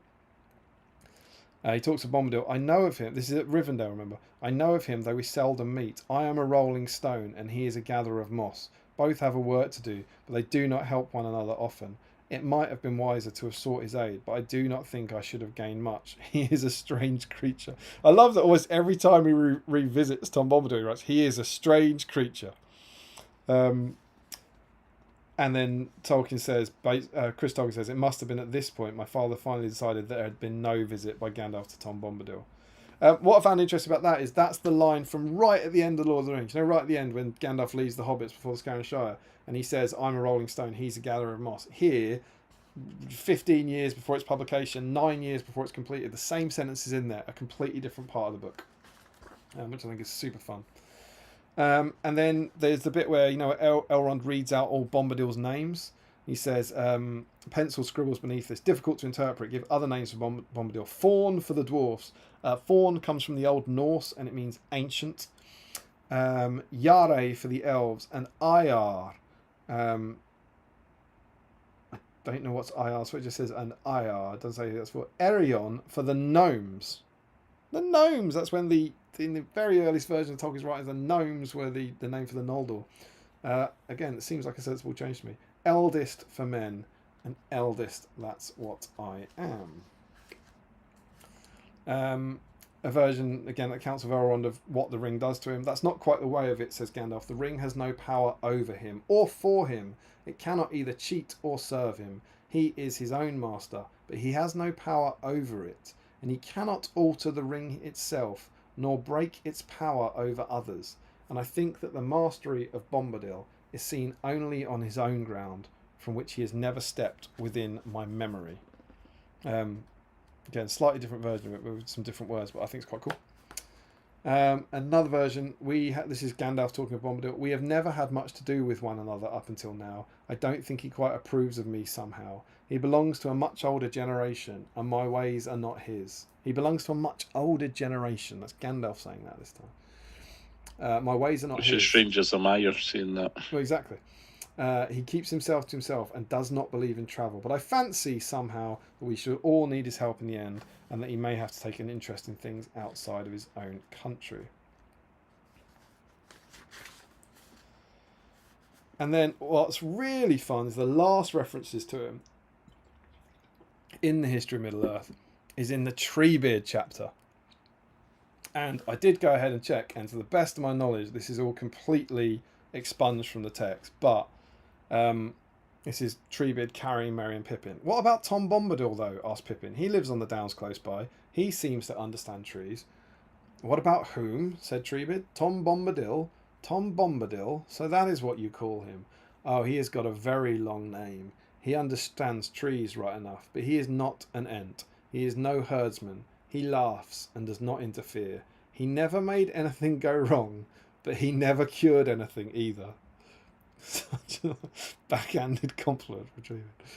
Why is all the difference between walking in the fields and trying to keep a garden, between passing the time of day to a sheep on the hillside, or even maybe sitting down and studying sheep till you know what they feel about grass, and being a shepherd. Sheep get like shepherd, and shepherd get like sheep, it is said very slowly. So that whole, we have that line in the final text, sheep get like shepherd and shepherd get like sheep. But there's this whole bit leading into it about Treebeard knowing Tom Bombadil, which is not in the final text. And Chris Tolkien makes a note, it would be interesting to know why Treebeard's knowledge and estimate of Tom Bombadil was removed. Conceivably, my father felt the contrast between Bombadil and the Ents developed here confused the conflict between the Ents and the Entwives. Or it may be it was precisely this passage that gave rise to the idea of that conflict. And that's the last mention of his of him in the drafts of the Lord of the Rings. So there ends chapter 2. So I'm gonna. Are you enjoying your painting? Yes. Made some progress on a dugout Bombadil in the end. You found a Bombadil. Hey. That's how we do it. Been inspired to do your Bombadil. I'd have never painted a Bombadil otherwise. Well, exactly. It's the BSIME way, right? That's the point. I myself have this Bombadil. He's base coated. He's had some washes on him. I'm very happy with that. I had no plans to do him, but I'm very much in Bombadil land. How you doing, Chris? I've pretty much finished my Bombadil. what Just you like to basing see. needs to be done. Big trip Bombadil. So hopefully you're all out there. If you've stumbled into this, there's a thread in the GBHL. If you're working on a Bombadil, get a picture in there. See how many Bombadils we can get going tonight. Let's see what the nerds think about that bit of Bombadil. The prospect of making Chris not the only host to win a black dice. I thought if I can share that now. Absolutely. Did you guys? Was there anything in there? This feels like a lot of pressure on you now. Was there anything there that particularly interested you? Do you want to come in on anything before we catch up in the chat? I mean, it's interesting to know that he existed for such a long time, sort of before the book, right? Bombadil was something that was in his mind from the very onset, and it's almost like he's then found a way to put him into the story that Lord of the Rings became, right? And which probably why it feels quite jarring to the rest of the story. So you can kind of pull a thread through it. Yeah, I've never read the Tales of Tom Bombadil. Mainly as a younger person, as I said, I skipped through it, so I was like, I'm not going to read the whole book of it. Yeah. But no, it was quite interesting to see what translated from or carried over from that to Lord of the Rings, and then all the various iterations and how it progressed. I thought exactly what. Oh, go on. Sorry, Chris. The other thing, it was the Barnabas Butterbur in the One Ring RPG set slightly before Lord of the Rings, and the owner of the pub is Barnabas Butterbur. Oh, really? Was that maybe like his dad or something? Yeah. Oh, that's interesting. I wonder if that's. It was when you said that. I went, We'll give them the credit there and say that's a little bit of a deep dive. It probably is. They do quite a lot of deep dive into various things. I think Mark's absolutely right here. I think everyone always says he's jarring, and it's like, because Tolkien had this story about this nutcase who played with badgers and barrow-wights and a tree, and just went, I'm just going to put that in the new book. The whole thing. Like a living avatar of Bedfordshire. Yeah, Berkshire. But yeah, it's just like, I don't know. It took him so long, and he was clearly under no pressure from the publishers. They were just like, "Have you written your book yet?" And he was like, "Yeah, I'm doing it tomorrow." He's like, "All right." But it does feel like maybe he was like, "How many chapters you got? 3. How many do you need by tomorrow? 5. What if I put Bombadil and the willow and the thing on the end there? That'll be fine." And then you go, "Oh, I'll go back and remove that." I go, "Sorry, John, they're locked." You go, what do you mean they're locked? I don't actually want him in it. That makes no sense. But yeah, it's kind of wonderful that he had this idea from the 20s about the history of Britain that then becomes woven into his tale later. I think it's cool. I like it. Joe Holsman says, they turn it up gradually and you adapt. Oh, so he's turning up the speed gradually and you adapt. I find 1.4 is enough that I get through more books, so not so much that it sounds ridiculous. So Joe's recommendation is to listen to books at 1.4 speed. To be fair, you can get used to listening to things on a very high speed way. My wife's work with RNIB, a lot of people use screen readers and you hear them and they have the screen readers on like a ridiculous speed that they're used to. They can pick what it says. And you can get used to hearing it in very fast. It feels to me like it'd be quite stressful. Yeah, it's what they're used to, I suppose. They can have a conversation with somebody and then listen to a screen reader, read the text off a screen at ridiculous high rate. I'd like to thank everyone who's out there joining us. I hope you're enjoying Tom Bombadil night here on Battle Streams Middle-earth. Depending on which thing I look at, there's either 36 people watching or 23 people watching. There's 2 little counters here. I don't know which one's wrong. But I hope you're all enjoying yourself out there and ready for a bit more Tom Bombadil action. James Wilson says, the argument is that Tom Bombadil is something else. Is the first music of the Aina given form. Yeah, that's a good one. The one that was scrapped due to Morgoth's influence. It would certainly explain the singing. Yeah, it's a theory. Music given human form. Yeah, I've heard that. The idea that he's the music of the Aina is cool. Larry Miller says, I'm not sure where my copy of that is. I brought it to a tournament once, so a guy using Tom Bombadil could annoy opponents by reading excerpts. Oh no, he's lost his book. And he says, oh, bother. And Joe Hosmer says, Tom Bombadil is basically a Middle-earth version of Winnie the Pooh. That does feel quite appropriate. What's the link there? What am I missing? Why is he like Winnie the Pooh? What's the connection he's made? Son and eats honey. Doesn't really leave his home territory. Possibly. Ryan Pickering, I've also heard a theory that he might be the remains of the first world that Melkor destroyed. Whoa, I hadn't heard that one. That's quite cool. Rory says, someone turned Damien up to 1.4 speed for the poems. And then Joe Holzman says, and I don't know, Mark, Chris, are you Doctor Who fans? I've not watched much of the recent stuff. I used to like it. Sort of. Is he talking about the turning around to and the things stop moving? He says Weeping Angels of Middle Earth. Yeah. Yeah. I know the Weeping Angels are some kind of scary villain thing, aren't they? If you don't look at them, they move. If you look at them, they stay still. It's really terrifying. It's one of the best. So if you blink, they move. That's what happened in Mario World with the ghosts. Yeah. That's not Doctor Who. So what was the link there? Because someone else says it, the whites, every time Tom Bombadil looked at them, they stopped. Right, yeah, I see. Got it, yeah. And I'm sure I'll just jump. So Ryan Pickering says Tolkien creates the Weeping Angels 70 years before Stephen Moffat.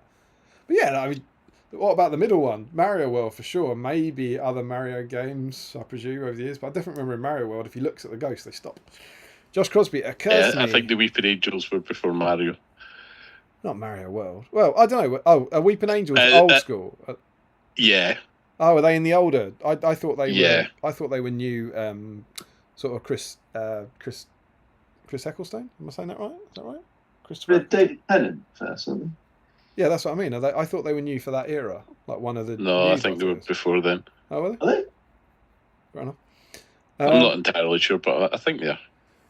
Josh Crosby, it occurs to me this early Lord of the Rings draft when Tom involved does feel more like a Hobbit sequel in tone. Yeah, that's a good point. And even the names, like Bingo. A terrible name for Frodo. We said that, I think years ago we did the deep dive into Trotter, how Strider was originally called Trotter. And like how Trotter. Yeah. And like that, and the Hobbit Trotter, with his feet cut off. Yeah. He gets his feet cut off by Sauron and has his feet replaced by wooden clogs. Sea logs. Sea logs.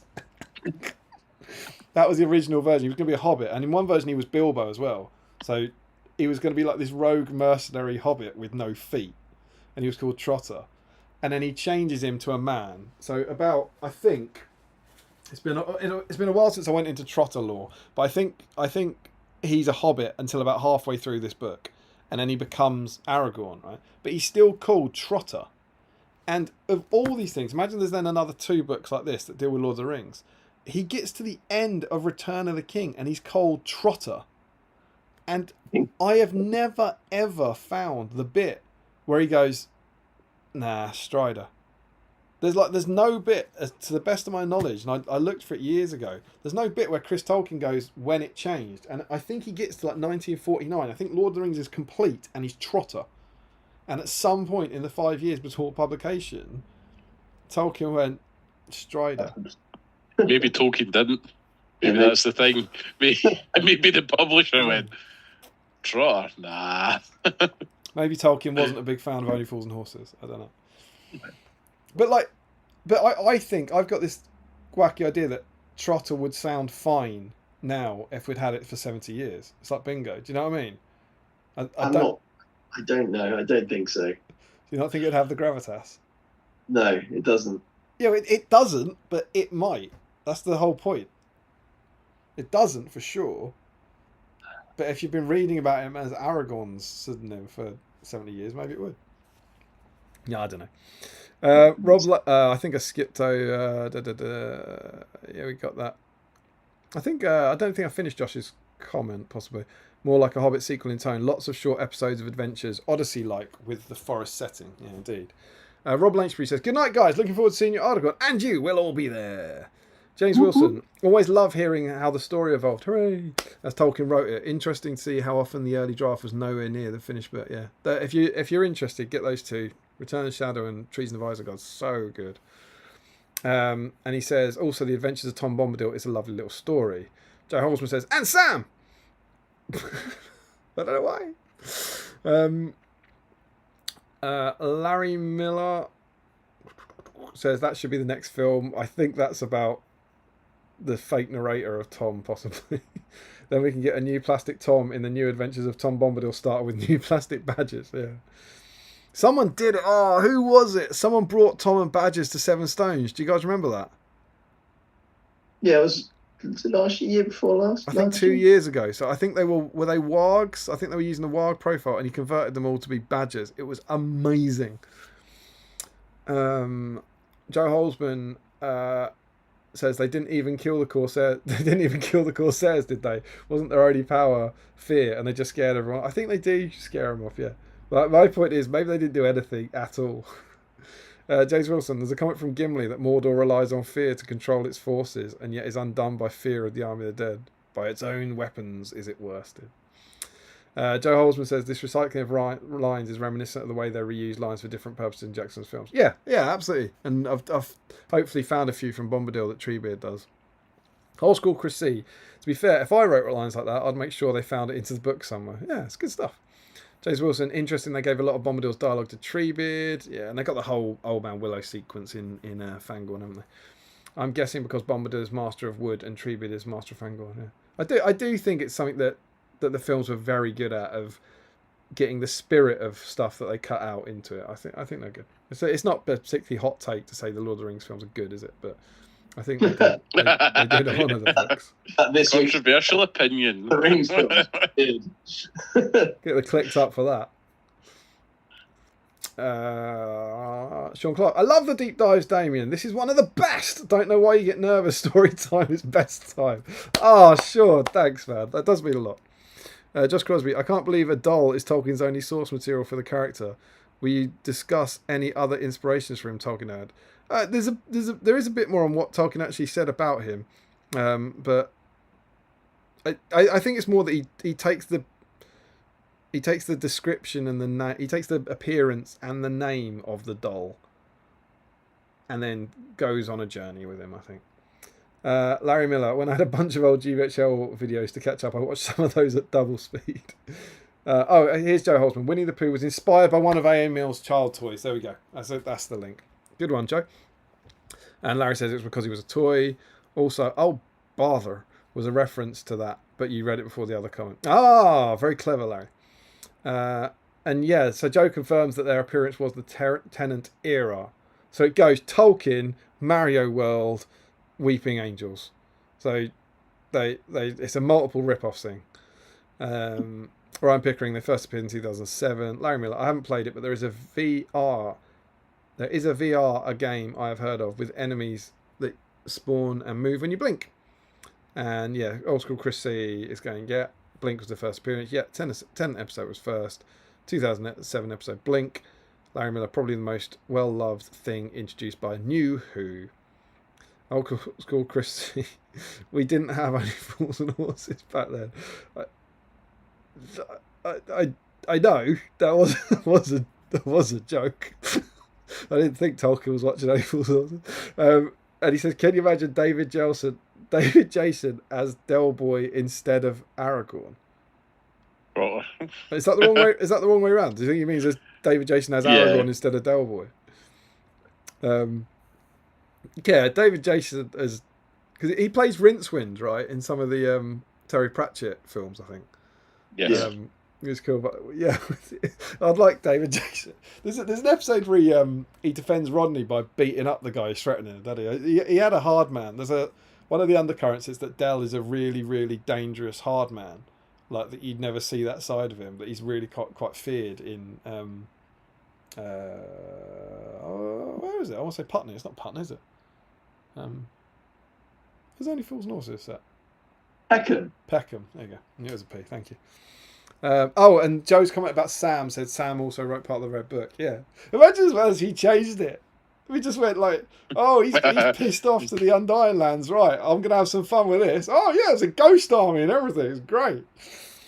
That's why Sam was like the important one, the one that saved the ring. He was like, yeah, this is it. I reckon Sam did fuck all throughout the entire thing. First edition of the Red Book, Frodo goes, "No, I will reject the ring. In you go, Gollum." Chucks him in. The next one, Sam goes, "Well, I think I should do a little bit more than that." That's what I mean. And if you buy into what Tolkien wants you have to think about this stuff. And Joe says, "I assume he means David Jason playing Aragorn the same way he played Del." And Christy says, "Yeah, David Jason did play Rincewind in The Hogfather and Colour and Magic, Flat Cap and Sheepskin et al." So there we go. Cool. So that's how Tom appears in the Lord of the Rings, right? And how he's published in the Lord of the Rings. So he's emerged from this germ, and then something fantastic happens, because obviously at the moment what we don't have is this. We don't have the adventures of Tom Bombadil. And then what happens is that in 1961, so this is now 6 years after the Lord of the Rings has been published, his aunt, Tolkien's aunt, writes him a letter and says, "Couldn't you get a small book with Tom Bombadil at the heart of it? The sort of size of book that we old uns can afford to buy for Christmas presents." How amazing is this? Like, it's just the balls of like being able to say, "Oh, my nephew's written the Lord of the Rings. I got an idea for another one, John. Like, could you write another book with Tom Bombadil as the hero?" Not too long though. What? Not too long. Yeah, not Just too do a wee- long. Yeah. I don't intend to read it either. Just write another book. I liked The Hobbit. This was a bit much, John, if I'm honest. Like, if we could bring it down a bit. Isn't that a bit like the David Bowie comment to Ricky Gervais when he goes, "Oh yeah, don't worry, I'll just knock you up another life on Mars." Was it Pudgy Little Moron? Is it Pudgy Little Fat Man? Yeah. But yeah, the sort of size of books we old uns can afford to buy for Christmas presents. Now, I've read all Tolkien's letters and I've read his biography. He comes across a lot as quite grumpy, right? Quite a lot. And remarkably, I don't know if this was an aunt he was terrified of or something, but he kind of goes, "Yeah," and he replies, saying the idea's a good one. Not that I feel inclined to write any more about Tom, but I think the original poem. Now, bear in mind, his poem has only been published in this magazine in 1934, right? The original poem might make a pretty booklet of the kind you would like. And then he specifically suggests very famous artist called Pauline Baines, who you might know. She illustrated a lot of Tolkien stuff, illustrated a lot of C.S. Lewis stuff. And he recommends her. And then he brings up the idea to the publisher and goes, "Shall we do this?" And the publisher agrees, but they ask Tolkien to collect other occasional verses in order to make a book. You know, you can't just have the one, because as I said, it's about 10 pages long, The Adventures of Tom Bombadil, right? But you have to make this other stuff inside it. And so what he then does is Tolkien does this kind of search, and he says, as far as time allowed, and had copies made of any poems that might conceivably see the light of day and be presented again. And he says, the harvest is not rich. For one thing, there is not much that really goes with Tom Bombadil. So Tolkien is being asked to produce effectively a collection of poetry, and he goes, "Yeah, we'll publish Bombadil again, because now you can see the publishers, the dollar signs in the publisher's eyes, right? Now what they have is Tolkien's Lord of the Rings being popular, and one of the characters from it, Tom Bombadil, we could publish another story about, yeah. But of course Tolkien goes, well, there's not a lot that goes with Bombadil. Why? Because Bombadil is absolutely nuts, right? And then what he gets is he starts coming up with a few things, and he goes, he finds all these bits. The only possible link is the fiction they come. It is the fiction that they come from the Shire about the period of the Lord of the Rings. So what he starts doing now is turning these stories into Shire tales, right?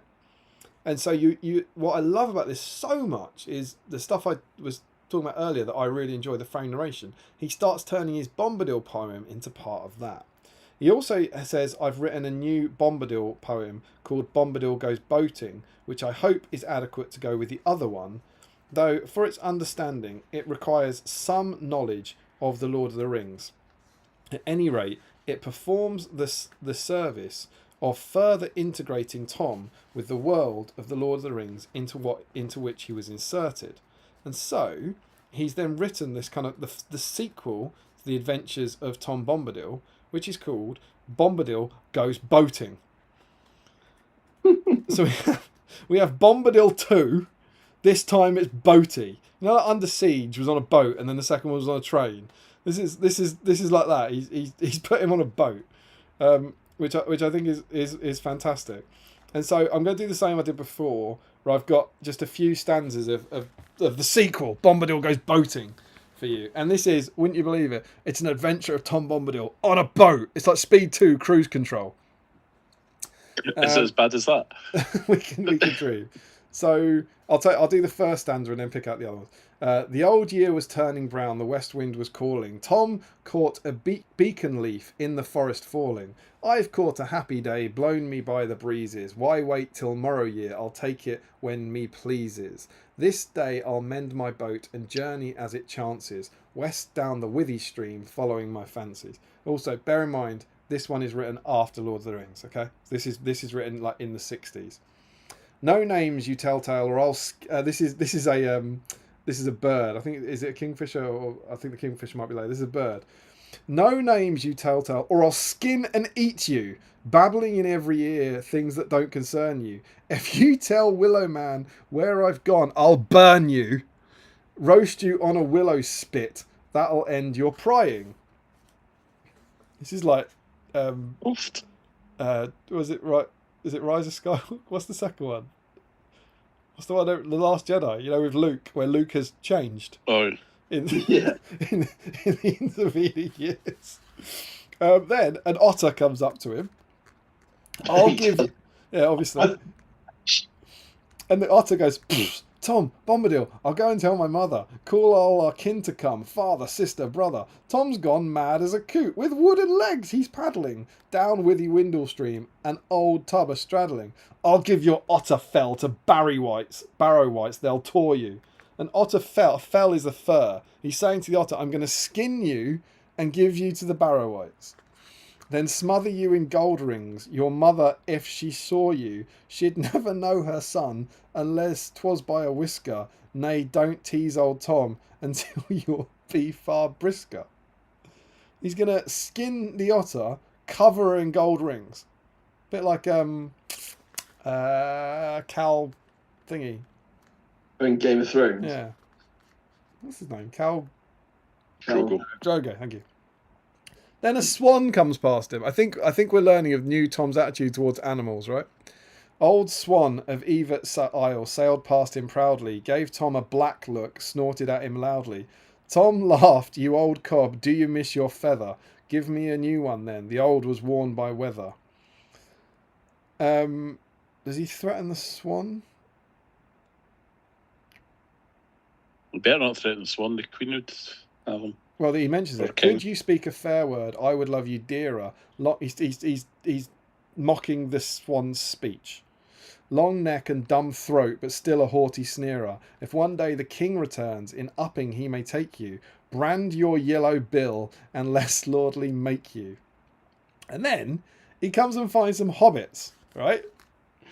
Hey, and this is the hobbits. Hoy, here's Woodman Tom with his billy beard on. Laughed all the little folk of Hayes End and Bredon. Where, Tom, we'll shoot you dead with our bows and arrows. We don't let forest folk nor bogies from the barrows cross over Brandywine by cockle boat nor ferry. Fie, little fat bellies, don't ye make so merry. I've seen hobbit folk digging holes to hide 'em. Frightened if a horny goat... I think it means a goat with horns. Or a badger eyed them, feared of the moony beans, their own shadows shunning. I'll call the orcs on you, that'll send you running. And then he meets Farmer Maggot. And because Maggot lives in the Marish, which is a marsh, there's a suggestion that the folk of the Marish wear shoes. And so Tom decides to call him Muddy Feet. Well, Muddy Feet, from one that's late for meeting, away back by the Mythe, that's a surly greeting. You old farmer fat that cannot walk for wheezing, cart drawn like a sack ought to be more pleasing. Come, Maggot, help me up, a tankard now you owe me, even in cockshut light an old friend should know me. And then he goes back to Maggot's house. He doesn't try and kill Maggot in the end. They are friends. Old Maggot slept at last in chair beside the embers. Ere dawn Tom was gone, as dreams one half remembers. Some merry, some sad, and some of hidden warning. None heard the door unlocked, a shower of rain at morning. His footprints washed away, at Mythe he led no traces. At Hayes End they heard no song, nor sound of heavy paces. 3 days his boat lay by the Hythe at Grindwall, and then one morn was gone back up Withywindle. Otter folk, hobbits said, came by night and loosed her, dragged her over weir, and up the stream they pushed her. Out from Elver Isle old Swan came sailing, in beak took her punter up, in the water trailing, drew her proudly on, otters swam beside her, round old Willow Man's crooked roots to guide her. The king's fisher perched on bow, on thwart the wren was singing, merrily the cockle boat homeward they were bringing. To Tom's creek they came at last. Otter lad, said Wish now, what's a coot without his legs, or a finless fish now?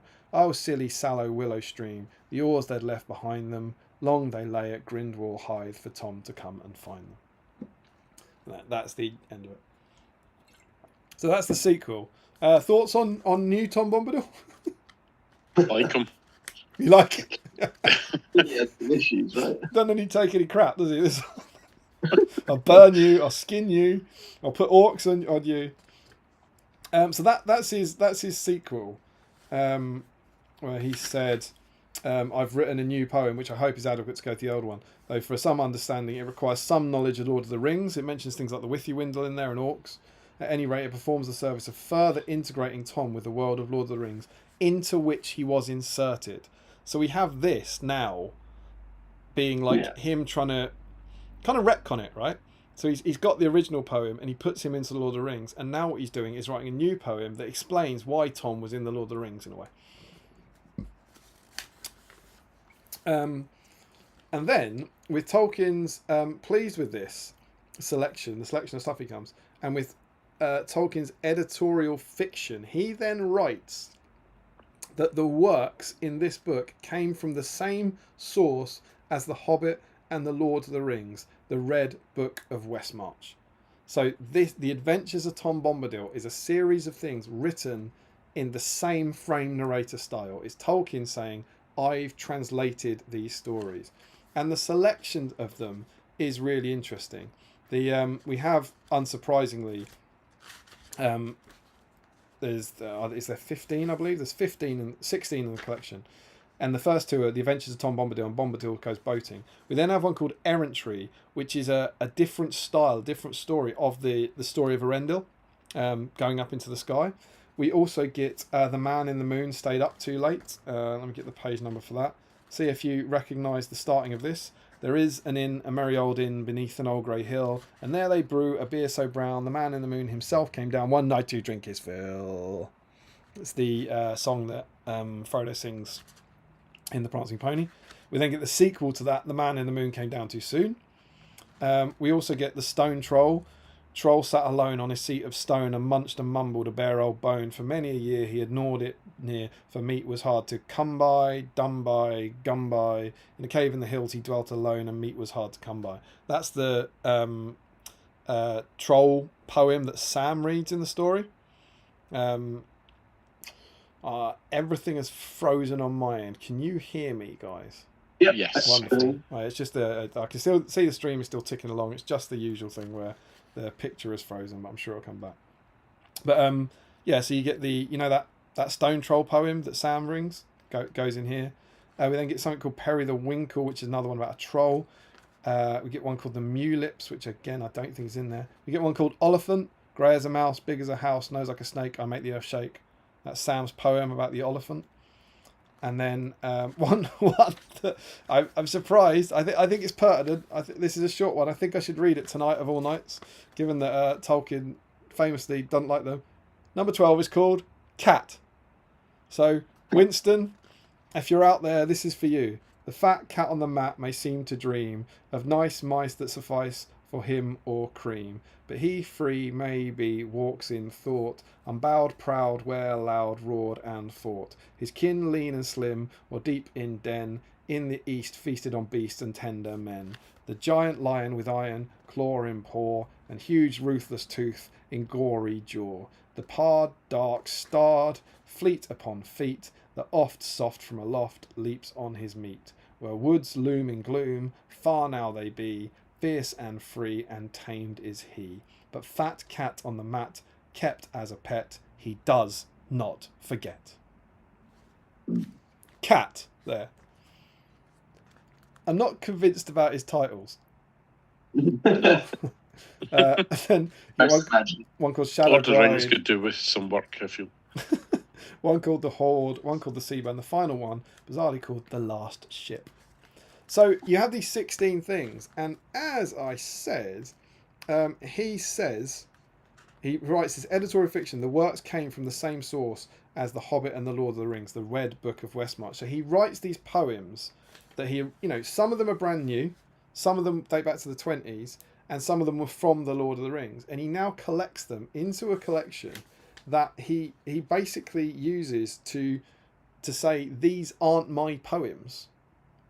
These are poems from the Shire that I've translated.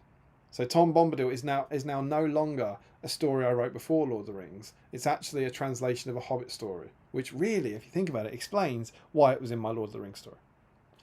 And The Adventures of Tom Bombadil and Other Verses from the Red Book, which is its first title, is published on the 22nd November 1962.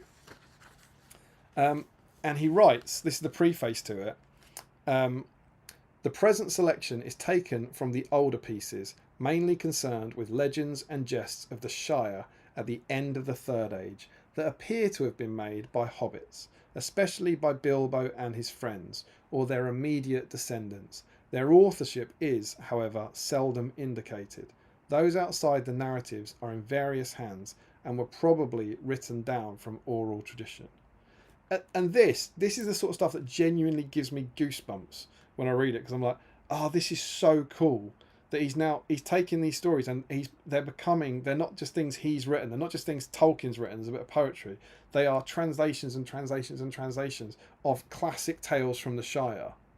And maybe that explains why they stand out a bit, or why they have some of these same characters. He says that number 1 and 2, which are the Bombadil ones, they evidently come from Buckland. It also shows that the Bucklanders knew Bombadil in this version, and he says that they gave him the name. So he said, because it's Bucklandish in form, so he says the Buckland hobbits gave Tom Bombadil that name. And he says the second one, and this is remember, this is Tolkien writing in 1961 in the preface to his book. The second one, Bombadil was boating, was probably composed much later and after the visit of Frodo and his companions to the House of Bombadil. Right? This isn't in the story. This is the preface to his collection of poetry. This is Tolkien screwing with the audience. And I love it so much. It's 1961. There's no internet. They've got no way of fact checking. And you have Tolkien going, yeah, well, clearly, the second one is dated much later. Not going, I wrote it to be much later. He's saying, when I translated it, it was much later, and it was composed after Frodo and his friends had been to the House of Tom Bombadil. There's also a lovely thing in here where there was a book called Tolkien's World by Randall Helms, and they said this idea of him pretending not to be the author is protection against charges of bad poetry, because the verses are presented as the work of hobbits and not of Tolkien, and as a means of establishing, if less seriously than Lord of the Rings, what Tolkien called secondary belief, in which the reader is brought willingly into the frame of a story. So do you think the publisher went along with it because they're like, yeah, you would have got extra rights if it was a unique piece of work, but you just translated it, so yeah, absolutely. But I love that idea that, a reviewer, maybe it is true that he was like, I'm worried about, I've written prose, I've written a story, now I'm going to put out a book of poetry. How could I both not be mocked for this and build my world further? I'll just say I translated again. You think the poems are rubbish? They are, aren't they? That's because hobbits wrote them. Of course they're rubbish. Which I think is kind of lovely. And then there are changes in the last thing is the poem that I read you, The Adventures of Tom Bombadil, the first one from 1934. When he puts it into this book in 1962, there are certain changes to it, subtle ones, because what's happened in between these two publishing dates, he's written The Lord of the Rings. And so what you get is, in the earlier poem, which I read, he wears a peacock feather. And Tolkien decides no peacocks in Middle-earth. So it changes to a long blue feather. There's even one point where he's wearing a swan feather, which is why when Tom goes boating, he's aggressively telling the swan he's going to nick another feather off him. The original has no references to the river Withywindle, since Tom in the original poem had no connection whatsoever with Middle-earth, and so you get that kind of thing coming in as well, which is quite fun. And when that book gets published, whether they were reviewing the Hobbits or whether they were reviewing Tolkien, it was, with a few exceptions, it received almost universally positive reviews. Well done, Mr. Tolkien. So that's then, whenever I think The Adventures of Tom Bombadil is often something people have heard of but haven't necessarily got or haven't necessarily read. That's what The Adventures of Tom Bombadil is.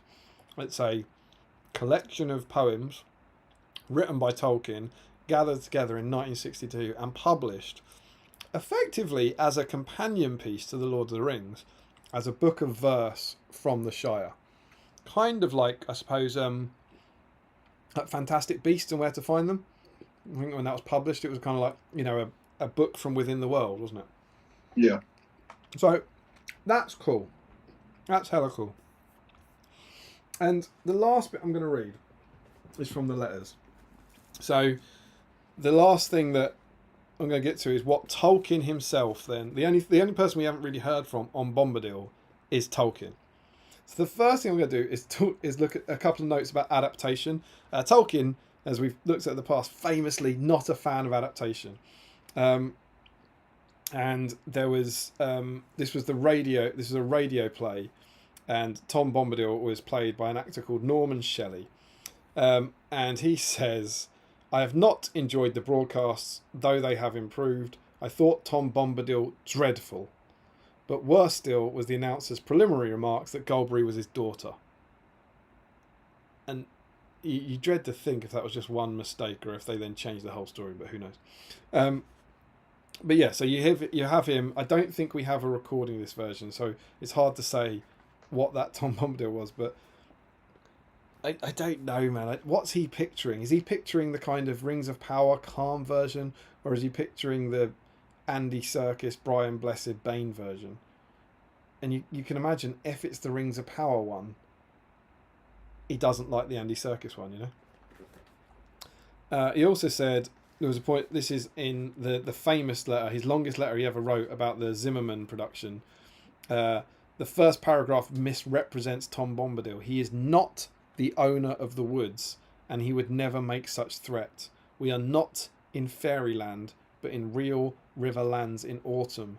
Goldberry represents the actual seasonal changes in such lands. Personally, I think she had better disappear than make a meaningless appearance. One of the things Tolkien did quite repeatedly was he was up for stuff being cut out in adaptations. He was very much kind of, you can cut things out, you can remove them, just don't screw them up. If you're going to do the Ents badly, you're better to remove them entirely. And then there were two letters that over the years that kind of actually refer to Bombadil, and he gives some thought on what he thought of them. So we've talked about Eru Iluvatar as, is he God? We've talked about Mayar, Valar. We've talked about him being nature. Someone suggested him being Arda. What is he instead? But this is what Tolkien himself said after publication. So this one is a letter from 1954. So this is just after Fellowship has been published. Tom Bombadil is not an important person to the narrative. I suppose he has some importance as a comment. I mean, I do not really write like that. He is just an invention who first appeared in Oxford Magazine about 1933, and he represents something that I feel important, though I would not be prepared to analyse the feeling precisely. I would not, however, have left him in if he did not have some kind of function. I might put it this way. The story is cast in terms of a good side and a bad side. Beauty against ruthless ugliness. Tyranny against kingship. Moderated freedom with consent against compulsion. That has long lost any object save mere power, and so on. but both sides, in some degree, conservative or destructive, want a measure of control. But if you have, as it were, taken a vow of poverty, renounce control, and take your delight in things for themselves, without reference to yourself, watching, observing, and to some extent knowing, then the questions of the rights and wrongs of power and control might become utterly meaningless to you, and the means of power quite valueless. It is a natural pacifist view which always arises in the mind when there is a war, but the view of Rivendell seems to be that it is an excellent thing to have represented, but that there are in fact things with which it cannot cope and upon which its existence nonetheless depends.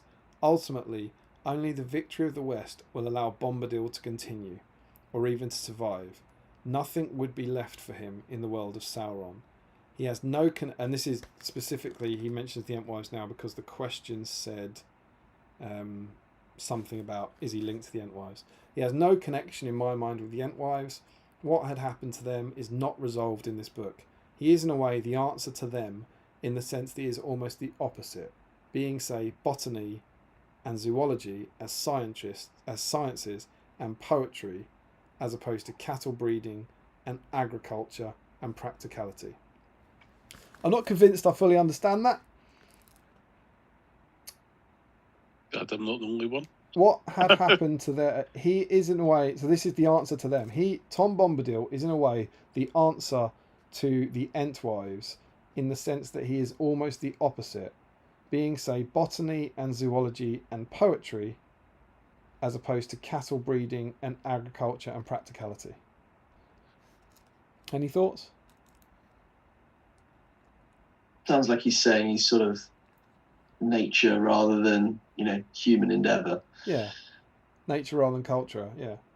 Yeah. Botany and zoology and poetry, as opposed to cattle breeding and agriculture and practicality. So I think he's almost suggesting the Entwives are, cattle breeding and agriculture. They're gathering up the forest. They're managing the forest. They're grooming the forest. All that sort of stuff. Whereas he's studying the forests and talking about the forests, I think. Mm. That was one mention. And then the other one is, and this is where right near the start we said he is. Remember that line? What is Tom Bombadil? Or who is Tom Bombadil? And Galbraith says he is. He gets a letter. This one's a fair bit later. This one is in 54. Oh no, it's not the same year. 54. Someone says to him, where is it? This person writing to him, this is a manager of a bookshop, wrote to him a letter saying, I love it. And he says, citing the description of Bombadil by Galbraith, he is. Hastings said, it seemed to imply that Bombadil was God. Now, bear in mind that this guy at that time probably doesn't know who Eru Ilúvatar is. Yeah, so he's not necessarily saying, I don't think this guy's suggesting, is he Eru Ilúvatar, the guy who created the Ainur and created the world? I think he's saying, is he God? Is he our God, in your world? And Tolkien says, as for Tom Bombadil, I really do think you are being too serious. Besides missing the point. Again, the words used are by Galbraith and Tom, not by me as a commentator. You rather remind me of a Protestant relation who to me objected we've got that one already. Who to me objected to the modern Catholic habit of calling priests Father with a capital F, because the name Father with a lowercase f belonged only to the first person, citing last Sunday's epistle. Inappropriately, since that says Exco. Lots of other characters are called Master, and if in time Tom was primeval, he was eldest in time, but Galbraith and Tom are referring to the mystery of names. See and ponder Tom's words. He puts a quote in here. You may be able to conceive of your unique relation to the Creator without a name. Can you?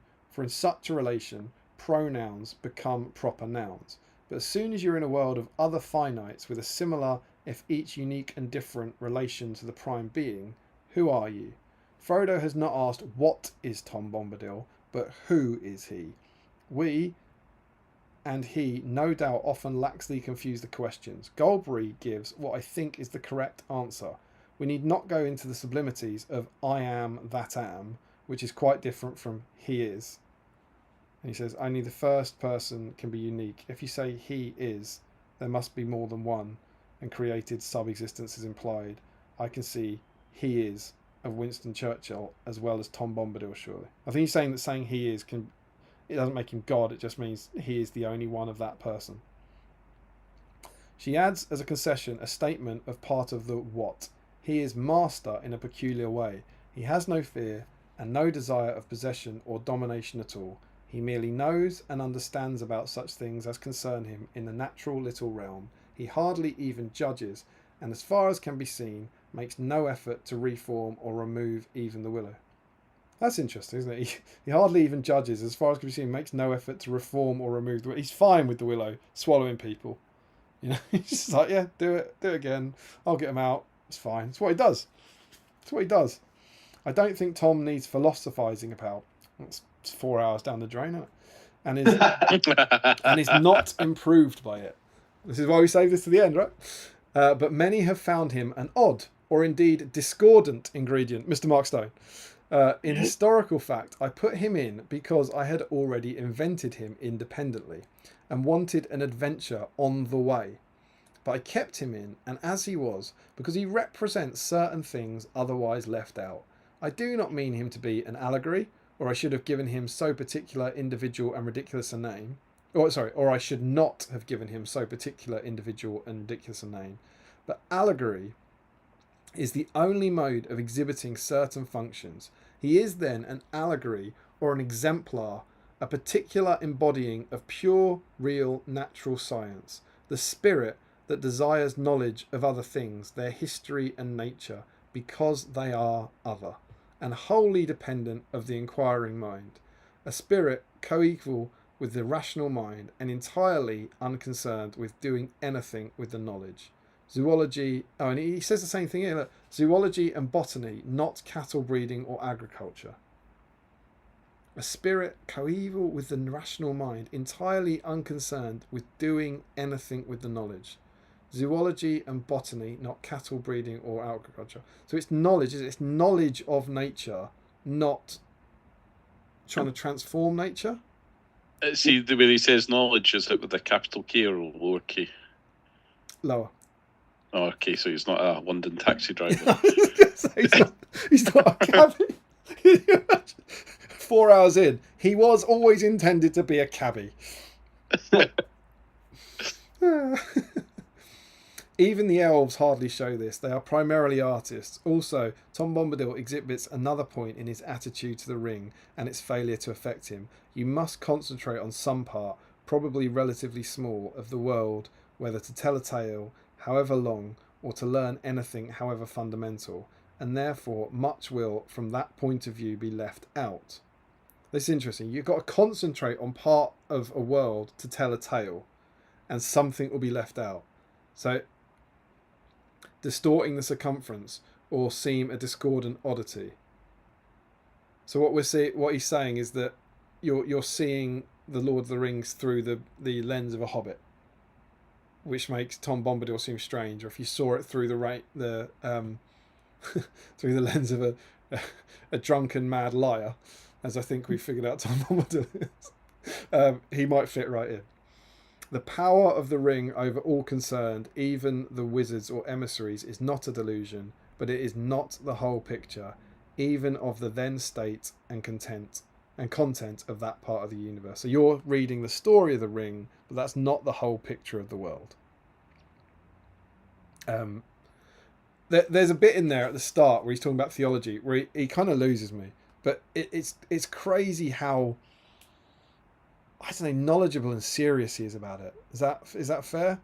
There's a kind of, he really, these are letters, you know, these would have been types on a typewriter by hand, and he's really caring. I guess that, you know, imagine now, like you're writing to George R.R. Martin, you ain't going to get a reply, right? No.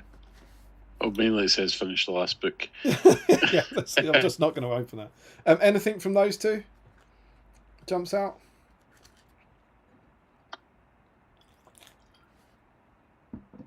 Made me laugh about the Protestant. Yeah, good use of Protestant. I think it's almost he's clearly aware that he is, almost an oddity within the story, and he's saying, look, he's there, but you can read into as much of it or as little as you like, right? He's almost sort of inviting you as the reader to, take it however you feel you should, rather than it's all because he sort of talks both sides of it, doesn't he? He's like, he's important, but he's not. Yeah. So the key sentences there were, I don't think he needs philosophizing about and is not improved by it. And then he says, he is then an allegory or an exemplar, a particular embodying of pure natural science, the spirit that desires knowledge of other things, their history and nature. It's kind of fun. And the last paragraph, which I thought was a wonderful one to end on. This is 1954, just with some questions about the book. There is, of course, a clash between literary technique and the fascination of elaborating in detail an imaginary mythical age. Mythical, not allegorical. My mind does not work allegorically. As a story, I think that it is good that there should be a lot of things unexplained, especially if an explanation already exists. That's a big screw you, isn't it? So, yeah. I know what it is. I don't need to tell you. And I have, perhaps from this point of view, erred in trying to explain too much and give too much past history. Many readers have, for instance, rather stuck at the Council of Elrond. And even in a mythical age, there must be some enigmas, as there always are. Tom Bombadil is one, intentionally. There you go. Thank you, good night. That is the end. I have deeply dove as deep diving. Thank you. That is as deep as I could get. I hope you enjoyed. I hope it's sparked some discussion. No comments. Was that no comment from you or no comments from the chat? No comments in the chat. Both. No. Oh, yeah. I think because of that, I'm never going to skip the Tom Bombadil chapters anymore. If that is true, I would be humbled and I'm honoured. going to just have to stop reading the Fellowship of the Ring. Yeah. Not worth it. I feel I've learned an awful lot by doing this. I've really enjoyed the last couple of weeks, like genuinely going, this is cool. I've got a genuine new appreciation for that stuff. And I would say, I think a lot of us, I think it was Chris, it was you that was saying you skip over some of the songs, wasn't it, or something? I skipped over the Tom Bombadil section, yeah. I think, give this a go. Like, it's not, I know the book looks quite long, but it's because there's two versions of it and there's commentary. But the actual tale, it will take you 5 minutes to read The Adventures of Tom Bombadil. It'll take you 5 minutes to read Tom Bombadil Go Back. It'll take you 30 seconds to read Cat. And there's like. To be fair though, I enjoyed Grumpy Tom. Bombadil Goes Boating. And so it's actually, what is it? 39.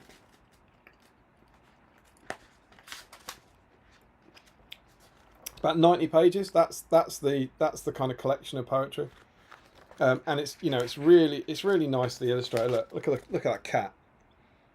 So that is a high proportion of empty page and cat to actual text.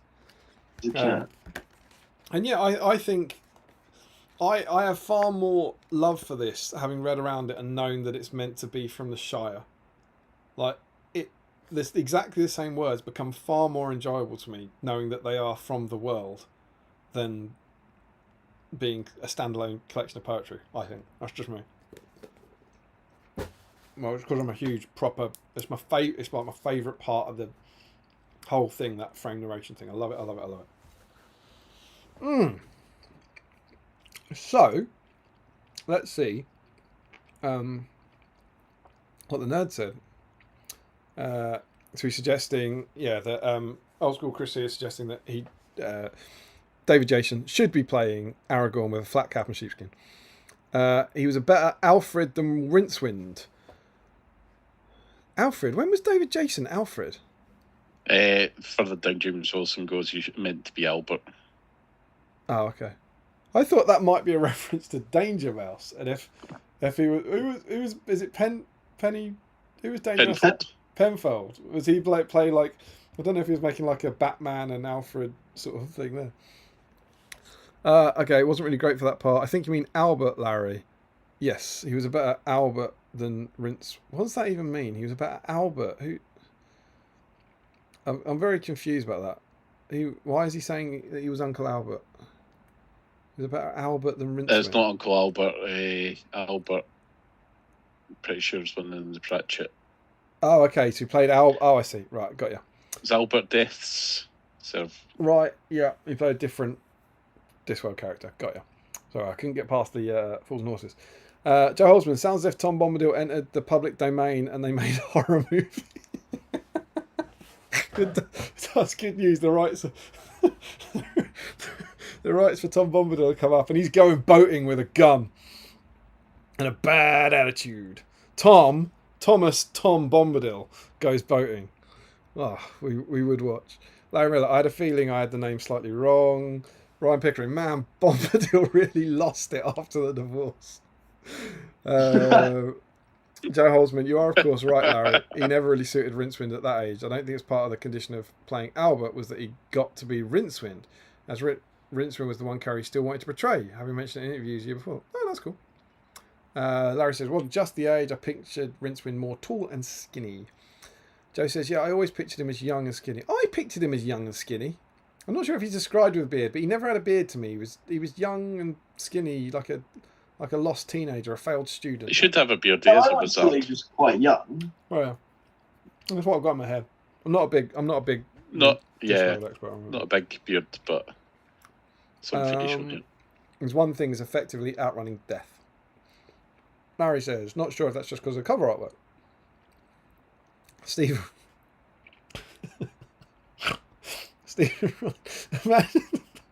imagine being Tolkien's aunt and excitedly opening the new book he's written at your request, and it's just her favourite character threatening animals from his boat.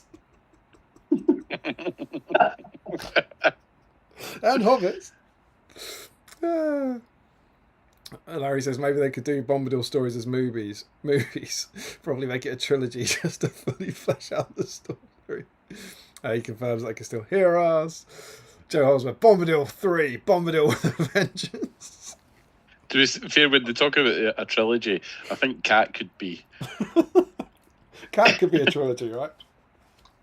I'm sure Winston would approve. Yeah, and James says we could still hear you, just frozen temporarily. It seems to happen every stream, but that's fine. And Larry says you've unfrozen except Chris. No, wait. Chris was just being very still.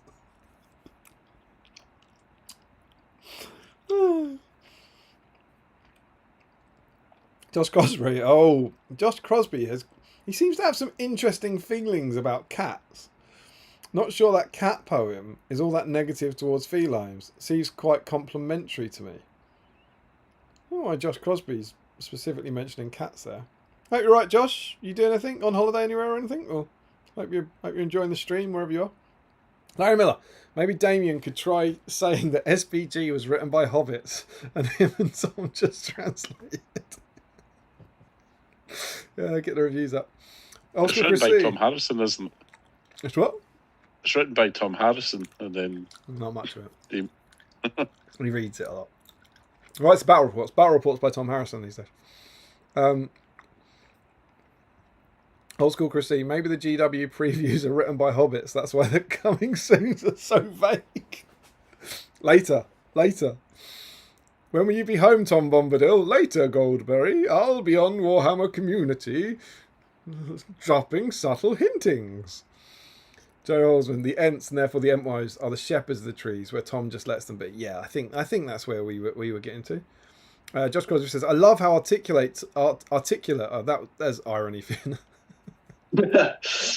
Tolkien instantly becomes at the first hint of theology. Yeah. Larry Miller. I can relate to having knowledge of zoology, but no intention of doing anything with it. And Larry Miller says, "Yeah, this is what we do. Why are we philosophizing about him then?" Sean Clark. This has changed how I see Tom. Look at the net. Tell your friends, get the subscribers in. I always thought he was intentionally an enigma, but it sounds like Tolkien almost saw it as necessary to write him as such, just to be able to use a character. And James Wilson says, who knows? And Scott Newman says, that was brilliant, Damien, with claps. Thank you, Scott. Namaste, my friend. Larry Miller says, my copy is a small one that could fit in a big pocket. I think it's light blue as well. I haven't got it, man. Has anyone got Larry's Adventures of Tom Bombadil? In a kind of remarkable twist, our viewers are going up as the night goes on. I said we were on 36 or 24. We're now on 36 or 30. So hello to the at least somewhere between 30 and 36 people who are joining us this fine Saturday morning. James Wilson, I've never skipped the Tom Bombadil section. It's some of Tolkien's best writing. I'm inclined to agree with you now. It's not integral to the story, but at the same time speaks of the lore and history he was working on at the same time. Joe confirms who Albert is, as does Larry, as does James. Joe Holzman then says of Rincewind, he was described as being unable to grow a beard. That must be where I got that from. He was so poor a wizard he couldn't even grow a proper beard. James says David Jason did Rincewind in some of the early Discworld video games. And Larry says, I imagine you can voice him fine. Then James Wilson goes, no, it was Eric Idle. And Larry says, he just doesn't look right for the part. Am I the only person who has a hard time not thinking of Harrison every time he just calls him Tom? And James Wilson says, probably. It's good to know you're thinking of Tom Harrison all the time, though. I have deeply dove in, and I've caught up with the chat, my friends. I have a Bombadil that is far more painted than I ever anticipated at the start of the evening. Jackpot, my friend. Larry's just said I reread it a couple of years ago. I read him in a Matt Berry voice. I don't think that's a leap. I think if you listen to I would play you a bit of the circus one, but I think it will get us banned in Chad. But if you listen to some of that, he's very Tom Bombadil. I think God Berry. Lily Waters waiting. You and her were buddies. I think Matt Berry. I would sign up for a Matt Berry Bombadil all day. That'd be cool. There he is. Shall we obviously? I looked up, there he is. So I was like, what? There he is. Matt Berry's appeared. Hey. We obviously very much decided to split it, and I made the right call because it's currently 12:20, and we haven't looked at this. And I also thought his profile would be fun to look through and look at that. And there's a lot of juice there, I think, in the various ways that Tom's been represented and how his rules have changed and all that. But that's why we decided to do 2 streams. And I think Tom earns it, you know? I think he does deserve it. I think he's such a cool, enigmatic character. And on Battle Streams in Middle-earth, he's waited 5.5 years for his moment, you know? He's waited a long time for this issue. He's probably been eligible in some form of special over the years, but I think this is the right call to give him some glory. So just as a reminder, when we come back in a couple of weeks after Articon, we'll be doing. It'll probably be called The Fog on the Barrow Downs. We'll be looking at issue 80, and we'll be having a look at Tom Bombadil's rules over the years. And in that stream, anyone who appears in, did I say Quest of the Ringbearer or did I say this scenario? I can't remember which. They're probably the same participants. It was basically anyone who appears in the Fog on the Barrow Downs scenario will be eligible, which means you can have Tom, you can have Goldberry, you can have Barrow Whites, not the Shadow of Rudar, and you can have the 4 hobbits. They don't have to be the paralysed ones, but they have to be in Fellowship or Two Towers gear. I don't care about Elven cloaks because otherwise that rules out a whole bunch of models. Elven cloaks with little brackets can be normal cloaks with similar brackets at that scale. But you can't have kind of Merry and Pippin in armour. You can't have Frodo and Sam in orc armour, that sort of thing. So that'll be the next one. Fog on the Barrow Downs. So if you don't finish your Tom today and you want to save him for a stream, you can finish them. Or maybe you can paint yourself a Goldberry next time to go with your Tom. Sound cool? Yes. It does. Magic.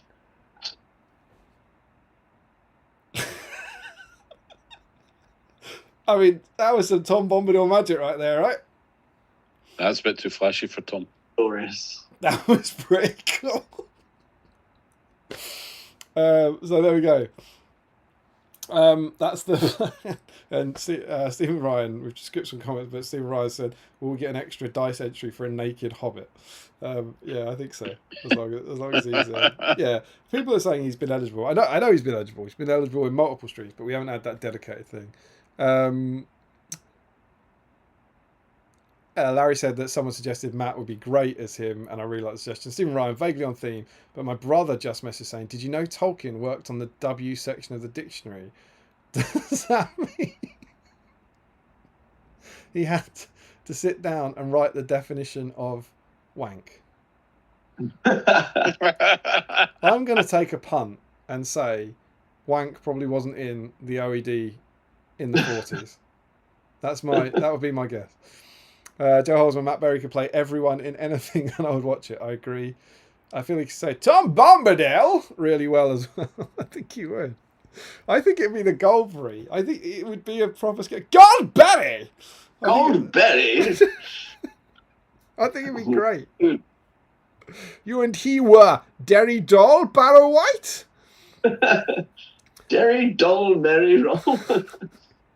Yeah, Larry's Joe's saying he's eligible. Damien calling Tom a cool enigmatic character definitely feels off-brand. I think he's been edited some. Spirits are usually... Yeah, I painted my first Tom Bombadil up as a Christmas Bombadil some years ago. Larry Miller, is Gollum allowed in any of his loincloths? No. Although maybe you could convert him into a naked hobbit. He might be perfect. Joe Oswald, I don't care about elven cloaks, otherwise that rules out a whole load of models. Is that not what the restrictions are for? The restrictions they are entirely arbitrary. They're made up by me and they're there to control the fun. Does that work for Chris or Mark II? Does that work for Chris or Mark II? You can't paint a naked Chris or Mark. I think a naked Chris or Mark gets you in for sure. So there we go. I need a wee, and then I think, shall we look at the Facebook and see what people have been painting? Yeah. Does that seem plausible? Go for it. You two can. I'm not leaving one of you on your own here, so you two can just have a natter, I suppose. That's quite a unique experience. How's your Not really. I've spoken to Mark quite a few times. How's your Bombadil? Bombadil's finished. I have also done a Thorin Stonehelm, Old King Dane Ironfoot, done most of a Fell Beast, and I'm now working on a Treebeard. That's fairly productive evening. I've done most of a Bombadil. And your Articon force? I haven't looked at that yet. That's going to be on tomorrow's to-do list, I think. Worst case, I'll just borrow 5 Warriors of Minas Tirith from somebody. But I've got 5. It's just depends what equipment they have. See, I've not got many that are just sword and shield, but I need more than I've got. 5 more, so I just go. I can bash them out in a couple of hours, I'm sure. So. Hopefully that's not the only fans. The good excuse to do the new Joe Holzman, happy Damien disappears and leaves the guest was floundering section, everyone. And Joe's got a model to paint for Articon. Thankfully it's not part of our doubles force because I'm providing that. But it's top secret.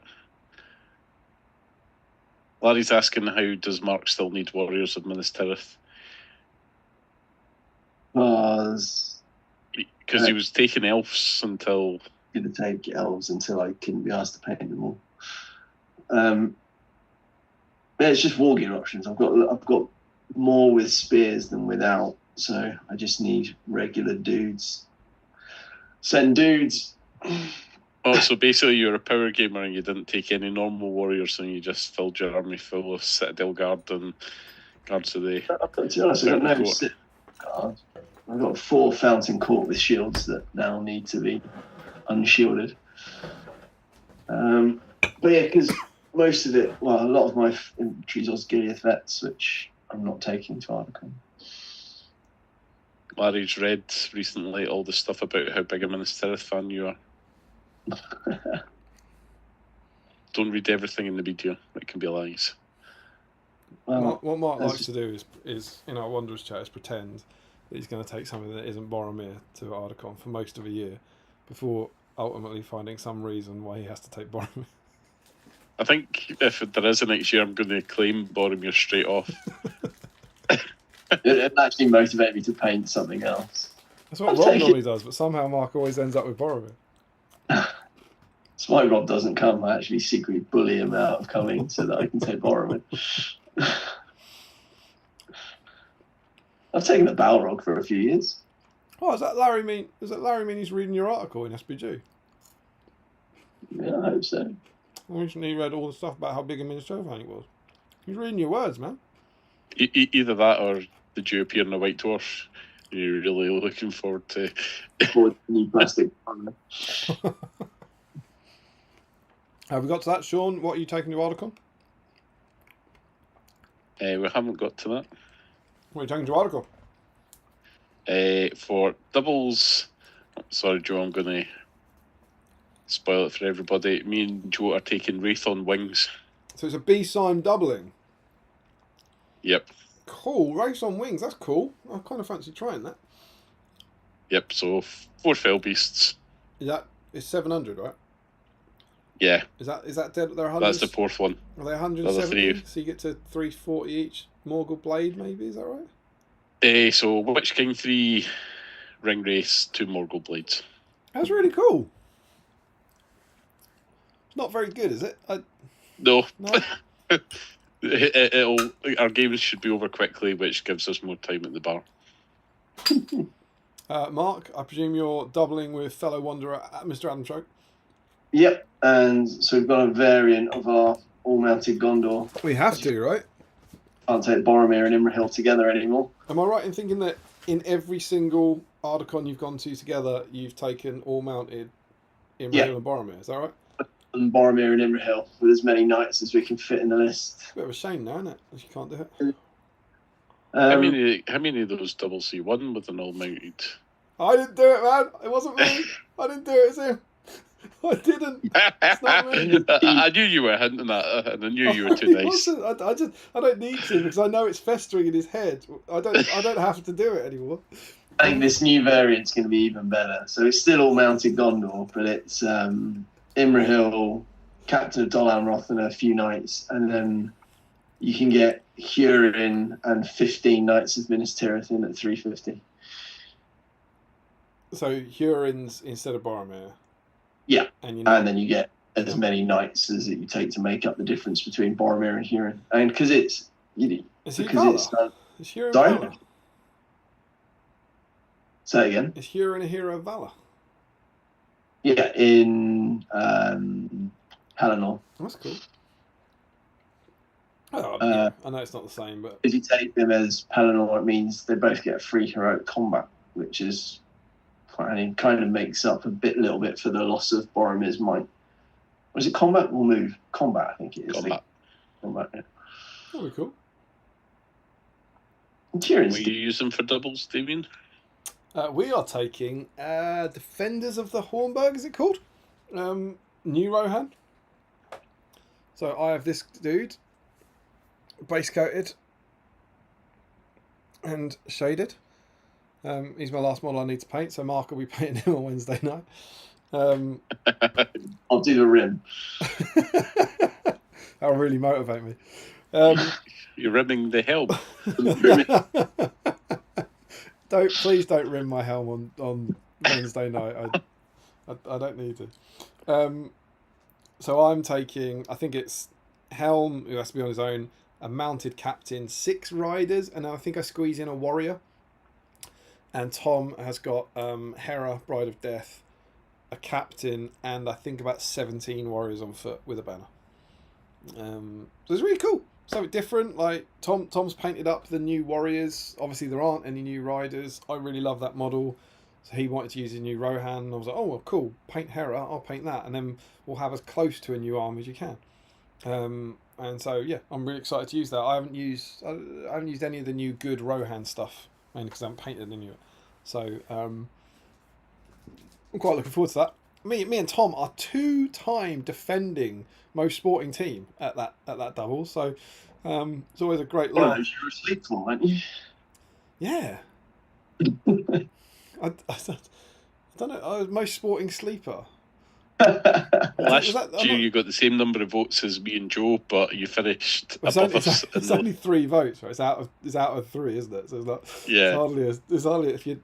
I just think if you're halfway, if you're just an average human being, you're probably going to get 2/3 of the votes. Right? But yeah, I always it's actually everyone always thinks of me and Tom as like a doubles partnership. I think because of like the Planetary and because of the mag stuff. That's the only event we play doubles together at. So I always really look forward to it, and we always have a blast on the Friday. So that's really good. So that's our doubles armies. Are we excited for Articon? Articon's been brought up. How are you feeling about Yes. the Wanderers? Yeah. Articon's always good fun. Very crucial to remember. Keep it with me. Always. Chris, when you heading up? I'm heading down to Manchester, not up, down. Heading down to Manchester on the Thursday to stay with our friends, and then Oh, is that Off your to the venue. family goals friends? Is yes, that my friends? yes, Oh, I like them. My favourite family. My co Let It Go singer. yes. Oh, wonderful. It's now got to the stage that they actually contacted us before we contacted them to go, when's Chris's event in Manchester when you come to stay with us? Oh, that's awesome. So, yeah. Wonderful. Yeah, we'll be there Thursday. I believe Mark's coming to mine on Wednesday. We're going to drive up together on the Thursday. Yeah. Plan. I genuinely think, I really do think on Wednesday night we might be able to have a curry and watch a movie. Not just me sit there shouting at you to paint Gandalf. There's 0 Gandalf's new painting. It's a blast. We get up there Thursday. We have some beers. We don't do anything else. We just chill out. It's awesome. Friday doubles. Apparently there's a presentation Friday night. And then Saturday, the World Team Championships. The Wanderers in the Wild. 9 of us this year. 9 of us. We have a full complement. And Chris, what are you taking to that? I am going to try out Army of Erebor. So it's the new Armies of Middle-earth. Erebor reclaimed with, I'm taking Thorin, the third Stonehill. Is that the one where you can have Gimli and Dale? It's the one you can have Gimli and Gloin. So it's just dwarfs. Yes. Cool. You said try out, so it's not something you used before?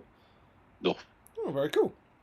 Do you think it's good, Played Liz? Erebor reclaimed a lot, but If yeah. anyone doesn't know how Articon works, you can have teams of up to 9 players, and your team ranking is determined by the 4 players who place highest amongst you. So, Chris, is that an army list that you hope or plan to be in the top 4 with? Yes. Very good. Cool. Whether that happens or not. And also, it being in the top 4 doesn't say anything about where you are in the ranking. Yeah. I know. I think Chris is, well, because Will's back this year. He's still active. He's still very competitive. Is that? I don't want to do anyone a disservice. Is that the end of what you might consider active players? Is everyone else a retired, middle-aged, has-been dad? I don't know if Tom Moore's a dad. Tom's not a dad. No, Tom Harrison's not a dad either. But I don't think Tom and Harry are playing much. No. Definitely not. Definitely not me, Mark, Harrison. Trokey's not. How many have I got through there? You've got Jay. Jay Clare. He's a bit retired, isn't he? He's not playing. I'm sure he's still got it. So go on then. Give us a prediction. Who are our 4 scorers? Oh, Tom Harrison, weirdly, because... We should give the armies first, shouldn't we? Mark, All right. what you bring, Mark? Osgiliath. Is it Osgiliath Reclaimed, isn't it? Has it got Boromir in it? Ormir, Faramir, and Madril. Very cool. There's a bit of might swapping in that, isn't there? Yeah, I mean, Faramir just is a might battery for Boromir, right? That's some Boromir propaganda right there. But that'd be fun. Hopes. And you, Damien? Oh, it was a dual question. Let's do Mark. Hopes. Are you thinking of? Are you scoring? You doing well? I always aim for 3 and 3. If I get that, I'm happy. So I would hope if you get 3 and 3 that you're not one of the top 4. Is that a fair thing to say? Yeah, if we want to do well in the Yeah. team, then With the best If will in I- the world, I hope you get more than that. But if you get 3 and 3, I hope you don't score. I think is the right record. And I'm bringing the Shire. Now I'm bringing the army that I brought last year. Spoon Army returns. Yeah, when I won this beautiful prize, the wooden spoon, or it's metal. At Articon. I took the Shire last year in the old edition, but I've got a wacky hot take. I think the Shire are pretty good. Well, I guess we're about to find out. Shame about the person using them, but Well, you know, I know what a mean-spirited comment that was, but obviously at Throne of Skulls, we won 4 out of 5 games with them, and that was Swiss ranked. And do you know what? Do you know what else is? I noticed this is the first Throne of Skulls of the new edition doubles, right? You can't take. I think slightly the weak army thing's gone out the window because of the army lists. Like you could still build the army lists weaker, but do you know what I mean? There's not like, you know how at Throne of Skulls there was always a kind of, oh well, I've just picked a weak army. It's like now the kind of armies are as strong as the lists are. You know, some might be, you know, if someone wants to take Cirith Ungol, they have to take Cirith Ungol and they have to get the Cirith Ungol special rules. yeah. There's not like a way of building and you know, I think in most cases now, I don't really know, I haven't checked that, but you probably have to take Gorbag and Shagrat. You probably have to take Shelob. I don't know, but You don't have to take Shield. so you could do that, couldn't you? You could take Cirith Ungol and not take Shelob, and that's how you build a weak army, right? But if you want to take Cirith Ungol, you want Shelob. Do you see what I mean? I do think maybe that it's the same issue we had at Seven Stones. I think maybe that one of the things that has unintentionally happened is that there will still be player skill, but I don't think it's as easy to take a weak army from your collection. You might have to go, I don't know, what's rubbish? What do you think's rubbish? Race on Wings?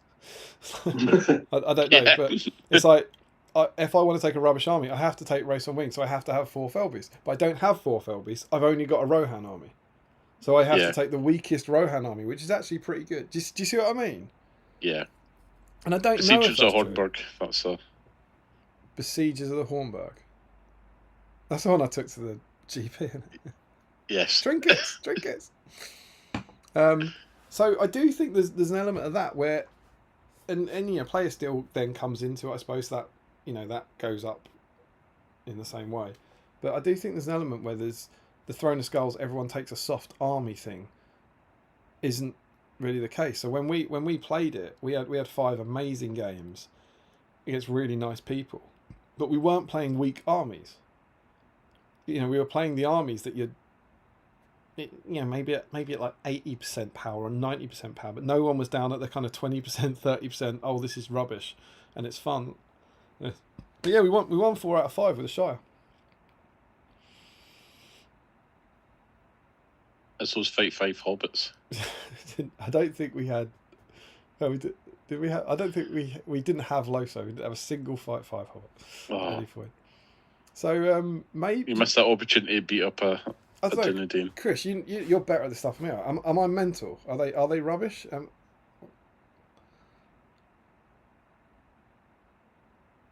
I haven't really spent too much time looking at them, but there is, I think, tricks in it. I think there's tricks in it. And Yeah. so last time I think there's things to catch people out on. I literally took a hero heavy army specifically to learn how the heroes worked, so that I could take them to Throne of Skulls. So the army was rubbish, and that was the first event I took my hobbits to a year ago. And I really like the fact that since then I've taken them to 4 events, and in those 4 events I've won 2 of them, and I've got 2 wooden spoons. Swingy. That's pretty spectacular. I don't know where they came from.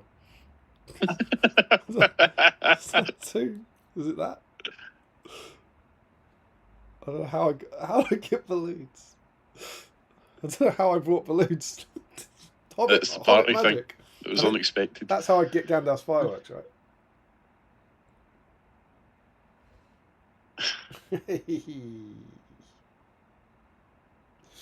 And yeah, so Don't tell your secrets. I deliberately took a weak army last time, and what I've now tried to do, and it might blow up in my face, is I've tried to build like a competitive army this time.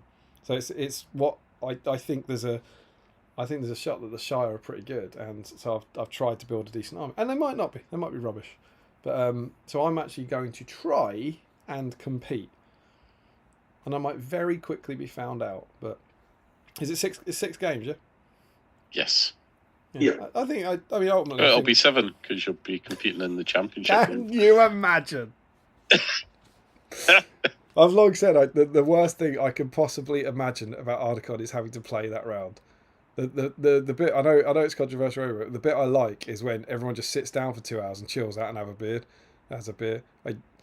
Given how little I care about league points, I honest to God think if somehow I ever stumbled into that, I go, have it, mate. I'll take third. Like, do you know what I mean? I was like, just have it. I don't want to play it. I don't want to play an incredibly high pressure game on a stream at 6 p.m. on a Sunday night. Do you know, I don't want that in my life. So yeah, that's game by that point. What? Be the 10th game of the weekend by that point. So no thanks. No thanks. So yeah, that's my wacky idea. So I probably won't score. I would think you'll score. I would think Tom will with his ludicrous Rain Man. I'm not going to play anything, and I'm going to win all my games. Will must be a chance for us, and then is Jay next? Do you think? I guess would that be Jay. 4? Harry's army's quite good, and Harry's a decent player. Yeah. And then I think that famously we're all good at the game, but just there's a lot of us that aren't match fit anymore. Do you know? It's like that idea that we're just not used to it. But the main thing will be hanging out with you fine fellows in a wonderful showing of fellowship. I can't wait. Huzzah. And there's lots of other BSIMEs going, so I look forward to seeing you all there. Let's have a look at Facebook and see what you've been painting. I believe I did the sensible thing and set up a triple Facebook stream earlier. What a lad. I need to pull a Facebook window over here. Ooh, let's do a cheeky refresh. How many Tom Bombadils do you reckon we're going to get? A Hudder. A Hudder? 100. 100. We have 54 comments, so that would be quite something. Alright, so I believe if I capture that Safari window. Bombadils. There's what? 54 Bombadils is that one? Well, dare to dream. There's always some copies, but everyone who's on theme will be painting this Bombadil model. So I think that's kind of spectacular. Right, if I pop that over there, hopefully, probably about 20 seconds time or something, you can see it, guys. If one of you, I presume you're reviewing the stream somewhere, you wouldn't mind letting me know.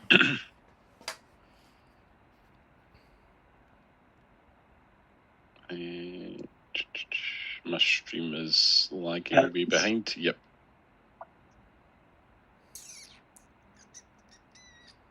That's a showing. Nice. Bombadil. So, it is auto-corrected Bombadil to no bail. Right, so, Scott Newman has stolen Joe Holzman's place. He's ready to go, so Scott is in first. Oh, that could be bad news. Could be big for the role. Because I got in there before Joe the last time. Is that how you won? Yeah. He's got the issue, which is, it's nice to have it there, but utterly useless for tonight. And he's got his Bombadil ready to go. You'll love to see it. We have Joe Holzman, Tommy B, and some lint for tonight. Joe Holzman. Lovely stuff. There's a reply. Oh, he's finished him. There you go. Awesome work, Joe. Finished Tom Bombadil from Holzman. You'd love to see it. Bright blue his jacket is, and his boots are yellow. Ricky Colebrook has a Bombadil. He's also got a completed one in the comment. Oh, look, a Prime of Grey. Confuses me, that. Classic sculpt from the Perry twins. Lovely few hours painting, and another miniature ticked off my personal list of painting every miniature GW made for Lord of the Rings. And I went, wow, that's a hell of a list. Awesome work. It's just another completed Bombadil. I get so excited by this stuff. It's awesome. James Wilson says, Bombadil beers and biscuits. Perfect Friday evening. He's got Nutella biscuits. Have you guys dabbled? I don't believe I've Nutella biscuited. I am not Nutella biscuited. No. That looks exciting. He's got a World Away IPA and a Moretti in a can. Very nice. I believe we have some comments from Mr. Wilson. And it's another completed Bombadil. And he's done. We'll go to the based one. Oh, look at that. Based and ready for the tabletop. James. One thing I have, when I was painting them, he's quite simple to paint. He is, isn't he? I've made surprisingly good progress given that I was reading for an hour. Mark Greentree, working on some terrain, but suppose I could highlight Tom's jacket. Oh, Greentree's in. He's also, you can see his incredible Mediceld that he's working there. Oh, no. Make sure, though, Mark, if there's any carrots around it, that they're fully burrowed and only the tops are showing. What's that? Somebody criticised one of these beautiful hobbit holes because the carrots weren't fully burrowed. They're the wrong way up or something, are they? They were partly showing that's not how you grow carrots. Yeah, you're right. It is rubbish, isn't it? When I think about it now, it is rubbish. I know what I've done. Yeah. Some people. Craig McCallum. No, it doesn't appear to be a Bombadil here. Working on some Rise of Rohan for our local Slow Guy Rig with the guys from the Two Trees Gaming channel. Good channel. No Tom Bombadil for me. If I paint one of their boots yellow, does it count as on theme? Unfortunately not. Points for effort though. And what do points win? Nothing. Ethan Walken working on the last model in the starter box this evening. The end is in sight. Sadly forgot to grab old Tom from my parents' attic yesterday. Oh, well thanks for trying. That's super cool that at some point you're like, I need to get to my parents' attic for BSIME. Do we like that model? I'm quite a fan of Targ. Yeah. I enjoyed painting it. Oh, beautiful! And he's just finished a Warrior of Rohan. That looks awesome. He's that's an eye painted in the helmet. I never do that. Inside He's a even helmet. painted the lips. Yeah, inside a helmet, I never paint the eyes. I just never paint eyes full stop. Do you not? No. One thing I've noticed with models is that if you paint an eye badly, it stands out. If you don't paint an eye, nobody notices. I mean, I've got fair enough. I've got to say, from a fantastic start of 3, 4, 5. There were 5 entries in a row with Bombadils. Craig, no Bombadil. Ethan, no Bombadil. Sam Page, no Tom Bombadil. As the Articon scenery finishes, does this get a bonus entry? I don't think so. What's your favourite piece of scenery there, Chris, Mark? The rock slightly right of the middle. Oh, really? Third from the What? third one from the left. Seriously? Or maybe the Mordor catapult at the back. I like the one, the second from the right. Really? Not for you? No. No. Oh, each their own. I look forward to rocking with you at Articon. So 3 people with no Bombadils. Can Joshua Crosby stop it? Wow.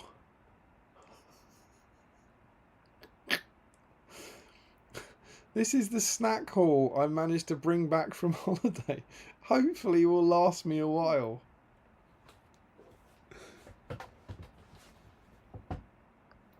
That's something else. That is a haul. So Josh Crosby's been on holiday. That's interesting. I guess in America. It does look. It does look like they're from America, doesn't it? Very interesting. Can I ask? And you guys might know this. Why Coke? I get all the sweets. What's the Coke? Is it special American Coke? Maybe made with corn syrup for extra diabetes. Does it taste different, Josh? What's the Coke, or is it flavoured Coke? Some good stuff there. Shocking lack There's of 2 Twinkies. bottles of something that's not Coke. What? Beneath the 4 Cokes? Yeah. Yeah. Dr. Pepper, is that? So misunderstood. This is incredible. I mean, that's a whole suitcase right there, isn't it? Amazing work. And I should certainly hope it would last year. No Twinkies, though. Where's his Twinkies, man? No peanut butter M&Ms. And also, for the moment, no Bombadil. Boom, Bombadil. I was about to say he has one in the comments. 9 Dice Crosby is in. Looking good. Some base coats and washes on. Lovely to see, Josh. Sean Clark, here he is. There's a base coat version. Oh yeah, shout out to Sean Clark, who I believe, I'm just getting mixed up between him and Matt, drove to Element Games today to buy a Tom Bombadil. And there was a particularly funny thing in our patron chat where other people were threatening to get to Element before him and buy them. There were 2 in stock and he was driving for an hour to get there. And him and Matt Hudson were sort of racing. And I mean, the commitment of some of our BSIME family to making sure they're on theme is quite remarkable. I'm going to be so disappointed when I win another dice. But I mean, look, this is incredible, right? So he's finished him. He looks amazing. Lovely rainbow feathers. Is that a reference to a peacock? A peacock wouldn't have. It'd all be blue and green, wouldn't it? That looks like a parrot. Norwegian blue. Norwegian blue parrot. Yeah, that was going to be my next guess for sure. That model was on Element Games shelf at about 3 p.m. and is now finished and in Sean Clark's collection. You guys out there are the best community of nerds in the world. This is just so utterly heartwarming. I love it. Well done, Sean. Jack Zalakowski has got his base colours down. Very nice.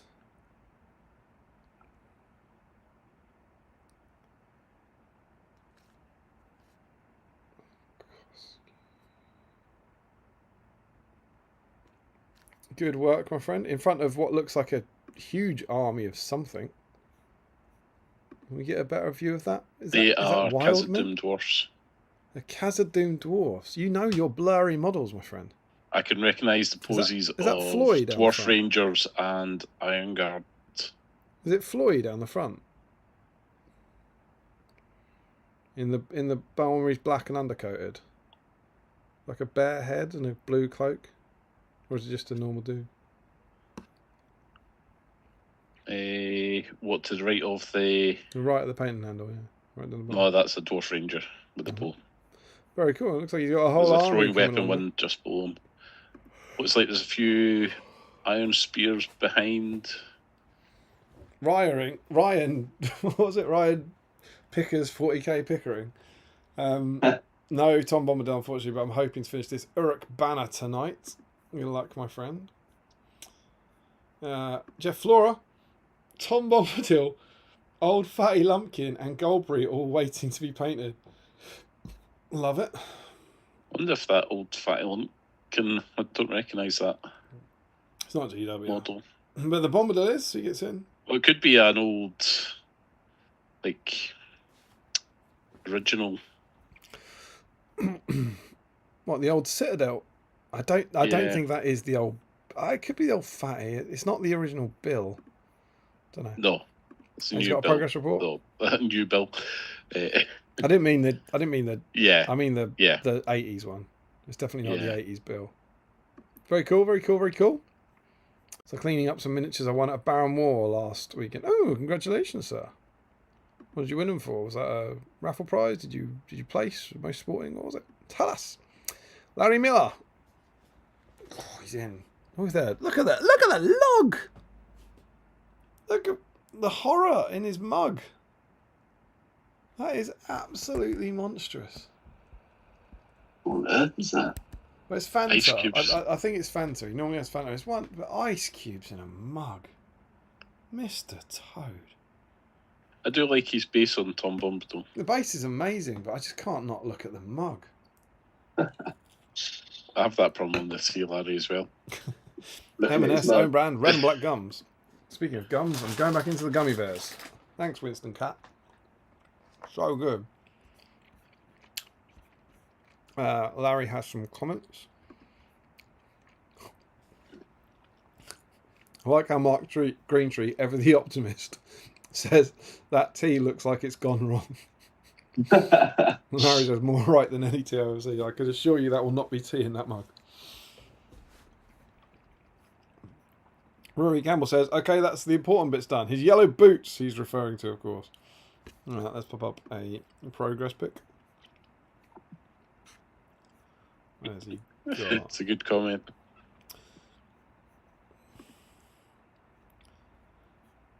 Base colours and a few base colours, washes and a few brushes done. Happy with that for a few hours work. Looking very good, my friend. The next comment, I think Mark should read it. Okay, over to Mark. Where are we? Rory Rory Campbell. on his Bilbo. Yeah. Hang on. I'm not in the right place. Just oceanly. It is definitely one for you. Mine only says 32 comments. Need to refresh. It'll definitely be worth the wait. Yep. Maybe not for the people watching. No, absolutely not. Mark will enjoy it though when he gets there. Right.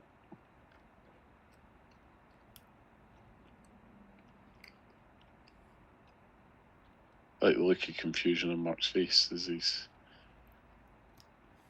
Someone's not put enough 50p's in the Guernsey internet machine. The hamsters have gone to bed. Because you're like a different time zone down there, aren't you? No. This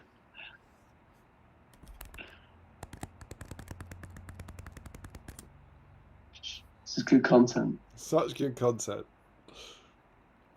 I can't find it. What's going on? For God's sake. Right, hang on. Right. We're good. Absolutely not worth it. Absolutely not worth it.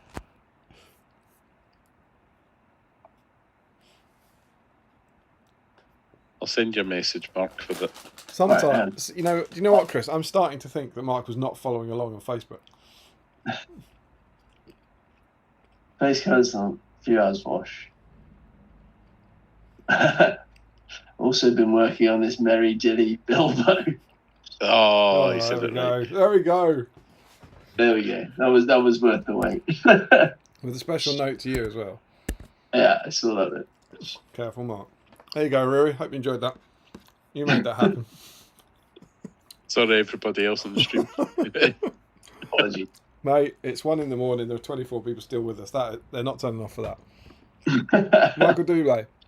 Not on theme tonight. Trying to finish these Knights of Dol Amroth. I've been sitting half done for months. Well, good luck, my friend, but no dice for you. Richard Clammer. I suspect there'll be oh, it's a different room.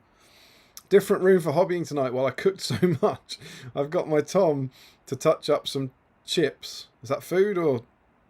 but decided to get the whole gang out too. Got nachos, Bud Shandy, 2 jam donuts, apple and blackberry crumble, and a mess of my last remaining Gondor scenery bits to finally assemble. Wish me luck. Good luck, my friend. And look at... that's BSIME on the big screen.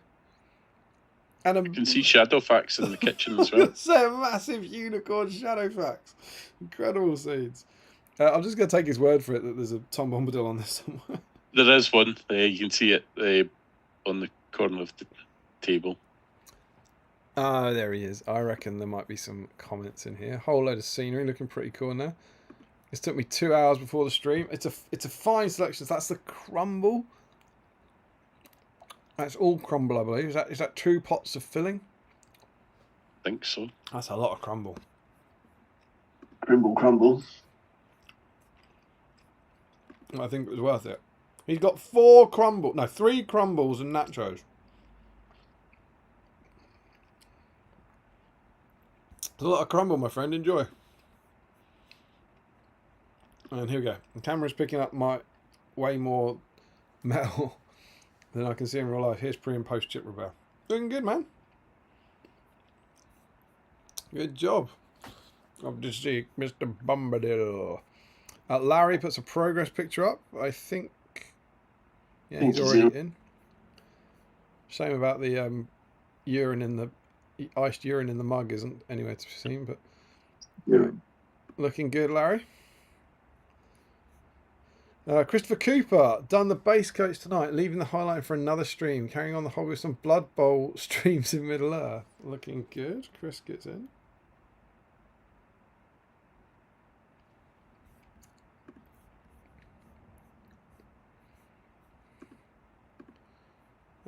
What's this?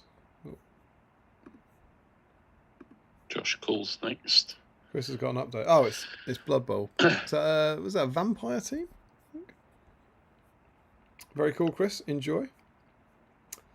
Just goals. Moran and Orcs just picked up, just finished painting up 2 Tom Bombadils that may look suspiciously like a Moran and Orc captain and a shield right. It's a good try. Points for effort. No yellow boots then. Mark Stone is in, ladies and gentlemen. What? Pterodactyl moth. There's very little for scale there, though, is there? That's the problem. That looks tiny. It's pretty big. It's still there as well. It's waiting for you. That brown thing running down the side, is that a paintbrush? No, it's a picture frame. It's a toothpick. Good old macro lens. It's a cool looking moth though. And Sam has written dragoning intensifies. Why is this keep coming up? I got a comment. Oh, delete. I want to reply to Chris Cooper. How can I make it go? Make it go away. Oh, I don't want it. I don't want. All right. Nice. Vampires. All right, Larry Miller.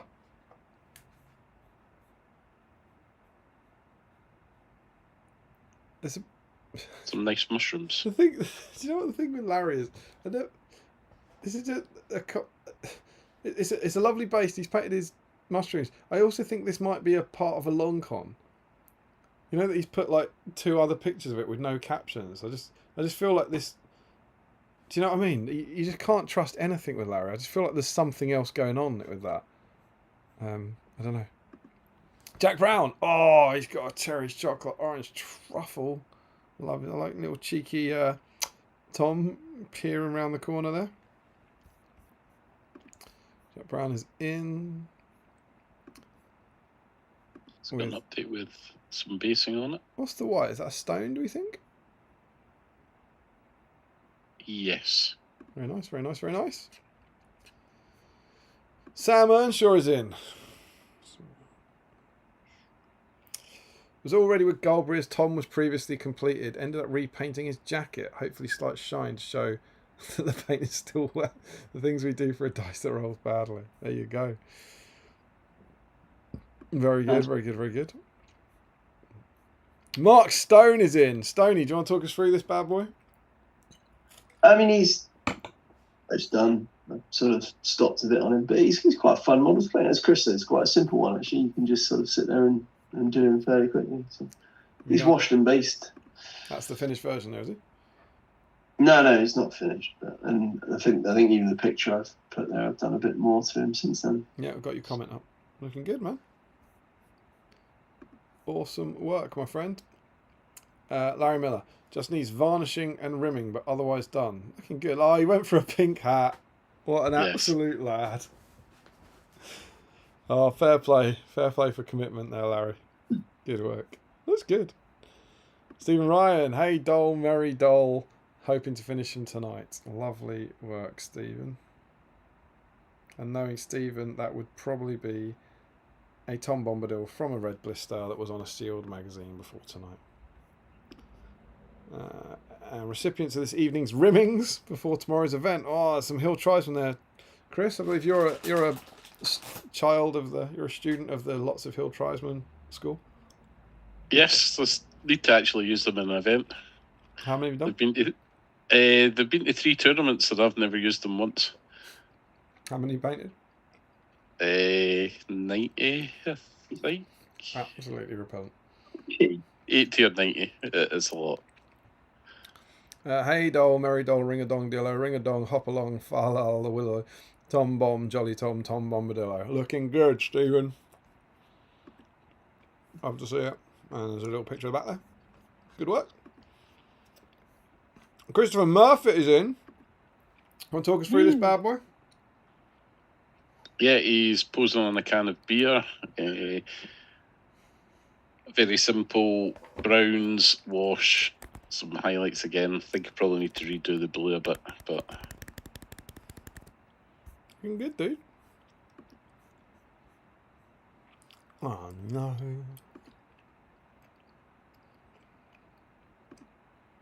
Feeling good tonight. I feel like it's my night to win a dice. You reckon? No. But confidence is key, right? If you believe it can happen. Yeah, you have to believe it. Yeah. In the immortal words of Cher, if you believe in dice after love, like,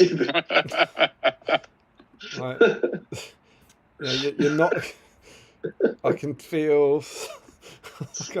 I can feel something inside me say. I'm just not that's your sure. deep dive. I don't think it's long enough.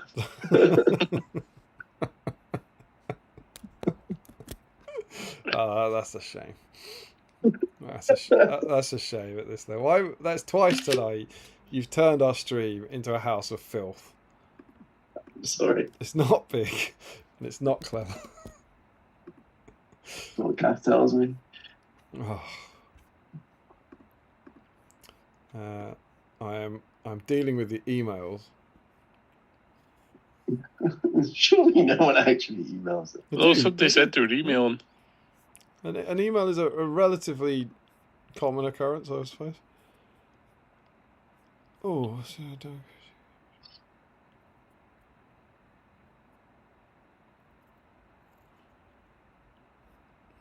Got to ban emails. I'm not going to put all of this. You have to be careful about pronouncing emails because that's how Mark talks about vlogs. Email? Why is it not vlog? You're right. It is inconsistent, isn't it? Right, let's grab that.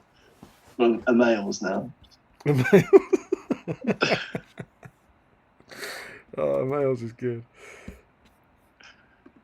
Let's take that.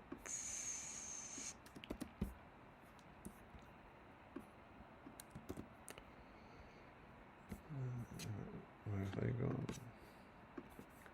That's 258 and 258.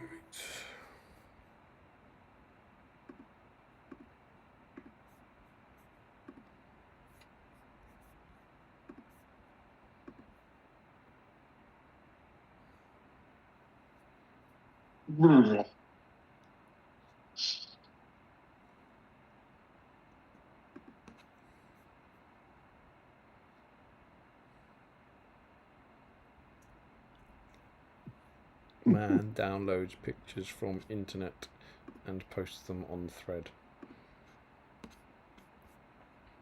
20 people watch.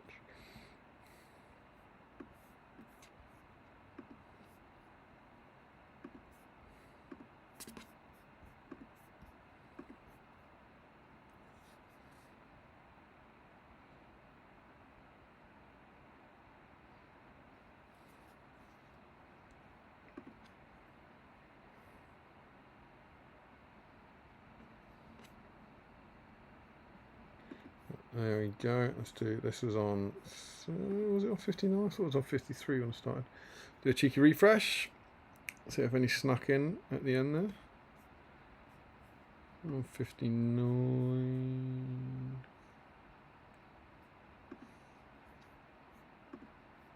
And Chris's was the last entry.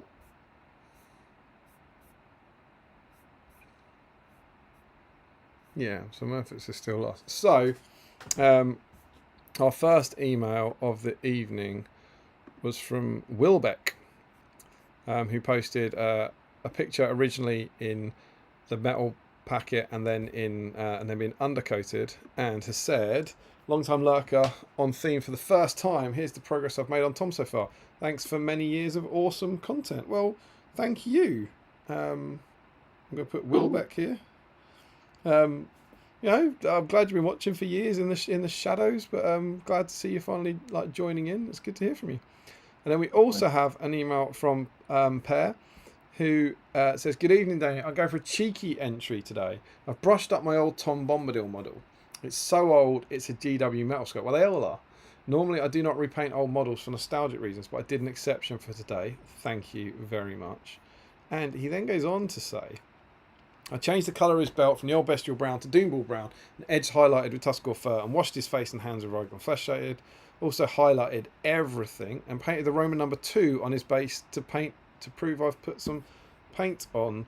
Why is that? Has something terrible happened? No. Why did I jump back to No, that? it's shown. Whew, that was terrifying. After I took the picture, I repainted his base from bestial brown to Morphin brown. The other stuff, and then he's got a update pick, or I shouldn't say an update pick, but a group pick. He says, "The other stuff I'm painting today is Eastling Black Dragons, Eastling Commanders. The reason for this is my friends finally got tired of playing 40k, and we revisited Lord of the Rings Osgiliath edition. We each had 500 points of evil and 500 points of good. For me, this is the way to play this game, and of course, narrative scenarios.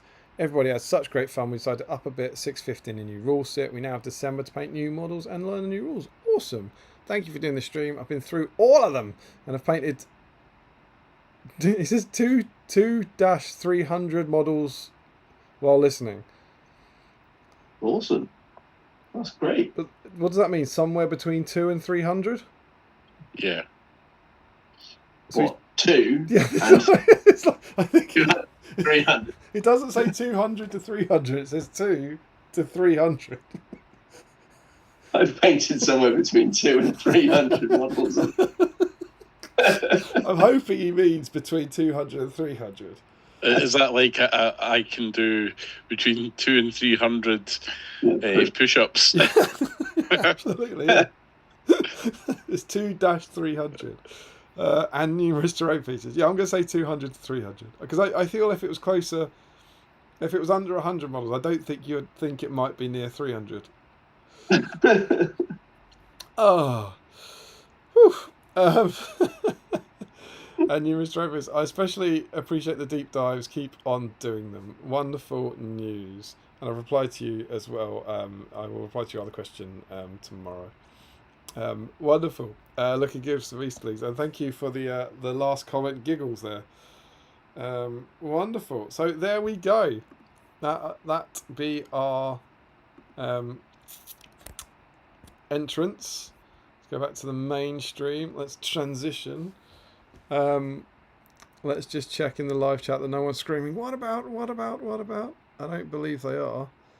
And if one of you fine gents could start catching up on the chat while we... Right, where were we? I was talking about Articon, Sean Clark, Stephen Ryan saying Articon. it, Matt Berry, Joe Holzman. I've got Larry Miller. Was that just mistranslations from Damien and Tom? I'm not entirely sure what he's on about. Joe Holzman at Sean Clark. If that's directed me, I'm bringing the Hill Trolls. Joe's Hill Trolls are very nice. They are If anybody's awesome seen work. them. Joe Holzman, one of my teammates needs Raddy on sleigh for his army though, so I need an appropriately themed dismount for my Raddy Christmas on sleigh. Sean Clark would be disappointed if you weren't, Joe. Joe, Larry probably read someone's translation of SBG. I think Joe telling everybody we're power gamers, that's why we're taking Wraiths on Wings. Absolutely. It's the new meta. Larry, varnish Tom and Raddy from last stream, just need to rim Tom and he's finished. That's Joe, Thursday night. Why am I always getting these helmless helm rimming new content on OnlyFans on Thursday? Larry, if there was only another doubles tournament that ran locally to you and Tom that you could also attend. I know it's obviously the Strider Cup he's talking about. The problem is, mate, it's the weekend after Articon, isn't it? That's the honest thing. Like, it's very, very hard for me to go away for 5 days and then come home and say to Emma, you know what I should do? I should go away for 3 days again. I do wish I do look at it. I look at the date every time. It's just too hard to sell, man. I'm sorry. Joe, I'm bringing Army of Erebor to an event 2 weeks after Articon. I imagine my list is less competitive than yours, though, Chris. Don't know. It's just worse. A goat rider and some heroes. I don't think you can do much different in the list. Larry, can we persuade Damien to drop whatever he's planning and go for Erkers? What's it? Articon. Sadly, you're not allowed Legacy unless I was it's tempted, wasn't I? Chaos and Ardor. Chris will know this. One of my earlier things was a Berserker Horde, even without the Ferals of Berserker Horde, but I think it works at 600 or 800. It doesn't work at 7 for the captain and stuff. Yeah, Master Isengard's quite strong with Berserker spam. Joe, I love the idea of bringing that list that just so Faramir can spaff all of Boz's might. Yeah, Denethor does not approve. Larry, is the silver thing behind Mark of Swords? Yes. Yes. You wouldn't believe whose sword it is. It's Faramir's. It's mine. That was a Christmas present, wasn't it? It was for my good wife. Good wife Goldbrew. That's it. It's my rubbish wife. Got one of each. Yeah?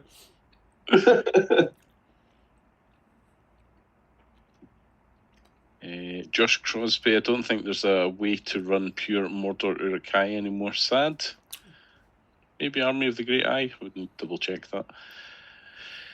Twinkle Cave, finally able to join live again. These issues were some of my favourite, particularly the Glorfindel and Radagast issues.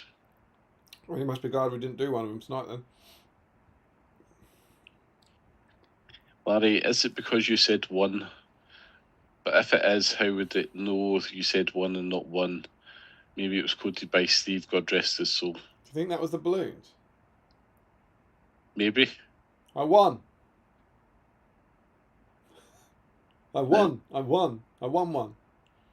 I can do that. Yeah. Joe Holzman, so you'd fix the game. Not sure. Can Mark and Chris try thumbs up, see if the fireworks work? No. No fireworks for you. Only I can be in charge of fireworks. We're not wizards. I feel like I could put the fireworks. Drunk on the power. Team at Tiberius, evening all. No painting tonight as I'm setting up for a Star Wars Legion event for tomorrow, but happy to have caught the end. Good luck for that. Joe, yes, I was fuming. I refreshed it and I wasn't there. Refreshed it again and it's been up for 2 minutes. That must be the start of the posts. Larry, I just used contrast for most of mine, being all big blocks of one colour. It went very quickly. The only non-contrast bits were the spots on the shrooms that I did an extra highlight on the hat as I felt it wasn't pink enough. I never paint eyes either. They tend to just look a bit too big to me. Joe, I always paint eyes except for when I don't. That's a good rule to live by. Josh Crosby, Coke tastes different in the USA. Better. Yes, did take up most of my suitcase. Larry, I don't know if I've ever mentioned this, but I shudder any time I think of Twinkies. That's a nice jacket, Damien. Oh, I just thought it was appropriate for... See, you went to all that effort and you could have just put a Zoom call up. Didn't need to build a board. Let's have a Zoom call at the background. That's next year sorted. Do the entire thing via Zoom. Larry's not a fan of Twinkies. Sean Clark, it's a kingfisher feather. Ah, clever. From Tom Bombadil Goes Boating. Larry just realised I can use Tom to cross off the longer than a year square. Congratulations. That's on BSIME. He was primed and ready for painting back in the East Grinstead days. Oh, lovely. That's a lot longer than a year. If anyone doesn't know, we have our own Battle Streams Middle Earth bingo. It's on our Facebook page. You can go and get the PDF. Fill it in. Fun for all the community. It was tropical juice Larry's drinking. Fanta's only if I've been to a fast food place. Sure, we couldn't have possibly known that you'd been to a fast food place, could we? We've got a Larry fun fact. Brace yourselves. Right. Those M&S red and black gums were bought en route to some doubles tournament to eat as a snack during the day, which I then forgot about. I think Then fun found the captain last time I thing was hosting thinking they were one of the licorices you gave me, then checked across the room when I realised they weren't. What is happening? Don't know what's happening, Larry. Sorry, you. Hang on. You found them when you were hosting, thinking they were licorice. Then, when you realised they weren't licorice, you threw them across the room. Not the wrong way around. Like why? Yeah, but whichever way around it is, why? They're not rats. Although, of course, if it was a rat, you'd probably eat it. But what? What? Stop trying to think of logic with Larry. Yeah, That this is realised true. madness. Dave Walker, yo, just got home, half cut. I hope you had a good stream. Sounds like you've had a good night. I say, Chris, that was a particularly street yo you just spat out Don't sound too surprised. there. Hey, Larry, it's alright. Get a photo with Bombadil next to it for scale. I think that's Yes. Mark's friend. Larry, no, just mushrooms. It's done the jump. There we go. Joe, he couldn't get to the Prancing Pony tonight, so Chris bought a can to him. I think that's in reference to my Tom Bombadil post on a beer can. Yeah. Joe Holtzman only twice. Email was hyphenated, then truncated because people are too lazy to put the hyphen in. Joe Holtzman, vlog was never hyphenated, it's always been vlog. We've watched you do less interesting things before. That's, you've seen my hobby vlogs. I've not seen your hobby vlog, but I've seen your hobby vlog. Sorry, yeah, can't believe it. So I mean, when J-Mac's doing any vlogging, I'm going to have to go vlogging in these videos. Joe Holzman, that's how I'd write it. Well, it's not, I'd say 2 to CCC. It's about the 2 to 300. All right, yeah. Sure. Larry, it was about Mark being a big Gondor player. Cool. Joe, mine's different. Larry, that's a good excuse, but what about when it used to be in September? Oh, it must be the Strider Cup. Yeah, I mean, I don't know. I just He knew just that doesn't like this you, Larry. weekend Just is, deal yeah. with it. Joe, Dane, Thorin, Gimli, Gloin, Norrie, Biffer, Beaufort, and a captain. Okay, you have gone completely different for Army of Erebor. Larry Miller doesn't create I Need a Wraith. That's true. Larry Miller, because I didn't need them for that stream. You were there. You didn't question it. Also, me asking what was happening was when Mark was trying to load the thing. That was about the translation thing, and So that's about his, does us caught up. that's his black and red gums, because I didn't need them for that stream, so he threw them away. Like, never hand that man a live animal, right? Or a bait. Like, worst case scenario, he'll eat it. Best case scenario, he'll throw it into a wall because he doesn't need it. Wonderful. Well, we have got 20 Tom Bombadils. A nice round number. So well done. 20 people are out, and there's still 21 of you watching. So I wonder if it's That the is 20 between 2 and 300. I wonder if it's the 21 people who painted Tom Bombadil are still watching. And two of them are here. There's a 1 in 10 chance the host is going to win. That's pretty exciting. That is exciting. I'm delighted that 20 people around the world painted Tom Bombadil with us tonight. I thought it'd be higher. I thought even based on the chat and even based on the comments, I thought it was going to be higher. But 20 is pretty cool for an incredibly unique niche piece. And I love that. Quite a few of them got finished as well. Yeah. I absolutely love. There are 20 Bombadils out there. 21 if you include mine. That are they're going to be out there in the world. And so, I'm going to see this hot pack of Wanderers dice. Look at this cheeky 5. This 5 has selected itself, I think. I think so. Not that it can obviously be used at the first time of asking. So we are going to give a Wanderers in the Wild Articon 2005 dice, its first roll tonight, live on the internet. So let's head over to Dicecam. It's not Dicecam, that's Mark.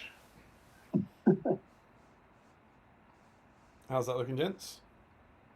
Glorious. Wonderful. Remember, you are playing for this bad boy, the black Battlestreams in Middle Earth dice. Not only rolls a 1, that game has still ended exactly when you needed it. That evil roll off against an elf blade has still gone your way. What a dice. It's really not showing up today, is it? Well, there we go. So, we have 20 entries. So, we have a 7, a 7, and a 6. So, what I'm going to do is give the 6 to the middle this time.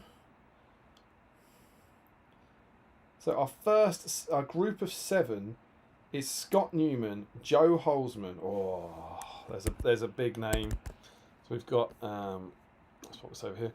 We have our 5 dice Holzman enters the arena fresh from his dice win. Oh, I thought Joe won one recently. Maybe I was thinking of Ashley Fisher. Joe Holzman is fresh from his dice win on stream 103. Sorry, Joe. He's quite fresh after that, yeah. I think he's recovered. Way to kick him, man. 5 dice Holzman is in.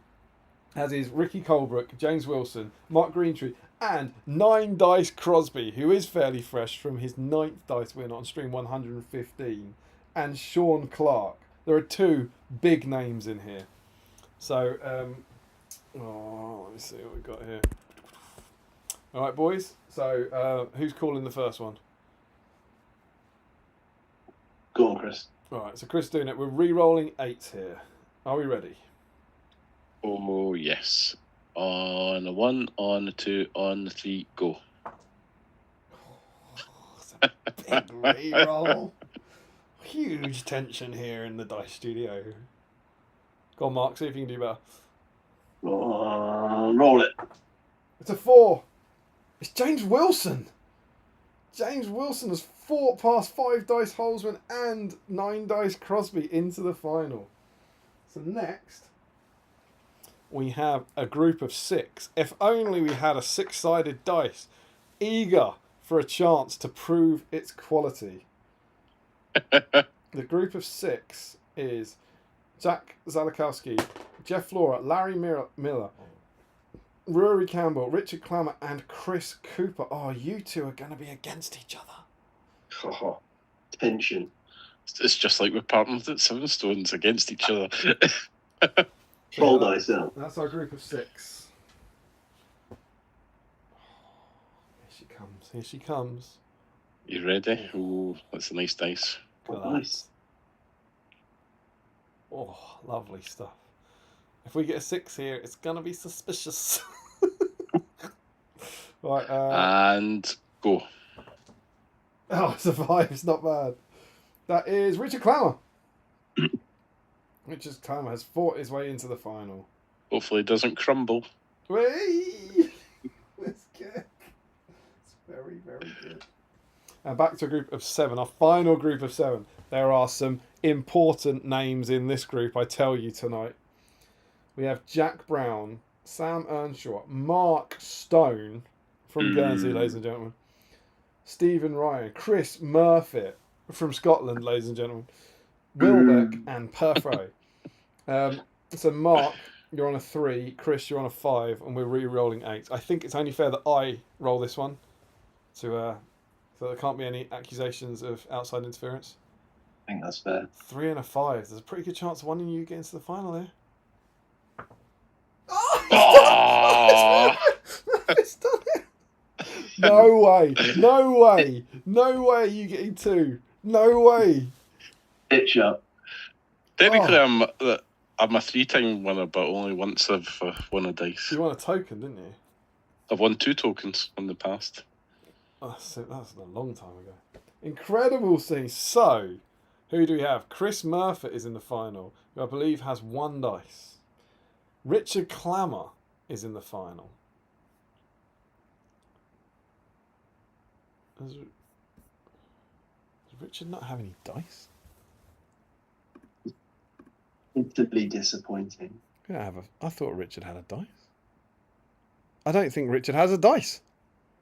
We have a potential for a first-time winner with all his nachos. He's a long-time BSIMer. And James Wilson does not have a dice. I'm looking forward to crushing their hopes. I think you've suddenly become the least popular entrant on here, Chris, if I'm honest. There's no suddenly. James Wilson to win his first die. Also, I'm just saying, James became a patron about 2 weeks ago. So, and oh look, he's into the final. Look at that for you. Look what can happen to you if you just pay me money regularly. James Wilson, Richard Clammer, and Chris Murphy. Oh, right. I think, Mark, you're going to have to call this because Chris can't be involved. We're going to use the Wanderers dice, right? It's going to make me sad. So it's a one. It's a one. Oh, go on, get your partner a dice. You can't lose. You can't lose because if you don't get your partner a dice, then what you're going to do is make someone's happy dream come true. You're going to get James or Richard are going to win their first ever dice. That is true. So All right, let's do James this. is on a 1 or a 2, Richard is on a 3 or a 4, and Chris is on a 5 or 6. And we're about to learn a hell of a lot about. I've been taken out of this game, putting a 5 or 6 with the Wanderers dice. You know. First to 3 is ever. All right, roll it. Oh, Richard Clammer takes an early lead. Roll it. Oh, Richard Clammer takes the second one. Richard Clammer has moved to match point straight away. Crumble everywhere over Clammer floors right now. There's nachos, there's Gondor scenery. He's jumping up and down on Unicorn Shadowfax. Can he get over the line? Or can Wilson and Murphy forge a comeback? Let it go. Oh, he's done it in 3! He's done it straight. It's unbelievable. And good news, guys, our dice are bloody awful. I told you I was done out of it by being put in position 5 or 6. That is incredible scenes. I always say it's been a while, but I don't really remember. Maybe it's not been a while and I just forget every time it happens. But it feels like it's been a while that someone has won in straights, I think. Richard Clammer wins his first dice. I'm just seeing the comments. There's some good ones. The slammer. Clammer the slammer, get clammed.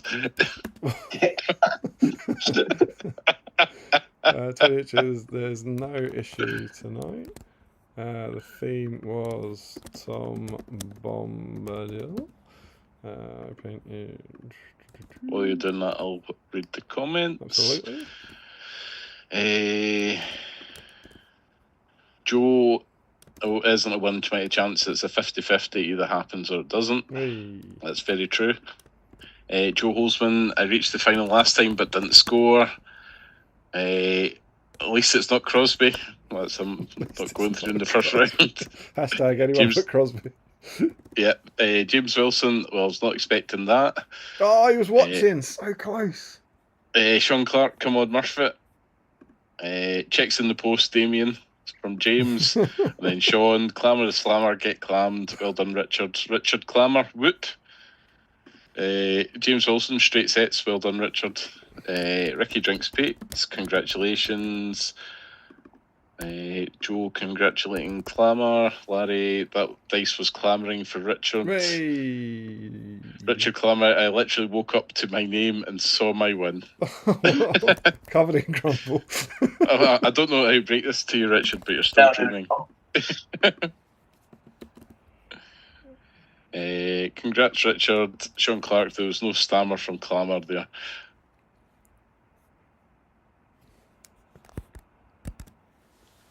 And that's it. Incredible scene. Also, another special congratulations are in order tonight. I know we talk about Josh Crosby having reached 9 dice. Mark Stone has reached 5 guest host streams tonight. About that. No one else is on 4, my friend. You are desperate for the camera. Not me, he's the one that keeps asking to come back on again. And you might be on the next one if the plan continues, aren't you? But there we go, Richard. Congratulations. I think a very worthy winner. I would have been happy to see it. Like, James has been part of the community for ages. Rich has been part of the community for ages. Richard's there, I mean, almost every week Yeah, you've got a dice. You've got a dice. I know. But as someone, Wow. I do like You spent it. the last however many hours helping him out, and like, nah, I didn't see one to win. Screw I do you. like it when kind of long-standing BSIMers get their dice. They're rewarded for their patience, and he's always there as Richard. He's always in the thread. He's always got his nachos. He's always on theme. You know, I think it's been a long time coming. I don't know how many finals, but it's well deserved there. I think. Remember, Richard was one who went to Paris with his missus and went to the Games Workshop to buy some models to paint in Paris. I think to be on theme, and I think you can see here all the years of hard work have really paid off for him. You know? Finally all the hours in the gym, all the crumbles, all the nachos, all the painted models have all led to the black dice. It's absolutely wonderful. So there we go. Dare I celebrate with a fourth crumble? I think you should, my friend. I think you should. Joe Holmes says, "Are we going to get a narcissometer for BSIME hosts?" That article, maybe. So there we go. Wow, 5.5 hours. It's 1:30 in the morning. Incredible scenes. Gentlemen, have you enjoyed yourselves? Been great. Yes. I've had a blast. Yeah, it's been good fun. It looks like it.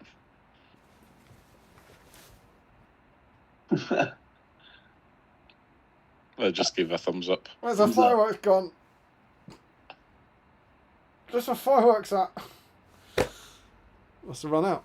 But yeah, I think an alarmingly Middle-earth filled stream tonight, don't you think? Like It was.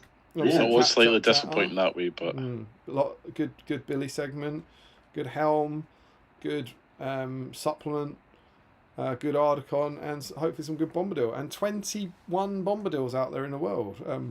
Incredible scenes. Next up, not next weekend. I don't actually know. Possibly the weekend after, or the one after that. It'll be issue 80. It'll be part 2 of Tom Bombadil Celebration. We'll be looking at this issue. Fog on the Barrow Downs. You can make Tom, Goldberry, Barrow Whites, or any of the 4 hobbits. I'd like to see some paralysed hobbits. Are you gents likely to be on stream for any of that? On theme even? I do have some paralysed hobbits that I have never touched. Oh, you wouldn't, would you? Why would you possibly paint them? Do you know why you'd paint them? Battle Streams in Middle Earth. I don't think I've got them. I might be tempted to get Goldberry out, but I think the reality is I'll probably leave Tom as he is now and just try and finish Tom on the next one. That's me. But we'll be having a look at this, and we will be going through Tom's profile and potentially having a look back over Articon, I think. And that's the plan. But yeah, and hopefully, I reckon I'm going to be confident to say by the next stream we're going to have seen another new model. I reckon we would have seen Olwen or we would have seen Freylaf, and I think that would be very exciting. Or some naked hobbits. Naked hobbits at last, finally. James says, "Good night, folks. Enjoy Articon. See you next time." Joe says, "I have the paralysed hobbits. I have another Metal Fellowship set that needs painting." Well, that sounds to me like you need to paint the paralysed hobbits. It'd be very B-sign to ignore them though and dig out the paralysed ones. See? That's how you do it. Gents, anything else from you? No. Just remains for me to say a huge thank you to Chris and Mark for stepping in hosting. Incredible work as always. Wondrous for life. I cannot wait to hang out with you for 4 glorious days of nerding over the weekend. And I hope to see lots of B-Simers at Articon. Yes, hang out and come and say hi, and we'll get some B-Sime pictures and stuff. It'll be really cool. But yes, thank you as ever. If you haven't done so already, please hit subscribe and please consider joining our Patreon scheme down below. If you have enjoyed what we're doing here on the channel and you want to join the coolest community of nerds in all the world, it would be awesome to have you in. Beyond that, be safe. It's peace. Oh, that's a great sign off. I should have worked that out 5.5 years ago. We sound like be safe, be something, and BSIME. That's brilliant. What would the middle one be? Be sexy. Be good. It needs to be an S. Be safe, be sexy, and BSIME.